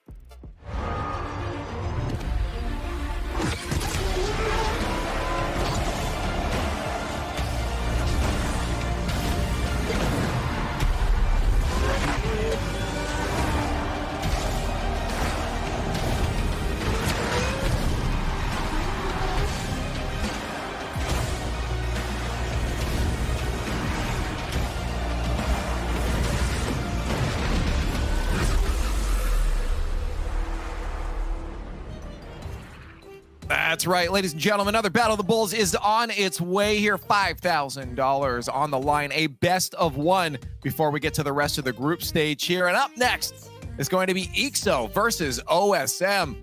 Gibbs, these are, again, players we know very well here. We've seen a lot of time throughout Rocket League history. Yeah, when we're looking at Europe, EXO, obviously was just in the grand finals as Aether, the team of Aether. And EXO has been performing fantastically. Obviously, a new roster coming up, and he looks good on this roster as well. High mechanical player. He's going up against OSM, who loves his demos in 1v1, so watch out for that. But OSM, he doesn't have the 3v3 experience compared to EXO, but in 1v1s, OSM, he's a monster. That is fair, but I think it's about time to get into this. I want to see it a lot on the line. 5 minutes to earn $5 grand. EXO and OSM is coming your way, so let's go to the casters to watch it. Thank you very much, Leaf. And I think they set that up quite nicely, Subi. This should be a good one. A lot of great mechanical potential on the field, to say the least. Absolutely, and a lot of history between these players. They have run into each other in the 1v1 arena many a times, whether it be just regular ranked 1v1 or on Johnny Boy's stream. These guys definitely know each other, know each other's tendencies. But, if I had to pick one, and I don't know if we need to do that or if we want to do that, but I want to do it anyway. I think I'm going to give the edge to EXO here. Yeah, well, that might be a good idea, but unfortunately for you, it's not going to start off well. OSM, he gets a perfect kickoff to start things going. Yeah, and, you know, watch out for his kickoffs all match long. He's very, very sneaky and tricky with how he can place that ball. He kind of reads his opponent, how they're approaching the ball, and he takes the opposite angle to make sure the 50 goes his way. And a quick 1-goal lead here for OSM. Talking about the history for Ixo and OSM, like you said, they've played a lot of 1v1 against each other. And for those of you who may not know at home, OSM, he went the freestyle route, and Ixo chose to go the 3v3 pro player way, as that one's going to ping off the bar and out. That's got to be the most frustrating thing about 1v1s is, you know, those shots that are just so close that ring off the crossbar and bounce straight down. You know, any other game mode, 2v2, 3v3, and if you're insane chaos, you've got a teammate to clean up those shots. But 1v1, you've got to be so cognizant of your challenges and also where you're going to be after your shot, because you can't leave your net wide open. OSM kind of just missed that boost in the midfield. Menti had to give up possession there to Ixo. Thankfully, Ixo, though, hasn't really been able to unlock those mechanics yet. Look at OSM, powerful flick, forcing Ixo up onto the backboard. This could go anywhere, and indeed right into the back post. OSM taking advantage of Ixo playing a tight defense with that hard flick. I mean, just feast your eyes upon the shot placement here, going far post and up high to keep it away from Ixo, I'm sorry. And OSM knew that Ixo was on low boost there, and if he gets it high enough and far enough away, there's no way Ixo can catch up to it. Another great kickoff for OSM as well. Gets the flip reset straight towards the middle and actually going to go in. I thought Ixo might have been able to get his hands on that one. Oh, this is what you got to watch out for OSM. He's a freestyler. He knows how to flip reset with the best of them and just put some power down the line. I think Ixo might want another try at that one, but either way, 3-0 in favor of OSM.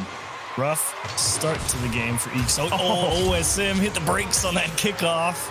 And while it may not necessarily net him possession, it does set things up quite nicely. Actually, Ixo, ooh, he got him there. The tight command against the wall. Beautiful dribble here to get around, and the power right there to get over OSM. Oh my, how do you defend that one? Quick transition and very well played for Ixo. And the best part, you know, you got 3 minutes and 30 seconds in a 3v3 game. Being down by 3 is a death sentence. In 1v1, oh boy, it's just the start. Here's 2 for Ixo. I mean, it just goes to show you can never count yourself out in 1v1s. Doesn't matter if you're down by 6 goals. You can just put tons in the back of the net in a short amount of time. And Ixo gets a kickoff goal himself. So definitely all the way back in it for Ixo, and a very neutral kickoff. OSM, though, going to be favoring the boost, and he tried to see if Ixo was going to give him the space to go and grab his own corner boost, and if he did, OSM, we've seen what he's capable of off the wall already, and second shot on target. How about that quick turnaround? Oh my goodness, the accuracy here is just so impressive from OSM. Coming off the side wall and realizes it's an open net. Doesn't matter how much power he puts on it, because Ixo, the only defender on the field. And just like that, OSM gets one back. Great start for OSM. He's been playing a pretty solid game, consistently winning those kickoffs. He's got a lot of different kickoffs in the bag of tricks, and it has consistently netted him some early pressure in a lot of these starts to play. Oh, Ixo, he was going for the bump, and OSM hit the brakes on him again. And here he comes, looking for another flip reset. Didn't quite. Oh, he found it. Did he get the wave dash underneath this ball? It's so deceptive from OSM. You see the flip reset. Ixo takes him up the wall, and yes, he did indeed get the wave dash right as he landed. Oh, OSM, that's dirty. He is just making everyone out there jealous of his mechanics in Rocket League. So impressive, and this could be an early one for Ixo. Ball on top of his hood. Nice flick into the corner. That is beautiful ball control. The quality 45-degree flick here from Ixo. Just opening up a little space, because OSM has to give that ground since that kickoff favored Ixo so much. And as soon as Ixo saw which way he cut, He instantly flipped that car the opposite direction, went hard to the back post. OSM gets another decent kickoff, though, and Ixo just putting the pressure on him. Even if it's a little risky, it actually works out quite nicely for him. Oh, that's bad. Oh, fast break. He's got to rush back, and he gets it in time. But this demo, let's see where he spawns. He gets backside post. It's actually a little favorable here, and nice challenge there. And he's off to the races here. Gets that mid boost, but went underneath the ball just a little bit, and they continue to go back and forth. And OSM just has to put some power on it, and it's just enough mustard to get it in the back of the net. Ixo went so hard on this challenge right there, and OSM managing it beautifully. Ixo was going for the block and the takeaway, and OSM was just directly behind the middle of the ball and just went straight through Ixo. He basically kind of just bounced Ixo off of that ball, and that 3-goal lead right back where he wants it. He's keeping Ixo at arm's length. Yeah, giving himself nice cushion here. Another flip reset, and oh my! Just waits for Ixo to go far enough low that he can flick the ball right over his head. I think if Ixo gets having to play defense, I should say, on that backboard against OSM, I think he's going to get scored on every time. And that's 3 different looks OSM's given you in the air off the wall, and 3 different times he's come out on top. OSM gives a fake kickoff and just lets Ixo take a pot shot to see if he can score one, and he's going to have to give a little ground here. Stingy. Ixo just, you thought he was going to go for that back corner boost. But yeah, they both need boost. They're both low, and OSM gets a full pad there. Ixo decides to retreat and gather that midfield one, and this is open net all day long, and lead increases by 5. Ixo's just got to be frustrated with this one. He knows that it's risky to go for this challenge, but at the same time, he's not willing to let OSM have the free space. He decides to take his chances where he can get them. And Ixo, unfortunately, he got ultra flicked right there. Oh, man, OSM with these kickoffs are just, he's making him guess the entire time.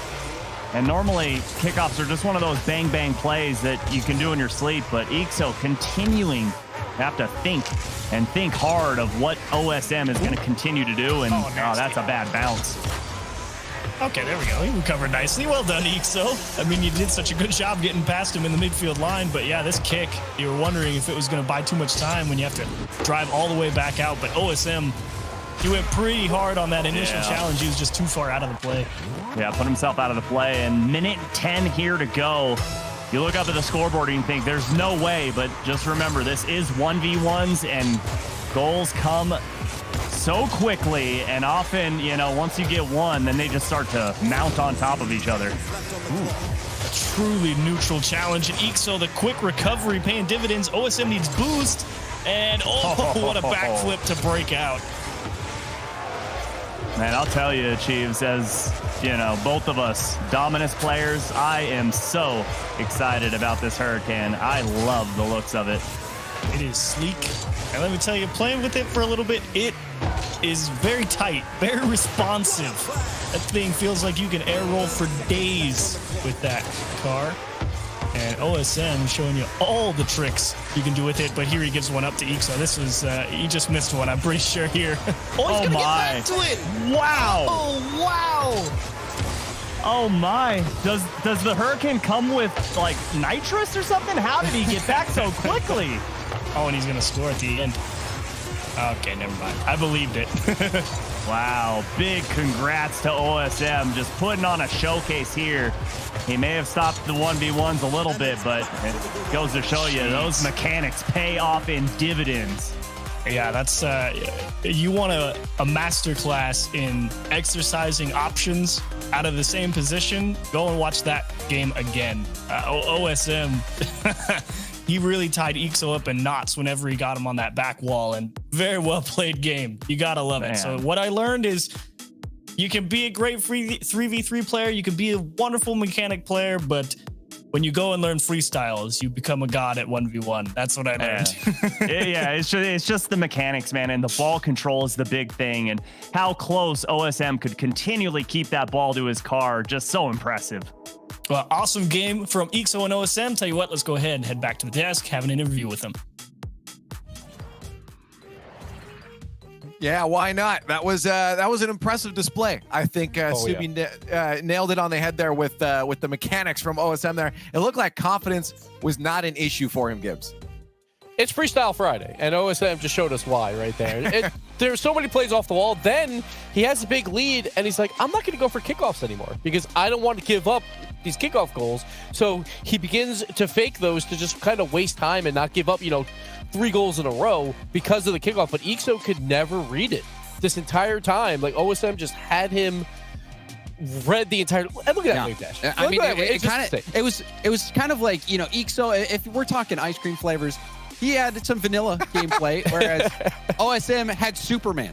It was. Is that a flavor? That is. Yeah, it was popsicle. Yeah. Okay. So, sure. But he was so good. You saw the flip resets, the wave dash flip reset. Oh yeah. And one of the things that you could see was OSM had a style, and his style was having so many different looks. He could come at you so many different ways, whether it's through the kickoffs, through the flip resets, flicks. That flick was insane. That flick, he got so much height on it. That was crazy, and he was just feeling it. It's such quality gameplay. And 1v1s, when you have somebody like OSM hitting those types of shots, it is so fun to watch. That is true. And right now, to join us to talk about that win and $5,000 in their pocket for the Battle of the Bulls, OSM is joining us. OSM, welcome. Congratulations on the win, buddy. Thank you very much. you seem excited. Now I want to ask you. We talked before, of course, the Lion Blaze, just about the nerves playing in front of thousands of tens of thousands of people, having $5,000 on a best of one. Nerves obviously in there, but I'm wondering for you if your ability and your confidence in your mechanics helped you make some of those challenges that you made. Oh yeah, absolutely. I've been practicing my mechanics since day one, since I've been invited to this tournament, and I really refined them for this. But the pressure was really on, so I had to just compose myself. But yeah, my mechanics really carried me here. So when you were invited, did you know you were playing Ixo, or were you hoping to get him or maybe someone else? No, so I instantly found out that I was going to play him, and considering all the other matchups, I was pretty happy because Ixo has been like a long time rivalry between me and him, so it's fun to play against him. And I just want to get in your head a moment. You're going for so many kickoff strategies. What is going through your head on some of these plays where you don't even go for the ball? What are you trying to do? I'm trying to really mess up their mentality, trying to make them confused, because the key to winning in 1v1s is to be unpredictable, because if the opponent doesn't know what you're doing, then they can't really counter anything that you're gonna do next. So that was kind of my whole strategy, to make them confused. I try to employ the strategy, if I don't know what I'm doing, then how can they know what I'm doing, right? But yeah, no, I actually wanted to add a final comment to the kickoff stuff too, is because I love those delayed kickoffs. I love throwing in the mix-ups because I think you're right, it is important. But a lot of people tell me that I shouldn't be doing that. Can you shut down the haters on those mix-up kickoffs right now? Oh, absolutely. Mixed kickoffs are absolutely the key. It doesn't matter if you're playing 2v2, 1v1, or 3v3. Mixing up your kickoffs is the key. You're going to see that in 3v3 too. People are going to be starting to mix their kickoffs a lot. And the problem is, Leaf, you have to have the mechanics with OSM to pull it off. We're going to leave that part out, but anyways, OSM, congratulations, $5,000. You won this matchup for the Battle of the Bulls, so congratulations. Thank you very much. And there it is, our second matchup there, OSM winning the Battle of the Bulls.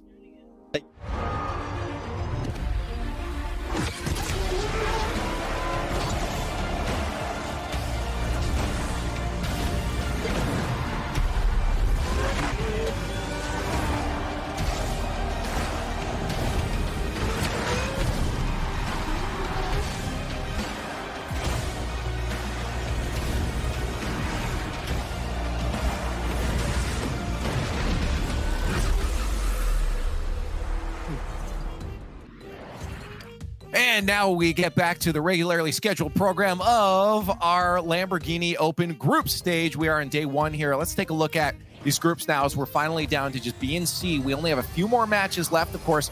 Twitch.tv/UGC is still rocking over there. You can make sure that's open or hit watch in squad mode. But now we head on to these final groups here. Of course, you can catch some of these standings. Gibbs was right there with Charlotte Phoenix looking looking good on that side over FaZe Clan. And over in Group C here is where it was a little more convincing at the top there with 3-0s for Rebellion and Team Envy. But we do head to Group E here to continue on our day. It's FaZe versus SSG. So let's start talking about this one.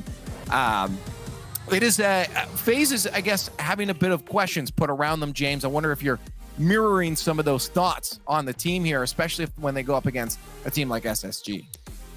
Well, honestly, even FaZe at their peak are going to be having a tough time against SSG at their peak. SSG, you could tell from the Reddles interviews that he is incredibly hungry. This Space Station team has been putting in the work, putting their nose to the grindstone.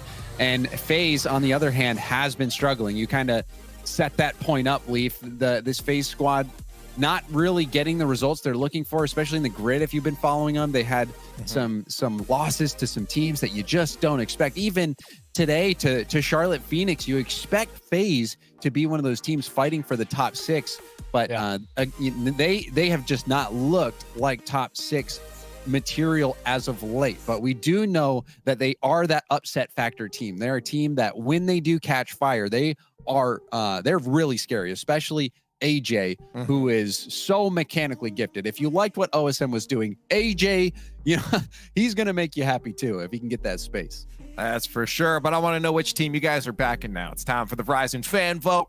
Get your votes in chat. Hashtag SSG or hashtag FaZe to vote for the team you think is going to take this group stage matchup. While you're doing that, we got to get our thoughts out too, our opinions up on the board. So let's start making some predictions. I've gone first before. Gibbs has gone first. So James, you found yourself in the hot seat. You're going to take first on this one. FaZe or SSG? Yeah, really, it doesn't matter whose logo is on the other end of this Space Station matchup. Space Station's been playing so good. This is really a no-brainer for me. I would probably pick them against anybody right now. Space Station's looking that good, so I'm going SSG.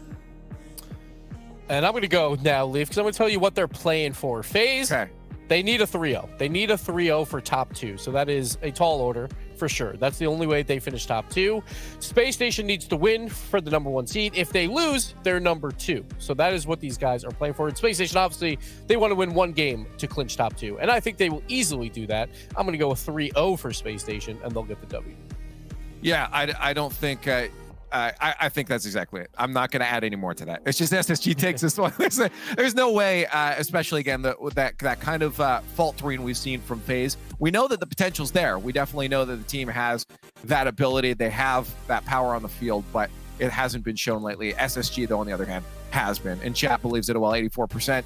That makes a lot of sense, chat. Get on Twitter. We'd love to hear from you at RL Esports, hashtag RLCS. It is time now, though, to head to the Verizon Skybox for our next match. It's FaZe versus Space Station Gaming.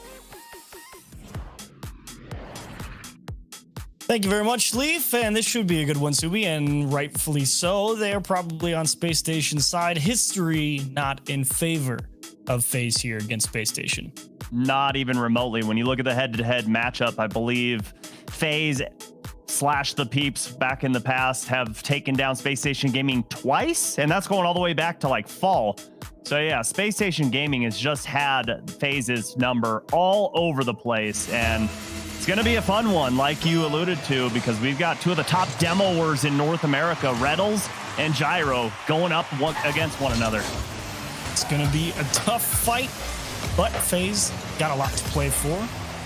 Top spot in the group would be nice, but for now, we'll see how they handle this push from Space Station. Cyclical towards the wall, and Arsenal trying to jam things in the corner. This could let them out for FaZe. Unfortunately for them, Reddles and Gyro now. This is a little bit of an awkward start for both teams. Absolutely awkward, yeah. It doesn't really show you what their play styles truly are. You see Gyro bumping Illusion there, and I think it's the nerves right now between both teams because of the history. And I don't think it's nerves as far as, oh, we want to, not lose. It's, oh, we want to absolutely crush you and pound you into the ground right now. They just want to be as aggressive as possible. And you can see that with the midfield play right now. It was a real nice job from AJ getting away from that demo coming at him from Arsenal to work out a clear, and Illusion realizing Arsenal can't track that ball down either, but Space Station reluctant to let FaZe out of the blue half for the start of the game here. As one more time, Sipical, he is just going to rip one back towards the blue side, and he had a fantastic defensive regional in regional number 2. I'm curious to see if he continues to play that deep third man with a solid back line for him again here. Yeah, it wouldn't surprise me because that is his strength, especially being up on that back wall as well. So good at reading the shots and passes that are coming in and just cutting off the angle before a shot can even be put on target. But I'm looking out for Space Station Gaming. I want to see the passes that they brought last regional, and Sipical almost buys one there from Illusion, but still not over. Space Station Gaming pressing and a good big clear there. But my goodness, Space Station Gaming continue to just pepper the net right now. Pressing, but you're gonna run out of boost eventually. It's just a matter of time of can you get the ball in the back of the net before that happens, and unfortunately for them, no, but Reynolds had time to run all the way back to his own half and put the ball back into the mix. One more go of things for Space Station on offense as it's Arsenal now back out into the middle. Sivkal over the top off the ceiling. He's really stretching for it. He's gonna leave it for Arsenal. It's gonna ricochet off the post. Everyone gonna have to reset themselves here, and FaZe may actually have some breathing room. Just kidding. Arsenal's right there. Yeah, just kidding indeed. You see AJ just hitting that ball, just trying to buy breathing room. And right now, got to be able to place those balls in your defensive half to teammates. Try and break out. That's a hard shot, but typical. Waiting on that side wall. Great defense shown from Space Station Gaming. They haven't had to bring much so far here in game number 1. Finally, you get to see FaZe on offense for a little bit, but that demo in the midfield, as well as not being able to get that big block on Sipical's clear, means they have to fight for possession at the midfield line. Illusion out into the middle for AJ. He doesn't have a lot of help pushing forward, and looking for demos as FaZe is the only option here is going to be Gyro to buy a little extra time, and we'll see if that's going to be enough for FaZe to even it out. And again, Illusion having to pull off a challenge there, and FaZe want to stay on offense. They're going to have to start getting their hands on those, but they've still done it one way or the other. Gyro in a 1v1. Arsenal has no time to recover. AJ is going to come through. Don't get home. 1-0. I love this fake from Illusion. You see Arsenal bit on that, gave Gyro a little bit of room, and it just came down to a beautiful 50-50 there from Gyro to set up AJ. And it was wide open, and FaZe strike first here in game number 1. Little breakdown in communication as well there for Space Station Gaming. Reddles coming across and also challenging that play along with Arsenal. They both went for the same ball, which meant nobody in position for the follow-up shot. And despite FaZe having to play a lot of defense in this game, they find themselves out in the lead with about 90 seconds left. As Space Station Reddles lifted, it's a stretch to see if this one's going to go. And Arsenal just waiting his turn here. I don't know if Space Station really has much, especially with that demo on Reddles. I mean, isn't this just the perfect FaZe game? They sit back on defense, so patient on that back line, just covering up, kind of just turning into a turtle and getting into their shell. And then all they need, one little opportunity, and they strike. It just makes them so dangerous. Oh, dear. AJ with a big miss. Typical in the 1-on-2. He wants the bump on Illusion. Hair late on that approach. And thankfully, FaZe able to recover. AJ out for Gyro. His only option was to chip it into the corner, and Reddles right on it. Space Station running out of time here. Do they have a couple more solid clears to come through? Space Station having to work so hard, but that's a good pass. Reddles slowing things down, but AJ just immediately challenges that ball and puts it right back into the orange half. Less than 30 seconds to go here. And Space Station Gaming have looked decent on offense, but man, they've had to work hard and have nothing to show for it. When missed opportunity to really put the game on ice there. Illusion off the wall. Reddles to himself, and it's really what Space Station likes to do, just get the ball in Reddles' hands, and generally they feel pretty confident, but now with only 4 seconds left, they're all going to have to make some type of play. A nasty pinch right back into the middle of the pitch, and FaZe Clan going to last just long enough to knock off Space Station Gaming despite a rough start to that game. They actually end up pretty even across the scoreboard. Yeah, you could see the frustration starting to unfold there for Space Station Gaming in game number 1. They just came out of the gate so hot, and it seemed like it was all them in the first half of gameplay, and FaZe Clan just sat there patiently and waited for their opportunity to strike, and all it came down to was a simple 1v1 fast break. The fake came out, and a beautiful setup from Gyro, but man, FaZe Clan just is so good at getting goals out of so limited opportunities. Yeah, only 2-4-6, so 6 shots for both teams there, and FaZe really having to work hard. They a little fortunate. Space Station gave them that opportunity back on the other side, but one way or another, able to take advantage of a mistake, and that is really a big determining factor in a lot of games at the RLCS level. If you got a fairly even game, you make the last mistake, you tend to lose. And Space Station definitely did in the start of this series. AJ does not have the boost to beat Sypical, as Illusion and Gyro both in the same spot. Neither of them is going to make contact. Reddle's just going to chop one down. If he'd hit that with more pace over to Sypical, Space Station probably score there. Yeah, I think Sypical didn't pipe up loud enough to let him know he was wide open, and Reddle's just trying to get it underneath the defender because Illusion and Gyro double committed on that, but somehow Illusion was able to hang onto that back wall and get that save. And here's a good challenge, and Reddles gets up in time, but again, Space Station just hitting that ball right to where FaZe Clan is. Good chance to break out there. Reddles in a good spot. Unfortunately, his teammate still off grabbing boost and one step behind the play and evening themselves out a little bit here in the midfield. Reddles went for a demo out on that blue goal line, and actually means that they had a little bit of extra space to work with here, and we'll see if they can hold down the midfield line. Sypical actually going to give up that space, though. I mean, that's kind of funny because Gyro did the exact same thing at the exact same time. Gyro was in the orange half, Reddles was in the blue half, just looking for demos and trying to steal each other's boosts. But there's a nice pass cut out from AJ. I love how quick he is to get to those challenges. Nice communication between Arsenal and Sypical, trying to figure out how they should layer the defense here on defense. Fast transition for Space Station, despite being pretty completely covered up. Reddle's able to work a couple of balls over some defenders and out into the opposite corner, and here's where you really need to see that aggression from Space Station come through.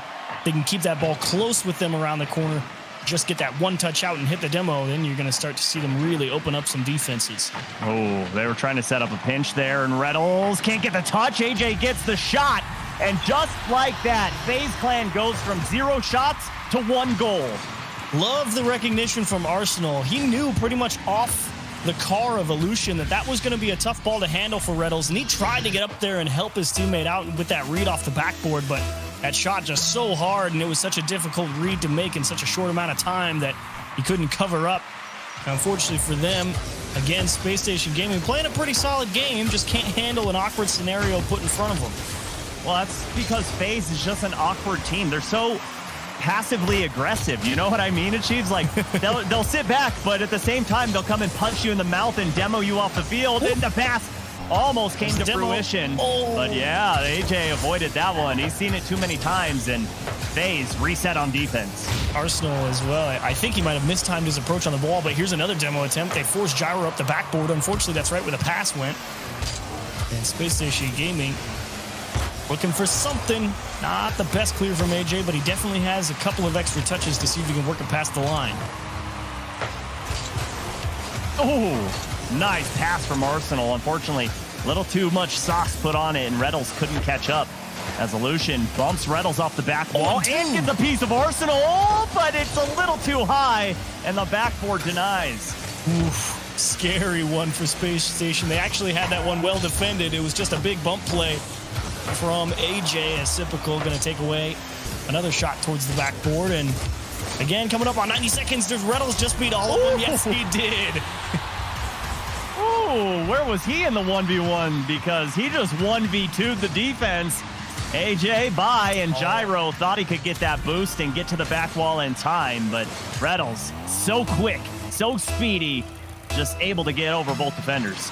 Very well played from Space Station, get themselves back in it. That's the first goal of the series. And looking for 2 here off the kickoff.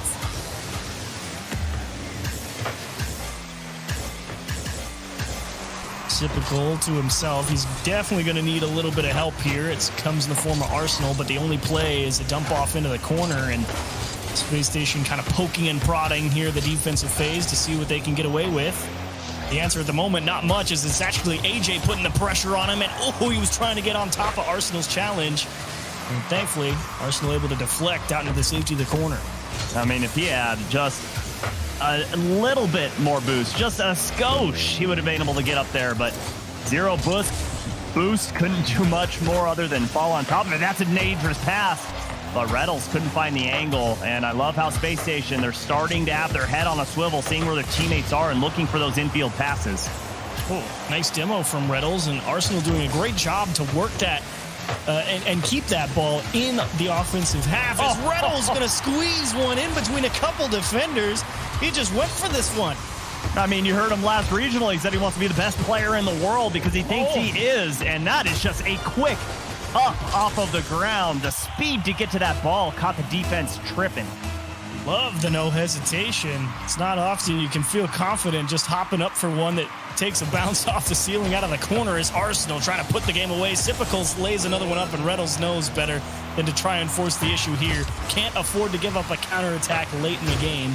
Tries to bide some extra time, and indeed it pays dividends. Arsenal going to make it 3-1.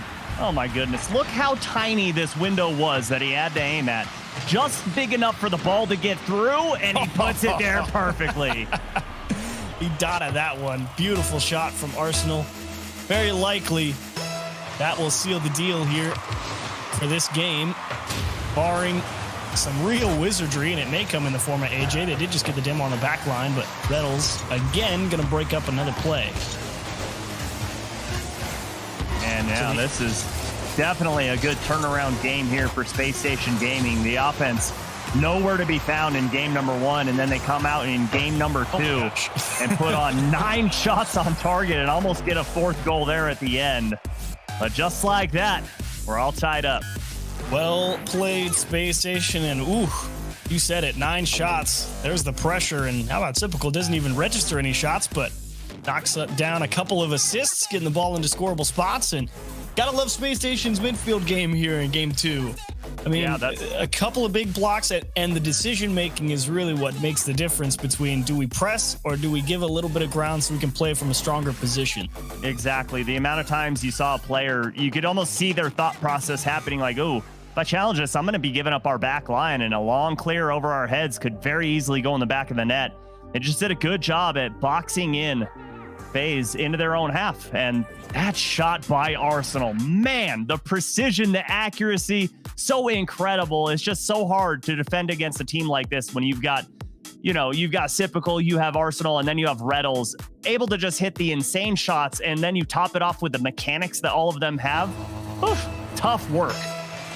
But overall, still a tough game for Space Station to win. They played well, and the scoreline does them credit, but it was 1-1 all the way up until Reddles got real aggressive and fired one into the top right-hand corner with about 30 seconds left. So FaZe by no means out of this one, and right now starting off game 3 with a good bit of pressure, slightly mistiming the approaches AJ. One way or the other, the ball still trapped here in the orange corner. Oh my goodness, great carry there from Sipical, and he just looked for AJ, but good patience there. You know how many times I've jumped up like that to get demoed? It's so hard to stay on your wheels like that. Gotta love the poise from AJ on the goal line there. Reddles isn't done with it yet. Another ball across the net, and Sipical now getting aggressive. Arsenal just trying to hold on to the ball, and Reddles as well going to do the exact same thing, make sure his teammates have time to get boost. Now he wants to block it. Reddles going to manipulate the challenge perfectly. Oh, baby, put this one up on a poster and pin it to your wall. Reddles over 2 for FaZe Clan. My goodness, he's starting to heat up. Beautiful air dribble from Reddles, knowing do not drive it into them, let them make the clear and just be in the right place. As Gyro misses a chance to clear the field early, and now Space Station again out here in the blue corner. And still for FaZe. Oh, what a nasty shot from Gyro. He made you think he's going high, then goes low. But with that being said, FaZe, AJ's the only one to score so far, and this is numbers for Space Station, but Reddles with an awkward flip. Not sure if he meant to do that. And it's just a hard shot put on from Arsenal. And actually, Reddles is probably looking for Gyro, or Arsenal again, excuse me. Gyro's on the other team. Yeah, they don't play together anymore. Yeah, it's you get used to one thing for so long. And unfortunately, all good things must come to an end. But right now, Space Station trying to keep a good thing going. And they've got another 3 minutes to go to put FaZe on match point as Gyro, very awkward position, but handled well by Sypical out of the midfield. Arsenal, not so much. AJ threw one, not quite two, but able to back Sypical away from the play and get FaZe some time on offense. Great challenge from AJ. He did exactly what you said on that Reynolds dunk of positioning himself exactly where the clear would go, and just didn't get enough power on it, but it was on target. Such a smart heads-up play from AJ. Oh, and the speed on defense as well from AJ, taking away some of these beautiful passing plays from Space Station. Lucian down across, only to empty space though, which is going to give away a little bit of possession. Sypical rips one top right corner, just in front of the nose of Gyro. Well, and this is one of those balls where you don't know if it's a shot or a pass because Reynolds is so close. So as the defender, what do? You got to try and challenge the shot, but that's too late. And the placement from Sypical, perfection. That was gross. I mean, Sypical can't. You're right, because Sypical's car language, when you're looking at that from the defender, it's looking like he's trying to dump that out into the middle, but it just hits it on the back edge of that car, and they get another one off the kickoff. 3-0 Space Station. Oh boy, just right after the last goal from Sypical, Arsenal delivers another, and this one's starting to get out of hand for FaZe Clan. Frustrating for FaZe, no doubt. Definitely locked in there going into this kickoff. They know they're not quite out of it, but they know they have to make something happen. 2 minutes down 3 is a lot to ask for any team, but they really don't want to have to win 2 straight against Space Station in 4 and 5, especially now that you said it earlier, Space Station really starting to heat up. Yeah, it's looking like they're just carrying that momentum from the last regional, coming back as the champs and, you know, really wanting to defend that and be back-to-back here. But 3v1, dangerous situation, and that challenge from Arsenal. So smart. Don't sit back and wait for the demos to come out, the bumps, the passes. Wow. Just go challenge that ball. Lucian is an absolute wizard for getting out of that unscathed and making the save. AJ is trying to dunk one in over the defender. Unfortunately, Sypical made the angle so tight, AJ could only just put it off the bar. And Reynolds, very smart approach to that challenge there. Unfortunately, lost possession. Couldn't quite recover cleanly and scrum for the ball at the midfield line. And now in the hands of Lucian and punted downfield. Reynolds right there on it. And time's a-wasting if you're FaZe. Yeah. And you would think Space Station Gaming would be done, but no. Typical still going for demos on that back line. They still want to just pile it on for FaZe Clan, and this could be one. What a nasty pass, but Lucian, good patience there to cover up the goal line. And 50 seconds remain. It would be nothing short of a miracle if FaZe Clan can put themselves back in this game. And Reynolds trying to make sure that can't happen. Saved by Gyro, and ooh, this as well. Can't afford to have that either. And unfortunately with that, likely the end of this game here. As, again, Space Station, that midfield line, every now and again, FaZe doing a nice job to break out of it. But for the most part, the challenge game from Space Station at the middle of the pitch, where it's really critical to earn yourself a little bit of operating room, has been so good, and probably the biggest hurdle that FaZe have had to try and get over in this series to get themselves on offense. I mean, yeah, they haven't had much offense in this game. It's been so hard to break out. And another one. No points for you, Reynolds. Arsenal said, I'm going to steal this one. And Sypical said, oh, yeah, are you? Here, let me show you how to do it. Reynolds does all quote unquote all the hard work there. Both of his teammates making sure he gets nothing. Too bad, so sad. What are you gonna do? Well, move on to the next game and put FaZe on match point. Excellent game from Space Station here. Absolutely. Is that a dance from Arsenal right there? You look at the scoreboard. I don't know. He's warming his hands up, trying to make sure that they close him out here. But 4 shots in this game from FaZe Clan. When you look over at SSG, 12. So this was just all SSG up and down the field. And FaZe Clan have some thinking to do here. And really, this first minute in game number 4 going to be so important. Gotta figure out how to get out of defense. That's really where it's all going to begin. And usually, you know, I feel pretty good a lot of the time seeing FaZe on defense. You know, they've got some great defensive players in AJ. He's been good overall on defense, getting out and breaking a lot of stuff up, but you can't block everything, right? And Illusion as well, he's also a quality defender, and Gyro is really this outlet player who tends to just fill in the gaps, and he does a great job at that. But problem is they're not really ever in a position where they can pass the ball to each other in their own half. They're constantly having to fight Space Station. It's that challenge game because FaZe just doesn't have the space to operate and get some room to work with. And a lot of the times, the only way you ever get that space is you have to start taking these things on air dribbles, or you got to just find some way to just punt the ball up the pitch. You need to get Space Station to back off. Otherwise, you're going to have a repeat of the last 2 games.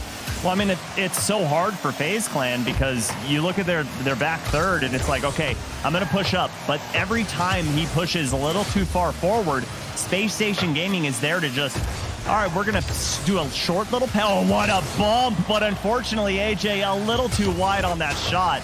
But back to what I was saying, Achieves, is if FaZe Clan just can't catch a break on offense, because once they try and push forward, Space Station Gaming comes out with the little passes to break out of their own half, and they're right into their offense. They've finally done a little bit of it here, but Gyro, not willing to get aggressive and maybe concede the first goal, decides to play defense, and now you're seeing some decent enough clears from FaZe, at least able to work themselves over onto the orange a couple of times at the start. You said the first minute's going to be very important, and right now, it's looking to be in a good place for FaZe. Yeah, they're getting some offense going. They're not giving up defense, and that is a very, very crucial challenge there from Illusion. Denies not 1, but 2 SSG players. You go aggressive as that third man like Illusion does there. You really start playing with fire because, yeah, he might have won the first one, but it's the second one that makes the difference, because if he gets crushed on that second guy, they're giving up a goal real quick. Back line, and you saw both Illusion and Gyro realize it at the same time and turn back in unison as Space Station Gaming still yet to find any offense here. Both teams 1 shot apiece, but the demo comes out. Man advantage for FaZe Clan, and AJ turned away by Arsenal. Didn't have the time to get up there and really put the pressure on Space Station. AJ's approach was correct. His angle was correct. It's just he had to take those 1 or 2 extra seconds to drive up to the ball, and that gave Space Station time to cut the angle down and really kind of pigeonhole AJ's options there and not give him too many different looks at the net. Oh, this is going to be a good one here for FaZe, but typical monster challenge, and AJ and Gyro accidentally collide at midfield. Typical nice hard shot, but AJ back in time. And it's just incredible how quick you're just looking at the field, and nowhere, out of nowhere rather, a shot comes out from SSG, and it is just a rocket on target. Oh, and Illusion was really banking on having AJ to back him up there. As Gyro and Illusion now, it's those 2 on offense, and unfortunately, AJ, third man, is coming through a little bit late. Arsenal right on Gyro, is not getting tied up by the ball getting thrown into the midfield. He has to slap it off the back wall of the blue side and leave it for Sipical in the midfield. This one, much better look from FaZe. Very similar to game 1 in terms of scoreline, but very different play out. Yeah, you can see how patient they're being because they realize, yes, back's against the wall, and right now, 0-0 very well could be 1 goal wins this game, and they cannot just give a freebie over to SSG. And a little slowdown here midfield. I think Typical was waiting for the boost pad there. But it looks like FaZe Clan's going to get this ball out as AJ, that's a good challenge there, good 50. And this is a dangerous ball. On target, but Typical gets up in time. And you can see Arsenal also having to give a little extra room away to FaZe to secure the boost and also not get demoed. So Space Station really having to contend with a lot of pressure here from FaZe. It's all they can do to hold him off. Reynolds on transition, forces AJ up to the backboard. He misses the touch, and now it's going to get a little squirrely for FaZe. Thankfully, Space Station does have to back off and grab some boost. That should give everyone a little time to breathe at least. Yeah, that's what's dangerous about those all-in plays is you use a lot of your boost to get all the way downfield. So you get 1 opportunity and you miss that. Got to make sure you rotate back and get that boost. A dangerous pass, and Reynolds off of the crossbar. Almost squeezed it in. And AJ just, that's exactly what you want to see out of him. You gotta force Space Station back onto the defensive side with that nice long air dribble, even if it's really not with any other intent other than just get it out of your own half. It's exactly what you need to even the playing field again. Unfortunately for them, they don't hang on to it for too long. Gyro misses one off the back wall as well. And Typical, great couple of challenges, but right back into the mix, and I'm looking forward to a 0-0 OT. Absolutely. And you saw there, Gyro with a very uncharacteristic back wall whiff. He's normally one of the strongest ones back there. You can always count on him to at least make some sort of contact. As less than 30 seconds to go here. Reynolds looking to end it. Did get the right angle, but Gyro pushed it in the corner. Well, AJ trying to take his time. They want the last opportunity for themselves. Pass to Illusion, picked off by Sipical. Gyro on the goal line already. He will be demoed for his troubles. Arsenal to Reynolds. He's got Sipical lined up. There's a float. Look at Arsenal, but the pressure on the goal line. The pass too high, though. It's back to Arsenal, and I think Space Station Gaming thought they were headed to OT. Now they're in a real weird spot, and this is not going to be easy. Thankfully, that bounce off the corner was fast enough to beat FaZe to the ball, and it touched the ground. Oh, baby. Well, Achieves, I know you're a fan of chess, and how about a 5-minute chess match that we just watched unfold before our eyes as going to overtime, and you get your wish, 0-0. Next goal wins, and if it's Space Station, they march forward. Lots of different options and lots to consider, and in overtime it only gets worse. Illusion gonna make us go to an extra 5 minutes. It doesn't take long.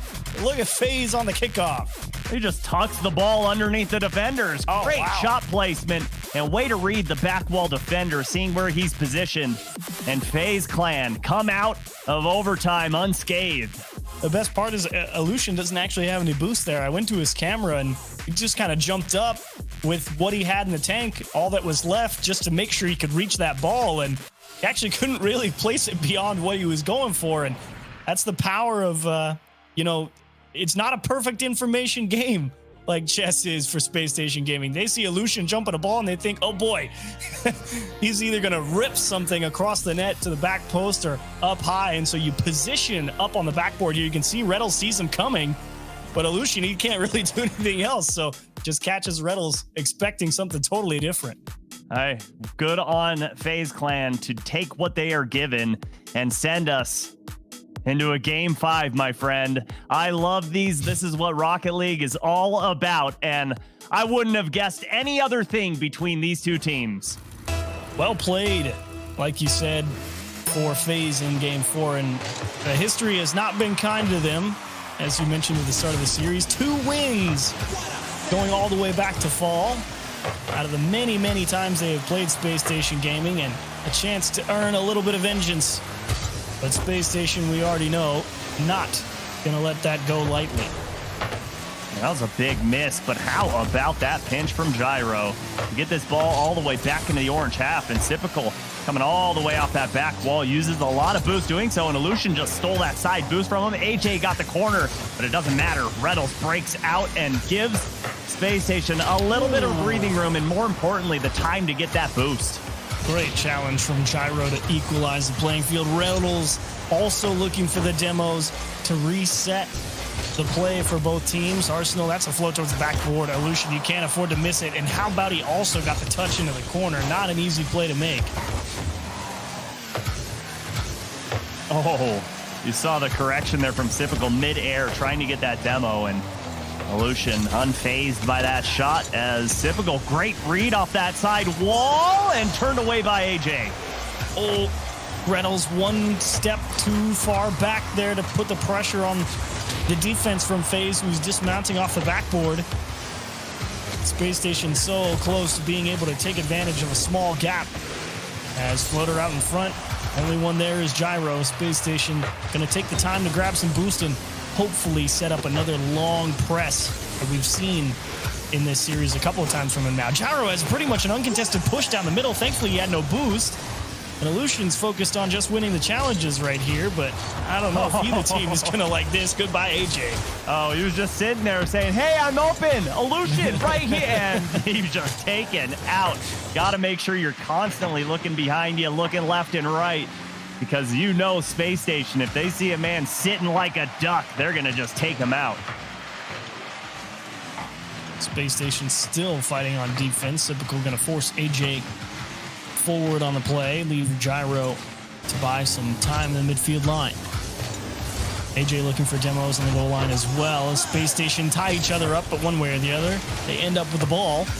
And floater for Arsenal. He knows this is not worth his time. Was looking for some boost steals. Gyro already on it, and AJ kind enough to give him the ball as well. You know, I think that was FaZe Clan's best offensive push as Reynolds was looking for a Lucian. This is going to be awkward. Ball's going to waterfall down, but AJ there on that backboard to clean things up. But yeah, going back to what I was saying, I think that offensive push was the best we've seen from FaZe Clan, and you know, more of those. And you could see Space Station Gaming getting a little uncomfortable on the defensive end. As that was a little awkward. AJ is so good, though. I mean, Reynolds absolutely had him in a terrible position, and AJ knowing not to commit for that ball so that Reynolds could just throw him out of the way there. That was your microcosm chess match. Well played, AJ. Oh, what a pass! And what a shot! Reynolds finding Sypical for the first one here in Game 5. Reynolds just getting aggressive, and he gets out in front of that play. I mean, he's basically like he's never going to touch the ball, but he ends up putting himself in the perfect position on the backboard ahead of the play just to go knock it back down. What a pass indeed. And back pass is one of the most dangerous things in Rocket League. And Gyro given a lot of space, gets the bump, net's a little open, but AJ has to slow it down. Lucian can stretch, but he can't stretch all the way around the ball. As Gyro just trying to keep the pressure in Sypical. The big muscles on that one, forcing everybody to back up 1 or 2 steps. Gyro able to dodge Arsenal's demo. He's got a little flip reset close to the floor, and nothing going to come of it. Oh, what a touch there. What a touch from Arsenal. The mechanics from SSG right now are unparalleled. What a touch is right in the clean recovery, and just the understanding to, upon landing, jump and then just turn your car to the right, because you know that gets you to the angle to the back post. You know you're a good player when you're not concerned with how hard you're going to hit it. You already know you're going to hit it hard. You just care about where it goes when you do. Beautiful shot from Arsenal. Gets the perfect read on the bounce off the top corner. And 3-0 out of nowhere for Space Station. I don't think anyone was expecting that ball to just take a 90-degree angle and go straight down to the goal line. But Arsenal was just sitting there just in case. Got a little bumped into it, but the fake doesn't work out. And sometimes when you go all in, you go up against pocket aces. They went for a risky play. And unfortunately for them, no dice, Arsenal. He's just like, I mean, I'm just going to hit the ball. And neither of you guys did, so we win. I mean, and he makes it look easy, but that right there was a big brain play because he knew, okay, they're down 3. Like, they need a goal right now. I betcha they're going to try and cheat this, and he guessed right. And AJ still not able to get one back. Arsenal racing as fast as he could out of his own corner, going for the shutout here in Game 5. And FaZe Clan, I think with that one, you can tip your cap, say goodbye to the series. You played a great game. The Game 4 was phenomenal. Game 5 was also an excellent matchup. It was really just Space Station was able to work a couple of beautiful plays in succession together, and it got out of hand quite quickly. Well, one thing is for sure about Space Station Gaming, they do not like being shut out. Game 1, shut out, and in Game 2, they score 3. Game 4, they get shut out. Hey, let's put on 4 and maybe make it 5 here as the seconds tick off of the clock. We went to Game 5. It had to be decided on Champions Field, but SSG come out victorious. Whew! That was a fight for that series overall, but Space Station Gaming, Arsenal, and Reynolds really enjoyed how physical and aggressive they were trying to be, but I gotta say, the fact that FaZe was able to be on top of so many of those situations and really not get pulled that far out of position, despite some of that pressure coming at them, really was quite impressive to watch. And they really made Space Station go out into the bag of tricks and pull something else out to beat them there. So well played to the FaZe defense. Unfortunately for them, Space Station is just too good in too many different ways. Absolutely. It just came down ultimately to a battle over midfield, and Space Station won by a mile. They continued to get those boost pads. They continued to keep the aggression up, and more importantly, the passing plays made FaZe Clan think way too much, and that's where they beat them. I'll tell you what, well-played game, and we got one more on the docket coming up next on RLCS X. It's going to be Team Envy versus Rebellion. You're not going to want to miss it. Stay with us.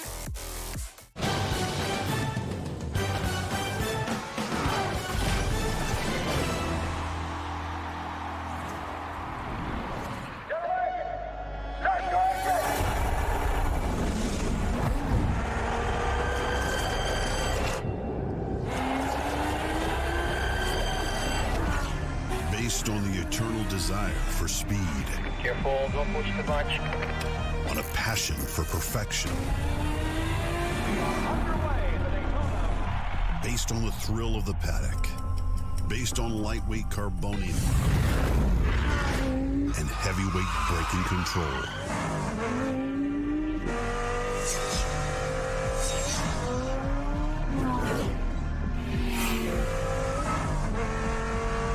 Hey, what's going on there? Rain's getting heavy. You want to stop? Okay, let's just go out for one more. On sleepless nights. Based on the progressive roar of the engine. Based on the DNA of those who always push the limits. Based on victory. A super sports car inspired by racing triumphs, created to dominate the road. Hurricane STO, based on a true story.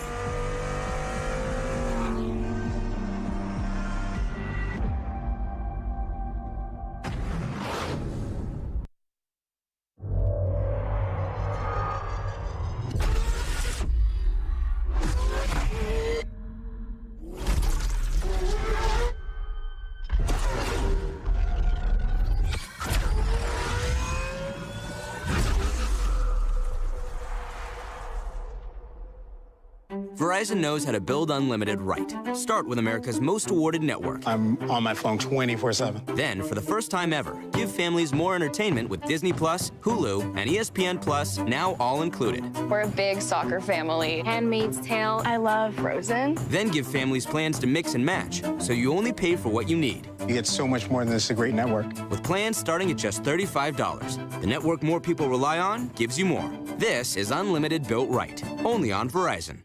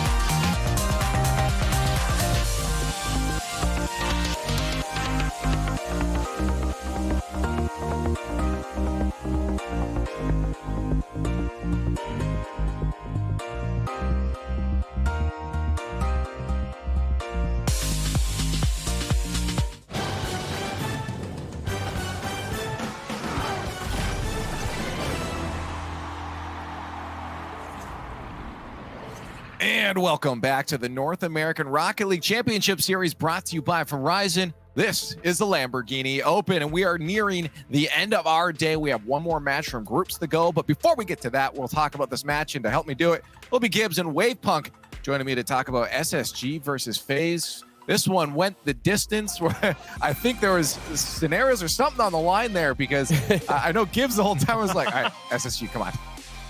Yeah, SSG, just close it out, because it did feel like the 2 wins that Space Station got, they just absolutely dominated FaZe. And then the 2 wins that FaZe got were just 1-0 games that were just sloppy. And it was just like, can someone score a goal? Okay, FaZe actually got the goal in. Space Station, they finally showed up in that game 5 yet again with some incredible plays. And it's just, they got to do that consistently through 5 games, or maybe like only 3 versus FaZe. But to at least credit FaZe, they played good defense in their 2 wins. They were sloppy, but they almost pulled it out with. Yeah, it did feel like Space Station was a little bit like thinking about what's for dinner, and then got to game 5. Like, we should probably, like, let's just focus for a second. Let's just win this game, so then we can get back to our enchiladas. And then, man, game 5 was a little lopsided. So yeah, Space Station be on top of their group here, looking to day 2. Oh yeah, no, at the end you even saw some of those plays too. Arsenal like 1v3ing people and stuff. You know, it's like once they realize they're like, we got to kick it into gear. All right, cool, they go. SSG is looking good, and they do take it. We look at the groups now, and of course that sits them nicely at the top there, 4-0 in their group there. Wave. Oh yeah. As people were expecting. Gibbs, it sounds like you want to talk about this. Oh one. yeah. Oh, I want to talk about it, because Charlotte Phoenix. Yeah, no, that's why I didn't want you to. Number 2 in Group B. Nice, clean-looking groups compared to A and D, which we'll show later on the day. But now we got Rebellion versus Envy. 2 3-0 teams. Pretty simple. Whoever wins, you avoid Space Station. That is a pretty big prize. You want number 1 in Group C. Yeah, for sure. Looking at groups, I'm excited. I'm excited to leave for this next match. For sure. Let's talk about it then, of course, because coming up next is Shopify Rebellion versus Team Envy, our last match of our group stage here, day 1 of the Lamborghini Open. And the way, honestly, we've seen Rebellion playing lately, Wave, if I'm Envy, I'm looking at like this, okay, this isn't a team that we just take guaranteed anymore. Look, this is a beautiful story as old as time. You've got the greatest dynasty in Rocket League history in Turbo Pulsar, and one of the longest names, or like longest standing orgs in Rocket League history, of Team Envy going up against the Rebellion. This is going to be great. I'm excited for this. And Rebellion was looking very good earlier today against Ghost. I think that they have not skipped a beat, moving names and taking up a new label here. And I know that they are eager to prove their org right, to prove the Shopify Rebellion made a good choice here. Envy, and taking the top of their group 4-0 over Envy, would be such a statement to make here in this first day. That is absolutely, for sure, the truth. And I'm curious which guys think is going to win here. It's time for the Verizon fan vote. Shopify Rebellion or Team Envy. Who's it going to be? Hashtag SR, hashtag N. Oh, I think we lost Leaf at the perfect freeze frame. There it is. That's beautiful. All right. Oh, Leaf is here, and then he's back. Oh, wait. Leaf, are you here with us? Back up. All right, I'm here. I'm a big X now, but you know I'm here. Oh, here we go. Yeah, there we go. Guys, Verizon fan vote. It's up. In case you didn't see it. Do it. Hashtag Envy, hashtag SR. No. Get him in there. Actually, I'm back. Let's make predictions while I'm back here. I'll get mine out of the way right away. Why not? Let's do this. I think they're in for it. This is not, by the way, a prediction based off fear anymore. I don't have to fear because they're under the Rebellion You think they are in for it? I think they're in to win this one. I think Rebellion is. Who? I was getting. Okay, I was getting there. I was leading up to an epic speech. And Shopify Rebellion, put it up. Go. Your turn. Okay, like Leaf was in the 4th dimension, so it's hard to come back here. So I get it, Leaf. But Team Envy, man, like all the way, they do so well like in these group stages. Normally, this is a rematch of the past 2 quarterfinals in Regional 1 and then Regional 2. Team Envy got the latest win, but they did split those. I'm still gonna go Envy though. This is hard because I'm enjoying this Rebellion storyline, but I do think Turbo Pulsar and Envy are going to be just fine, and I think that they will take this one 3-1. All right, chat, it's time for you guys to let us know. Are you on my side or are you with Team Envy here? As our final match is about to unroll, you're not on my side. Okay. Smart. Get out of here. Let's get to the match then. Get on Twitter at RL Esports, hashtag RLCS. We're going to head to the Verizon Skybox now for our last match of the day.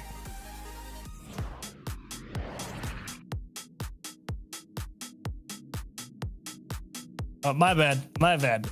I got It's it, okay. Subi. I'm back. I don't know We'll why forgive Leaf you. thought why Leaf thought chat would be on his side there, but that's fine. He's entitled to his opinion. It's okay. Because Subi, this one's very similar in terms of the historical data to our last match. Yeah, not a lot of wins for Rebellion going up against Team Envy, but Team Envy has been one of those teams that, you know, I think has been one of the most consistent in North America. Sure, they haven't taken, you know, a few of these last regionals, but they've been at the top consistently. And for Rebellion, this is going to be a tough one because it looks like Team Envy is really on the same page. And let's see if Rebellion have it in them, and probably going to be in the form of Rapid trying to stop Mist and Atomic from lighting up the scoreboard. But how about Beast Mode? Just popping one off the MV crossbar as Memory from time to time. He has absolutely been a X-Factor teammate over on Rebellion as well. All at different times, everyone on this Rebellion squad has had big moments throughout RLCS. And here, they're not going to be able to pull another one out. Turbo Pulsa cruising down the middle, going to turn one in.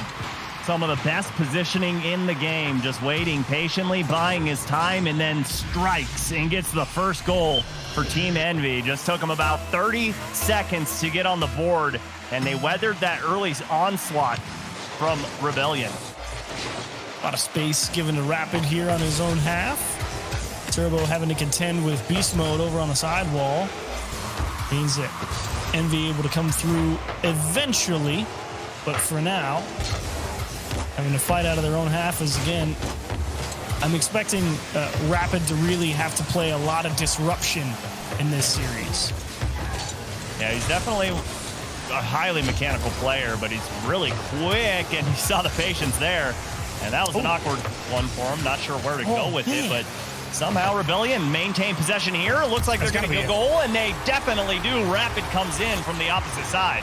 This one felt like Rebellion was just driving back and forth across the pitch and trying to string together a disparate string of different options and realizing that none of them were ever really going to work, but let's just keep going with it until eventually the ball just ends up in the middle and Envy's off grabbing boost and we get to score. And they'll take that every day. That's fine. Here comes Atomic, just trying to wrap around the side, but look at Beast Mode, putting himself there, seeing where that ball was going. And still Envy able to get into the offensive half, but not even getting a shot out of that one. But right back they go. Mist carrying that ball to the net, and Memory puts it into the corner. And that's surely a goal as Turbo finds Atomic in the midfield. The bang-bang play happens just like that. Memory, that's actually a pretty good clear out into the corner. The problem is, like you said, some of the best positioning in the game. Turbo Pulsa all over it out of the midfield line, throws it back into the mix, and with someone as fast as Atomic's coming through, you already know he's probably going to beat the defense to it. Oh, poor kickoff there for Rebellion. Great pinch from Mist as well. So hard to get that to go perfectly to the center of the box. Most of the time you see it happen, and it just squirts all the way to the opposite side. A lot of space given here for Turbo, looking for Mist and Atomic, but the only one to actually commit was Atomic. He gets the demo, leaving Memory only with Beast Mode and that extra touch. Going to really take away any scoring opportunity. And Atomic looking for Turbo on transition. Memory back in time, going to make the block. Yeah, I like that from Turbo. Just keep the defense honest, because eventually they're going to be put out of position, and he can turn that into an infield pass by, making the defense think that he's going to continue to shoot that ball on target. Big block from Turbo there at the midfield, and it's continuing to put pressure on this Rebellion squad over on their defensive half. But for now, neither team really able to find a strong opening. Turbo looking for the pass down. Nobody actually there, though. And Envy, I'm trying to figure out why they're not in position for some of these approaches, but they're in position for this one. Atomic somehow, with two people, as he air dribbles it towards them, still connects with Mist. Yeah, it was just lack of a challenge there for Rebellion. They allowed a free shot at the top of the box, and Mist just sends a screamer. And with that goal, Team Envy, all three members with a goal, all three members with an assist. True team play being put on display here in game number 1. Great start, no doubt, for Envy. And we'll see if Rebellion... Actually, there's still a lot of time in this game. I feel like we should be later. It's kind of expecting, a minute 30, maybe around a minute somewhere. We still got 2 whole minutes to go, and they're not even close to done. Beast Mode wants a double tap. Dak actually going to go back across to Rapid, and everyone going to have to scramble away here. Oh, Atomic left with a lot of time and a lot of space, which is going to lead to this clear downfield. And, before that last miss goal, you're kind of alluding to the fact that, MV just seemed off rhythm. And I agree. They just seem a little desynced, even though they are up right now by 2 goals. And there's a double commit, Yeah, definitely not on the same page right now, even though I was talking about that before the match started, how they definitely are one of the most consistent teams at being on the same page with one another. But here's a great pass, and Turbo a little too high, and missed with the follow-up, denied by Rapid. And this is going to be an important possession here for Rebellion. Yeah, you love the stability that Atomic brings, so quickly able to get down there and shut down that counterattack before it even really got started. I mean, you said it was going to be important, and it got squashed almost immediately. Yeah, they need a goal right now if they want a realistic chance of tying this one up, because getting 2 quick succession back-to-back goals with like 5 seconds left on the clock, just not realistic. But if you get one here and there's about 30 seconds to go, then you've got time to work with. Right now, Atomic trying his hardest to make that as difficult as possible to achieve. It's going to give way to Turbo as well as Memory, bringing up the pressure, and unfortunately didn't even get a piece of that ball. Means Beast Mode is out of position, and they got to waste precious time to make sure they can hang on to it. Yeah, they need one on this possession right here, right now, and Rapid's coming up off the ceiling looking for the read. He gets a pass, but Atomic saw that one coming from a mile away. Oh, missed. Wanted the world's greatest ceiling pinch shot. Not to bear any fruit, however. Rapid looking for Memory, not enough power on it. And with that, likely the end of game 1 here. Atomic may be available to the back post. Memory going to shut that down. But overall, a decent game, I think, for Envy. But room for improvement in terms of their offensive output, one way or the other, enough to get the job done, certainly. And Rebellion, it's just... It's not like Rebellion was out here getting, crushed in every aspect. It's kind of just a matter of you make a decent touch, but you're not ready for the follow-through that comes your way. And it's not like Envy really beat him with the teamwork. It's just, we're in position. And if you don't make the perfect touch every time, we're going to just keep putting that pressure on you until you can't do anything about it. Right, and it's not like you said, it's not like Rebellion was playing bad. It's just they're playing a little off rhythm right now. Sometimes you hear music and it's like, sounds okay, but something's not right. And it's because it's not on the beat. And right now, Rebellion not on the beat as Envy is. And you brought up how Envy, they could improve, which is a funny thing to say about a team that just won, especially by 2 goals. But I agree. I think this team has much more potential. We've seen it. And against a team like Rebellion, I think they should make much easier work of them. We'll see if game 2, if either team will make the adjustments. Envy in terms of what we expect, and in terms of Rebellion, what they should be improving on. It's all going to start with probably getting that ball past Turbo Pulsar when he's trying to come in there and make those big key blocks to keep the ball boxed in over on that orange half is so often the case in Rocket League. It's amazing how much of this game comes down to literally just challenging at the right time, and Turbo's one of the best at it. He definitely is, and it's those challenges. I feel like a broken record sometimes because I talk about it so much, but it's like, he just knows those turbo touches. Like, it's those touches that you don't expect him to put on. Another one. And there he is. Just perfect place, perfect time. He's just so good at it. He's just hanging out. He's letting Mist and Atomic do their thing. He's like, if the clear goes across, I'll be there. Oh, if it just bounces off the wall, I'll also be there. He's literally just if it comes my way, you can bet I'm around. Well, and it's the distance. The distance is perfect to where if there is what just happens, then he's there for a follow-up shot. But if it wraps all the way around, he's there again to keep the offense rolling. And then if a long clear comes out, he's there to go back on defense. His positioning is just so high level, and Mist catches the defense out. Quick start here for Envy. Big block, and you could see the third man there. I think it was Memory in the midfield line. He did not think Mist had a chance at taking that one away. He was ready to go for that rapid touch off the wall, and ooh, is he proven wrong. Right now, it just looks like Rebellion having a tough time dealing with the offense. that we're seeing from Team Envy, but this is an opportunity. Beast Mode 1v1 against Turbo, and gets there in time. Gotta love this play from Beast Mode. This is really just, Atomic, you're not necessarily doing anything wrong, maybe a little over aggressive, but it's a shot from Beast Mode. I mean, that's not easy. It's tracking that one all the way down the pitch with no boost, and you really gotta work the car, have the car control to make sure you don't squander that opportunity, because that's at best what we call a half chance. Is Beast Mode gonna throw Turbo Pulsar to the ceiling? And he hits it, and he still got it back. Oh my goodness. That is incredible. I mean, I think 90% luck, 10% skill. And here comes Rapid. Great challenge and a great shot, and it's a own goal by Mist, but it's all because Beast Mode threaded the needle. Wow, Mist is not in a bad spot here. He's got this one locked down. He's maybe a little too far out in front of the goal. He definitely crosses past that corner of the goal and has to hit reverse. And I'm pretty sure Mist having to hit the brakes and back that car up just a little bit altered that momentum just enough to give that small gap there. Atomic able to make a save on the goal line. And Envy, despite such a quick start, find themselves right back where they started with a tie game. Hold your breath. Mist in air and is looking for the follow-up on that flip reset. But just like that, achieves all tied up. It took less than 18 seconds for Rebellion to get 2 quick goals and put Team Envy back on their heels. When Beast Mode and Rapid gonna combine to make this one easy. What a play from the two of those guys. Nice Hattie here in game number 2 from Beast Mode. And yeah, that second touch was beautiful from him, but it wasn't even necessary because Rapid pulls out the demo. No chance. There's nothing worse than being on defense and being like, okay, I see the touch, I can get this, and just getting absolutely blindsided. Never saw Rapid coming. No chance to dodge the demo.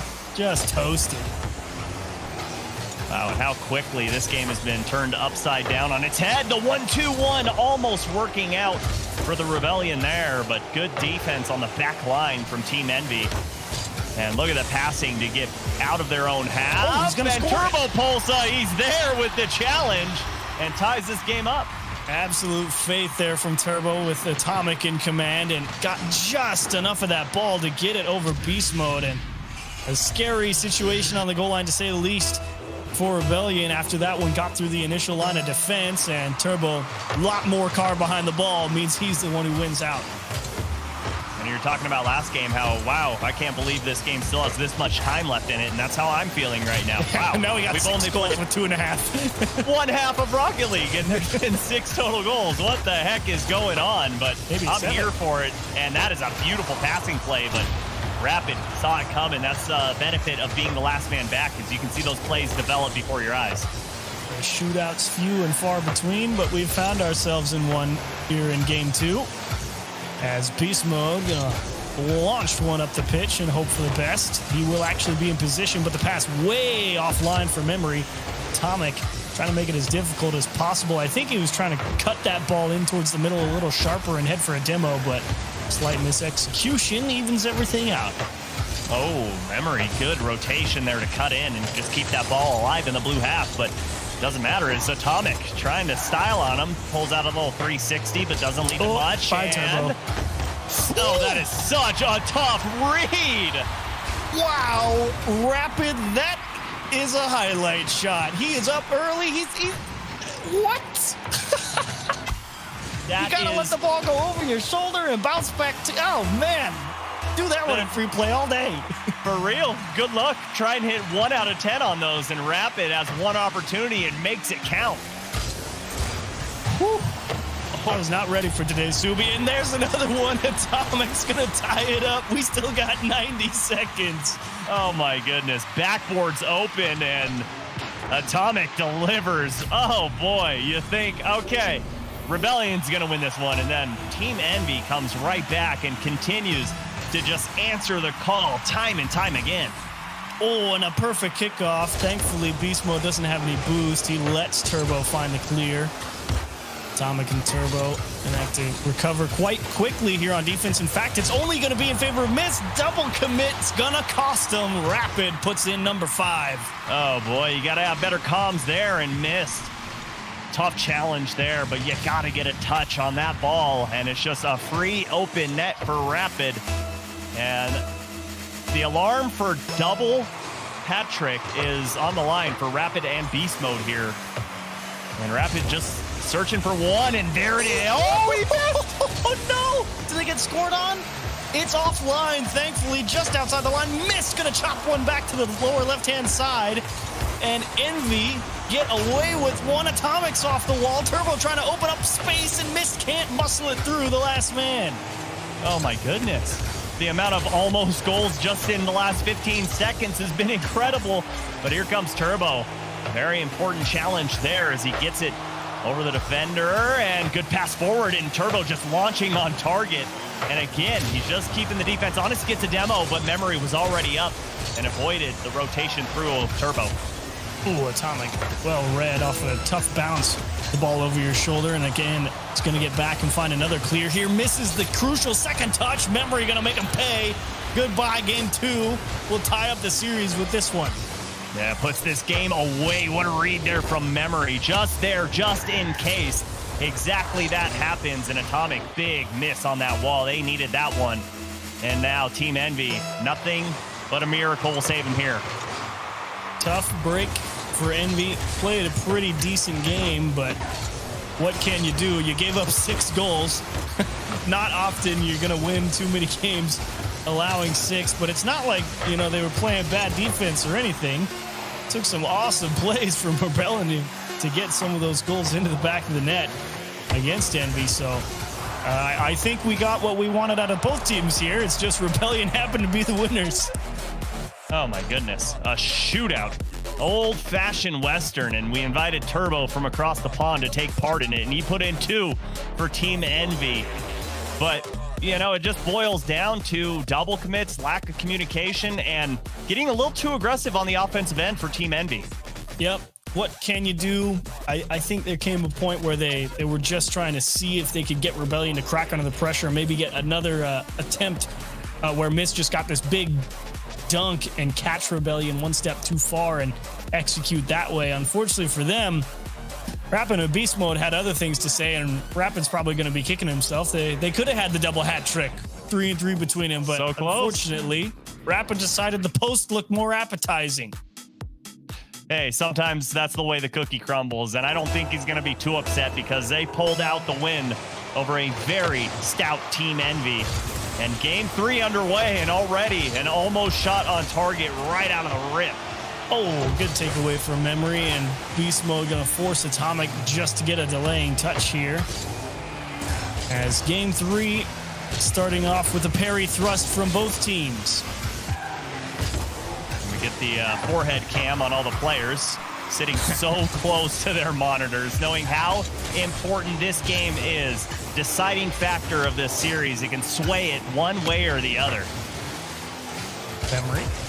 Pot shot towards net, and Atomic trying to increase the speed of which Envy is trying to challenge out of the midfield. Missed as well, up early. More concerned with just getting Rebellion to back off and give Envy a little more space to work with than it is really about hanging on to the ball. Envy believing that with space will come pressure. And that is definitely one way to approach things as Rapid. That's what I was hoping to see from him at the start of this series. Expect Envy to be putting the pressure on you and have him be able to break up a lot of that push is a great thing. Wow. And it's going to force Mist to make the block. Back the other way. That was a great shot. I don't know how he got that much power on it. But right now, you know, I really think Team Envy could benefit from one extra pass. Just one extra pass in the zone, because right now, Rebellion is seeing the first initial pass. They're biting on it, but if you pull out one more, you're going to catch one, if not 2 defenders out of position and have a real good look at the back of the net. Oh, he wants the demo. He just missed it on Memory. Mist is in line with it. What a beautiful follow-up and a perfect read from Mist. Oh, Atomic using everything there. And what is Beast Mode supposed to do there other than just get a touch on the ball? But Mist waiting patiently, and Team Envy strike first here in game number 3. Nice play. Atomic with the air dribble, and Mist up early. Thankfully bailed out by Atomic. I wasn't very confident in Mist's line there. Beast mode for Memory, and it's well high, but it's actually pulling Turbo out of position, and nobody else in position to keep the pressure going for Envy. That's the unfortunate drawback of getting a nice early press on the kickoff. You generally tend to have to give it up a little sooner than you'd like. Here comes Atomic. He has Turbo just sitting, waiting in midfield, and there's Turbo already up, showing the speed there. Oof. And a great challenge on that ball, but somehow Beast Mode able to get a nice clear downfield, and here comes Rapid, putting it on target, but Turbo Pulse, a great use of boost there to get all the way back and get a touch on that ball and put it in the corner and start your offense. Got a lot of touches in a row there for Turbo. Atomic is like, we need the ball back. Unfortunately, Mist goes right into the waiting arms of Rapid, and Envy again forced to play the dump and chase game. Right now, they're really spreading out the field is Team Envy. Just forcing there we go. Rebellion to make mistakes, and one comes out, Mist with the delay flick. Oh, baby, put it on display. You knew it was going to be bad when you saw Beast Mode go for that touch and it spiked straight down off the ceiling. You need to get the distance going forward with that one. He knows he just mis-executed it, lost control there, and you knew Mist with a one-on-one chance there was a lot of potential. Mist made him pay for it.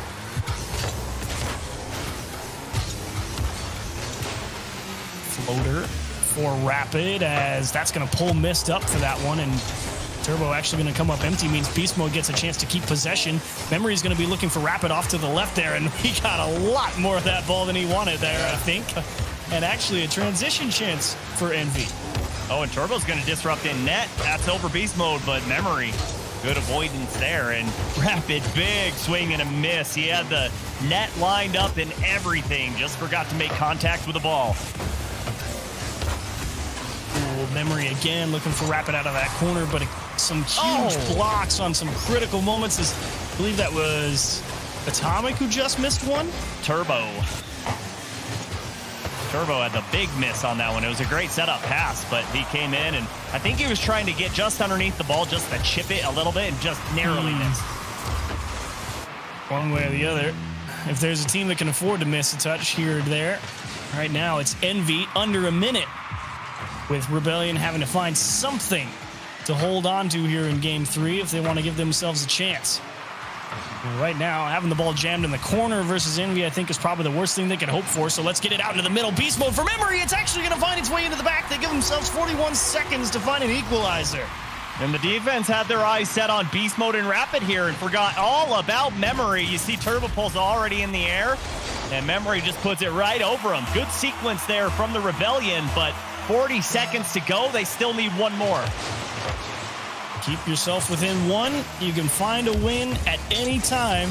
Rebellion have given themselves an opportunity. Atomic trying to take that away is Rapid, not going to have anything to do with that. He will force Memory to hit it strong. And there's Beast Mode. Tough approach to make, to say the least. Turbo not the strongest clear. And look at Mist trying to cover up. They know Rapid's going to be on a lot of these plays as he continues to keep it trapped here in the blue half.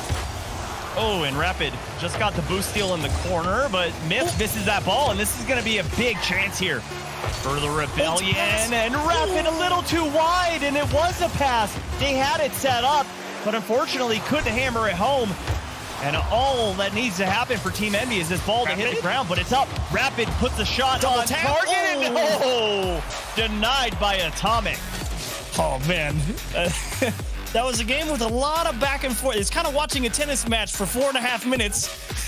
And then the 30 seconds was just like, oh my gosh, I was not ready to get on the roller coaster of emotion there at the end of that game.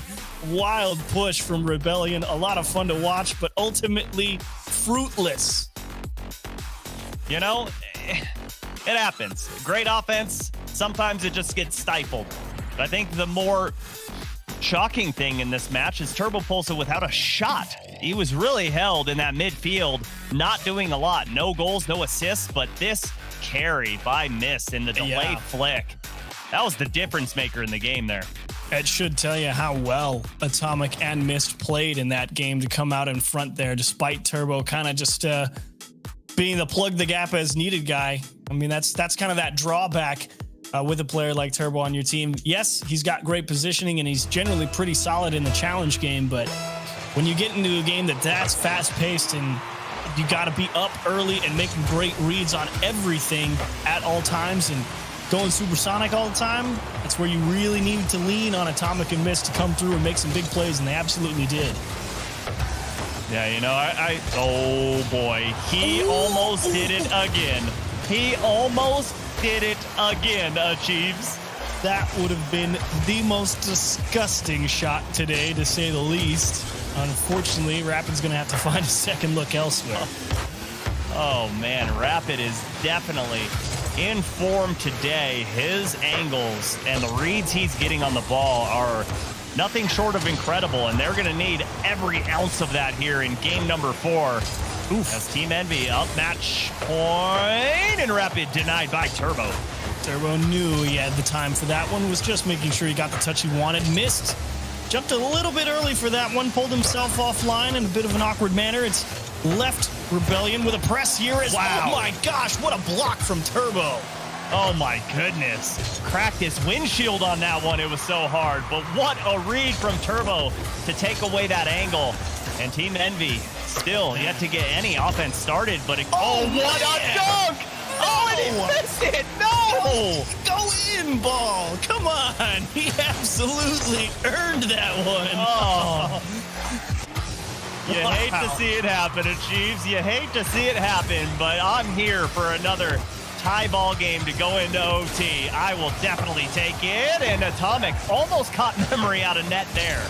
I think you were right about Rapid feeling good. The end of that last game really started to come into his own, and despite the game not doing him any favors here in the start of game 4, he continues to put the pressure on. Second chance here, pop shot towards Mist.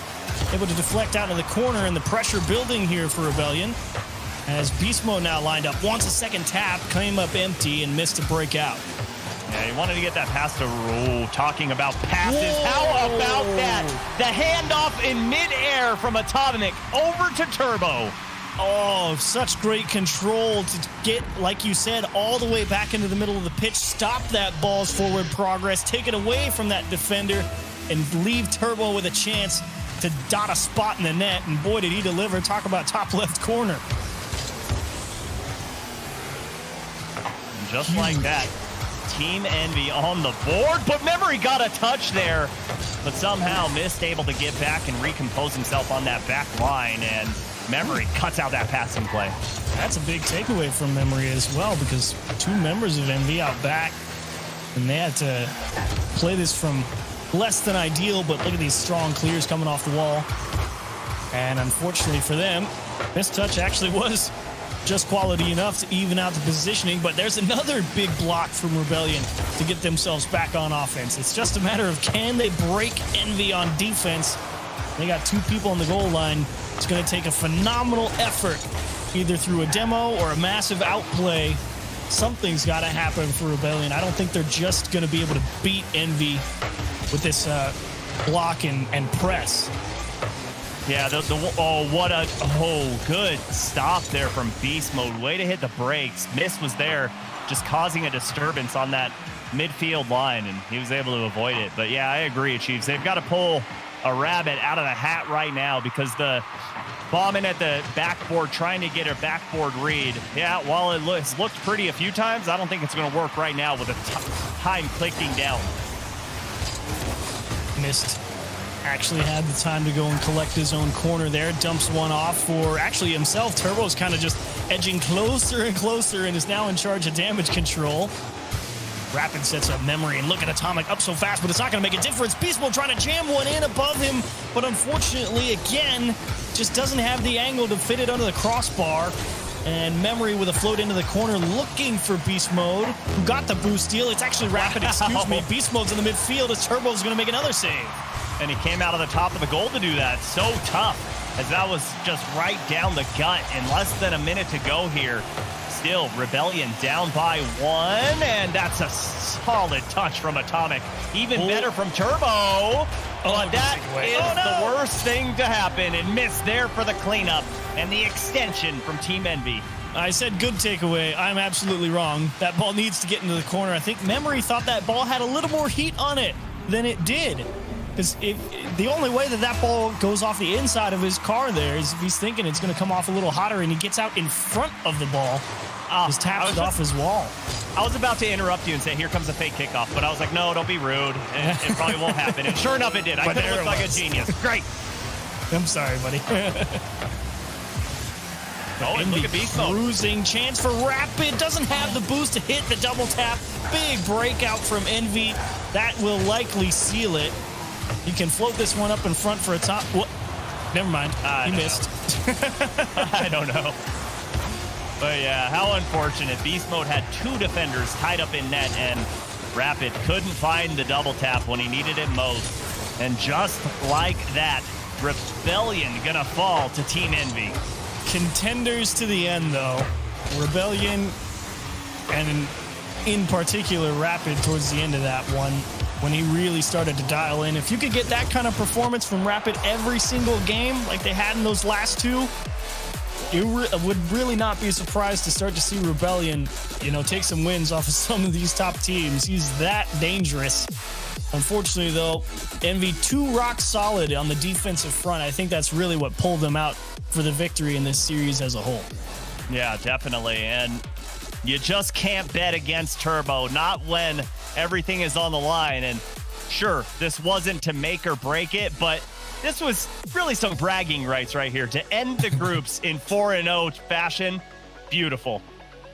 Excellently played from all parties involved. Turbo missed Atomic, a very well-deserved win. Rebellion gonna have to find another game, another day to see if they can come out on top there. But overall, pretty good day today, Suvi. We had a lot of fun with our 1v1 and, some good 3v3 to follow it up. I was pleasantly surprised with Rebellion's show here against Envy. I wasn't too certain if it was going to be as tight as it was, but every now and again you get surprised. Yeah, and you can tell that this team is definitely getting more consistent the longer that they're playing with each other. They looked great coming out in fall, then winter was like, what is going on with this team? And now they're back, baby. Everything just kind of flowing. They did lose that match, but they're looking pretty good. Well, to have perhaps some other insights about what's going on with Rebellion, let's go ahead and take you back to Leaf and the desk to break down today's events. Thank you, Cheese and Subi, for that last match there. Group stage is now done. Let's see if we can find something to say that they hadn't already. As again, I think they nailed it pretty well on the head wave punk that, we've seen Rebellion really step it up in the past recent here, and they definitely fought, but they were up against Envy. Now, we've had quite a few teams step up here in this group stage. We got Alpine on top of Group D. We got Charlotte Phoenix in second place in Group B. Version 1 crowns Group A. Yep. And Shopify Rebellion here taking second place Gibbs in Group C. Team Envy, though, man, just right place, right time, all the time for Turbo Pulsa. He'll do it all day. And Team Envy is one of those teams that even in group stage, they do so well throughout. There was one hiccup where they're putting in like 15 goals in a game. But, who cares about that one game if you win the other 3? Team Envy, they come out with these clean passes like Atomic where Turbo's like, cool, I can just do a basic aerial and just easily score. And that's all he has to do on this team. Allow Atomic and Mist to provide all that pressure. And the Turbo's like, don't worry, guys, I'll be there for you. At the last moment. I feel like that is the most you can expect out of Turbo Pulsa in the air, but when you give it to him, he's gonna nail it there. And man, the passing from Envy in particular was the thing I enjoyed the most out of this series, and I can't wait to see if it continues into day 2 and 3. Well, let's start looking forward. Let's recap a little bit here, though. Take a look at the groups. We got groups B and C. We just finished those ones off to cap off the day. Group C, Envy finishes with a 4-0 on the day, and Rebellion sits just behind them with a 3-1. Respectable, given the fact that they did have that downturn throughout the middle of the season, and then over in B there. Space Station sitting on top, and I have to say it, Gibbs was right about Charlotte Phoenix grabbing second. Yeah, nice clean groups here. Space Station, though, they're regional champs in Regional 2. Then they win Grid, and now they're 4-0 in their group, so no one has stopped them yet. We'll see if anyone can do it on day 2 or day 3. And then as we move on to Group A's and D, well, these groups a little bit uglier for sure, where at the top of the table, we have 3-way ties at 3-1 in both of these groups. So that means one of those teams that went 3-1 has to go down to the lower knockout gauntlet. That's G2 and Rogue. Yeah, wow. Crazy stuff. G2 I can believe. Rogue being down there already is kind of crazy. We'll see, but Rogue does ramp up as these events go on. So day one, usually the roughest for Rogue. Interesting stuff here from all of the teams going at the bottom there, 0-4, not a single win from the bottom teams as our top teams in NA starting to really get solidified. Yeah. Those guys down there are like just completely out of it. Everyone else is just trading wins across the board. They're just watching from outside the field, you know. But unfortunate for them, they are out. We did eliminate some today as we narrow it down into our knockout gauntlet. Let's take a look at that because there's two parts to it, the upper and the lower, and you don't want to be in that lower. Up in the upper, though, these are your 8 teams. They have 2 lives. They can lose once, drop down, and try to win again to qualify for Sunday for that single elimination bracket. That best of 7 gauntlet that happens then. But right here, you got to win one, Gibbs.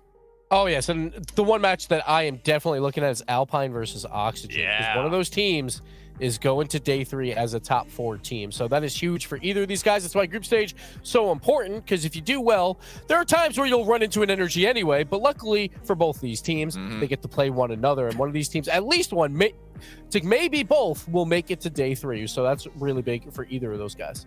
Yeah, that match is great, Leaf. I cannot wait to see one of those teams in day 3. Yeah, well, we'll see if maybe both of them do because they have a second life. One of them teams will lose, drop down to that lower part of this gauntlet, but this is where things get bloody. This is where the fists start flying because you got one life across the board. All these teams you see down here have to win 2 matches, Wave, to get into day 3, and they only get no losses, sorry. They have to win everything to get through it. Yeah, similar spot to the most interesting match of the upper knockout. G2 versus Sonics there, a round 1 matchup. One of those teams going home early on day 2. Rogue versus XSET as well. XSET has been good enough to upset quite a few teams. They usually upset one team over the course of a tournament. Could that team be Rogue today? We'll find out tomorrow. And then Rogue and G2, obviously those 2 teams are going to the Spring Major, but FaZe Clan, it's still up in the air for them. So down here, like in the lower knockout gauntlet, they need to make day 3 to just control it by themselves. So that's what they want. So they want 2 wins tomorrow. But if they lose, they got to watch everyone else play and hope they make it to the Spring Major.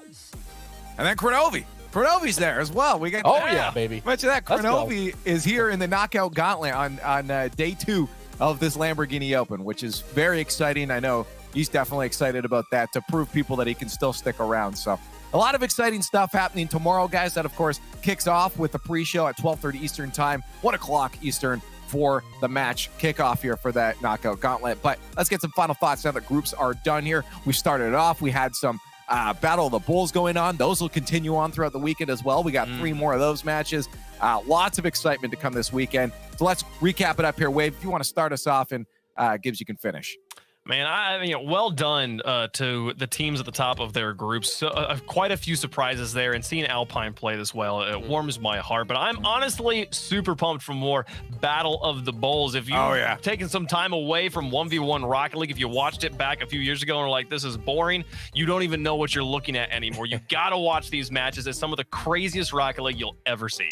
Yeah, I was going to say, well done to the esports team because they got 1v1 on the main channel. And I hope it's here many more times after this. 1v1 is a pleasure to watch, completely different than 3v3. So I'm excited for those last 3 matches. That is for sure. As we said, more Battle of the Bulls this weekend, more high-level Rocket League this weekend as the Lamborghini Open continues on. On behalf of everyone here, thank you guys for watching the group stage. More action tomorrow, and we'll see you then.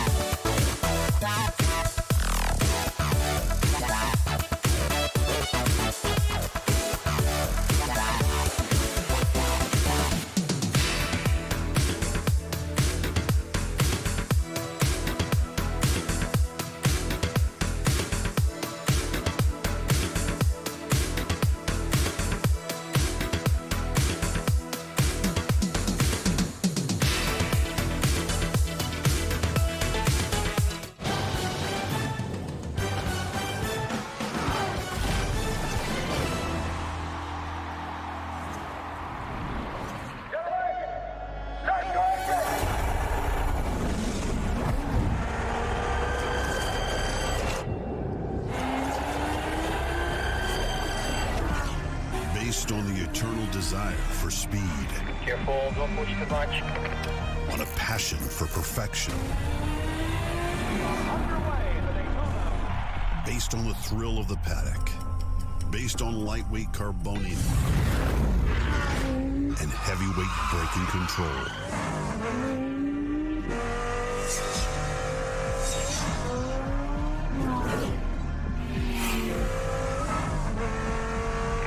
Hey, what's going on there? Rain's getting heavy. You want to stop? Okay, let's just go out for one more. On sleepless nights. Based on the progressive roar of the engine. Based on the DNA of those who always push the limits. Based on victory. A super sports car inspired by racing triumphs, created to dominate the road. Hurricane STO, based on a true story.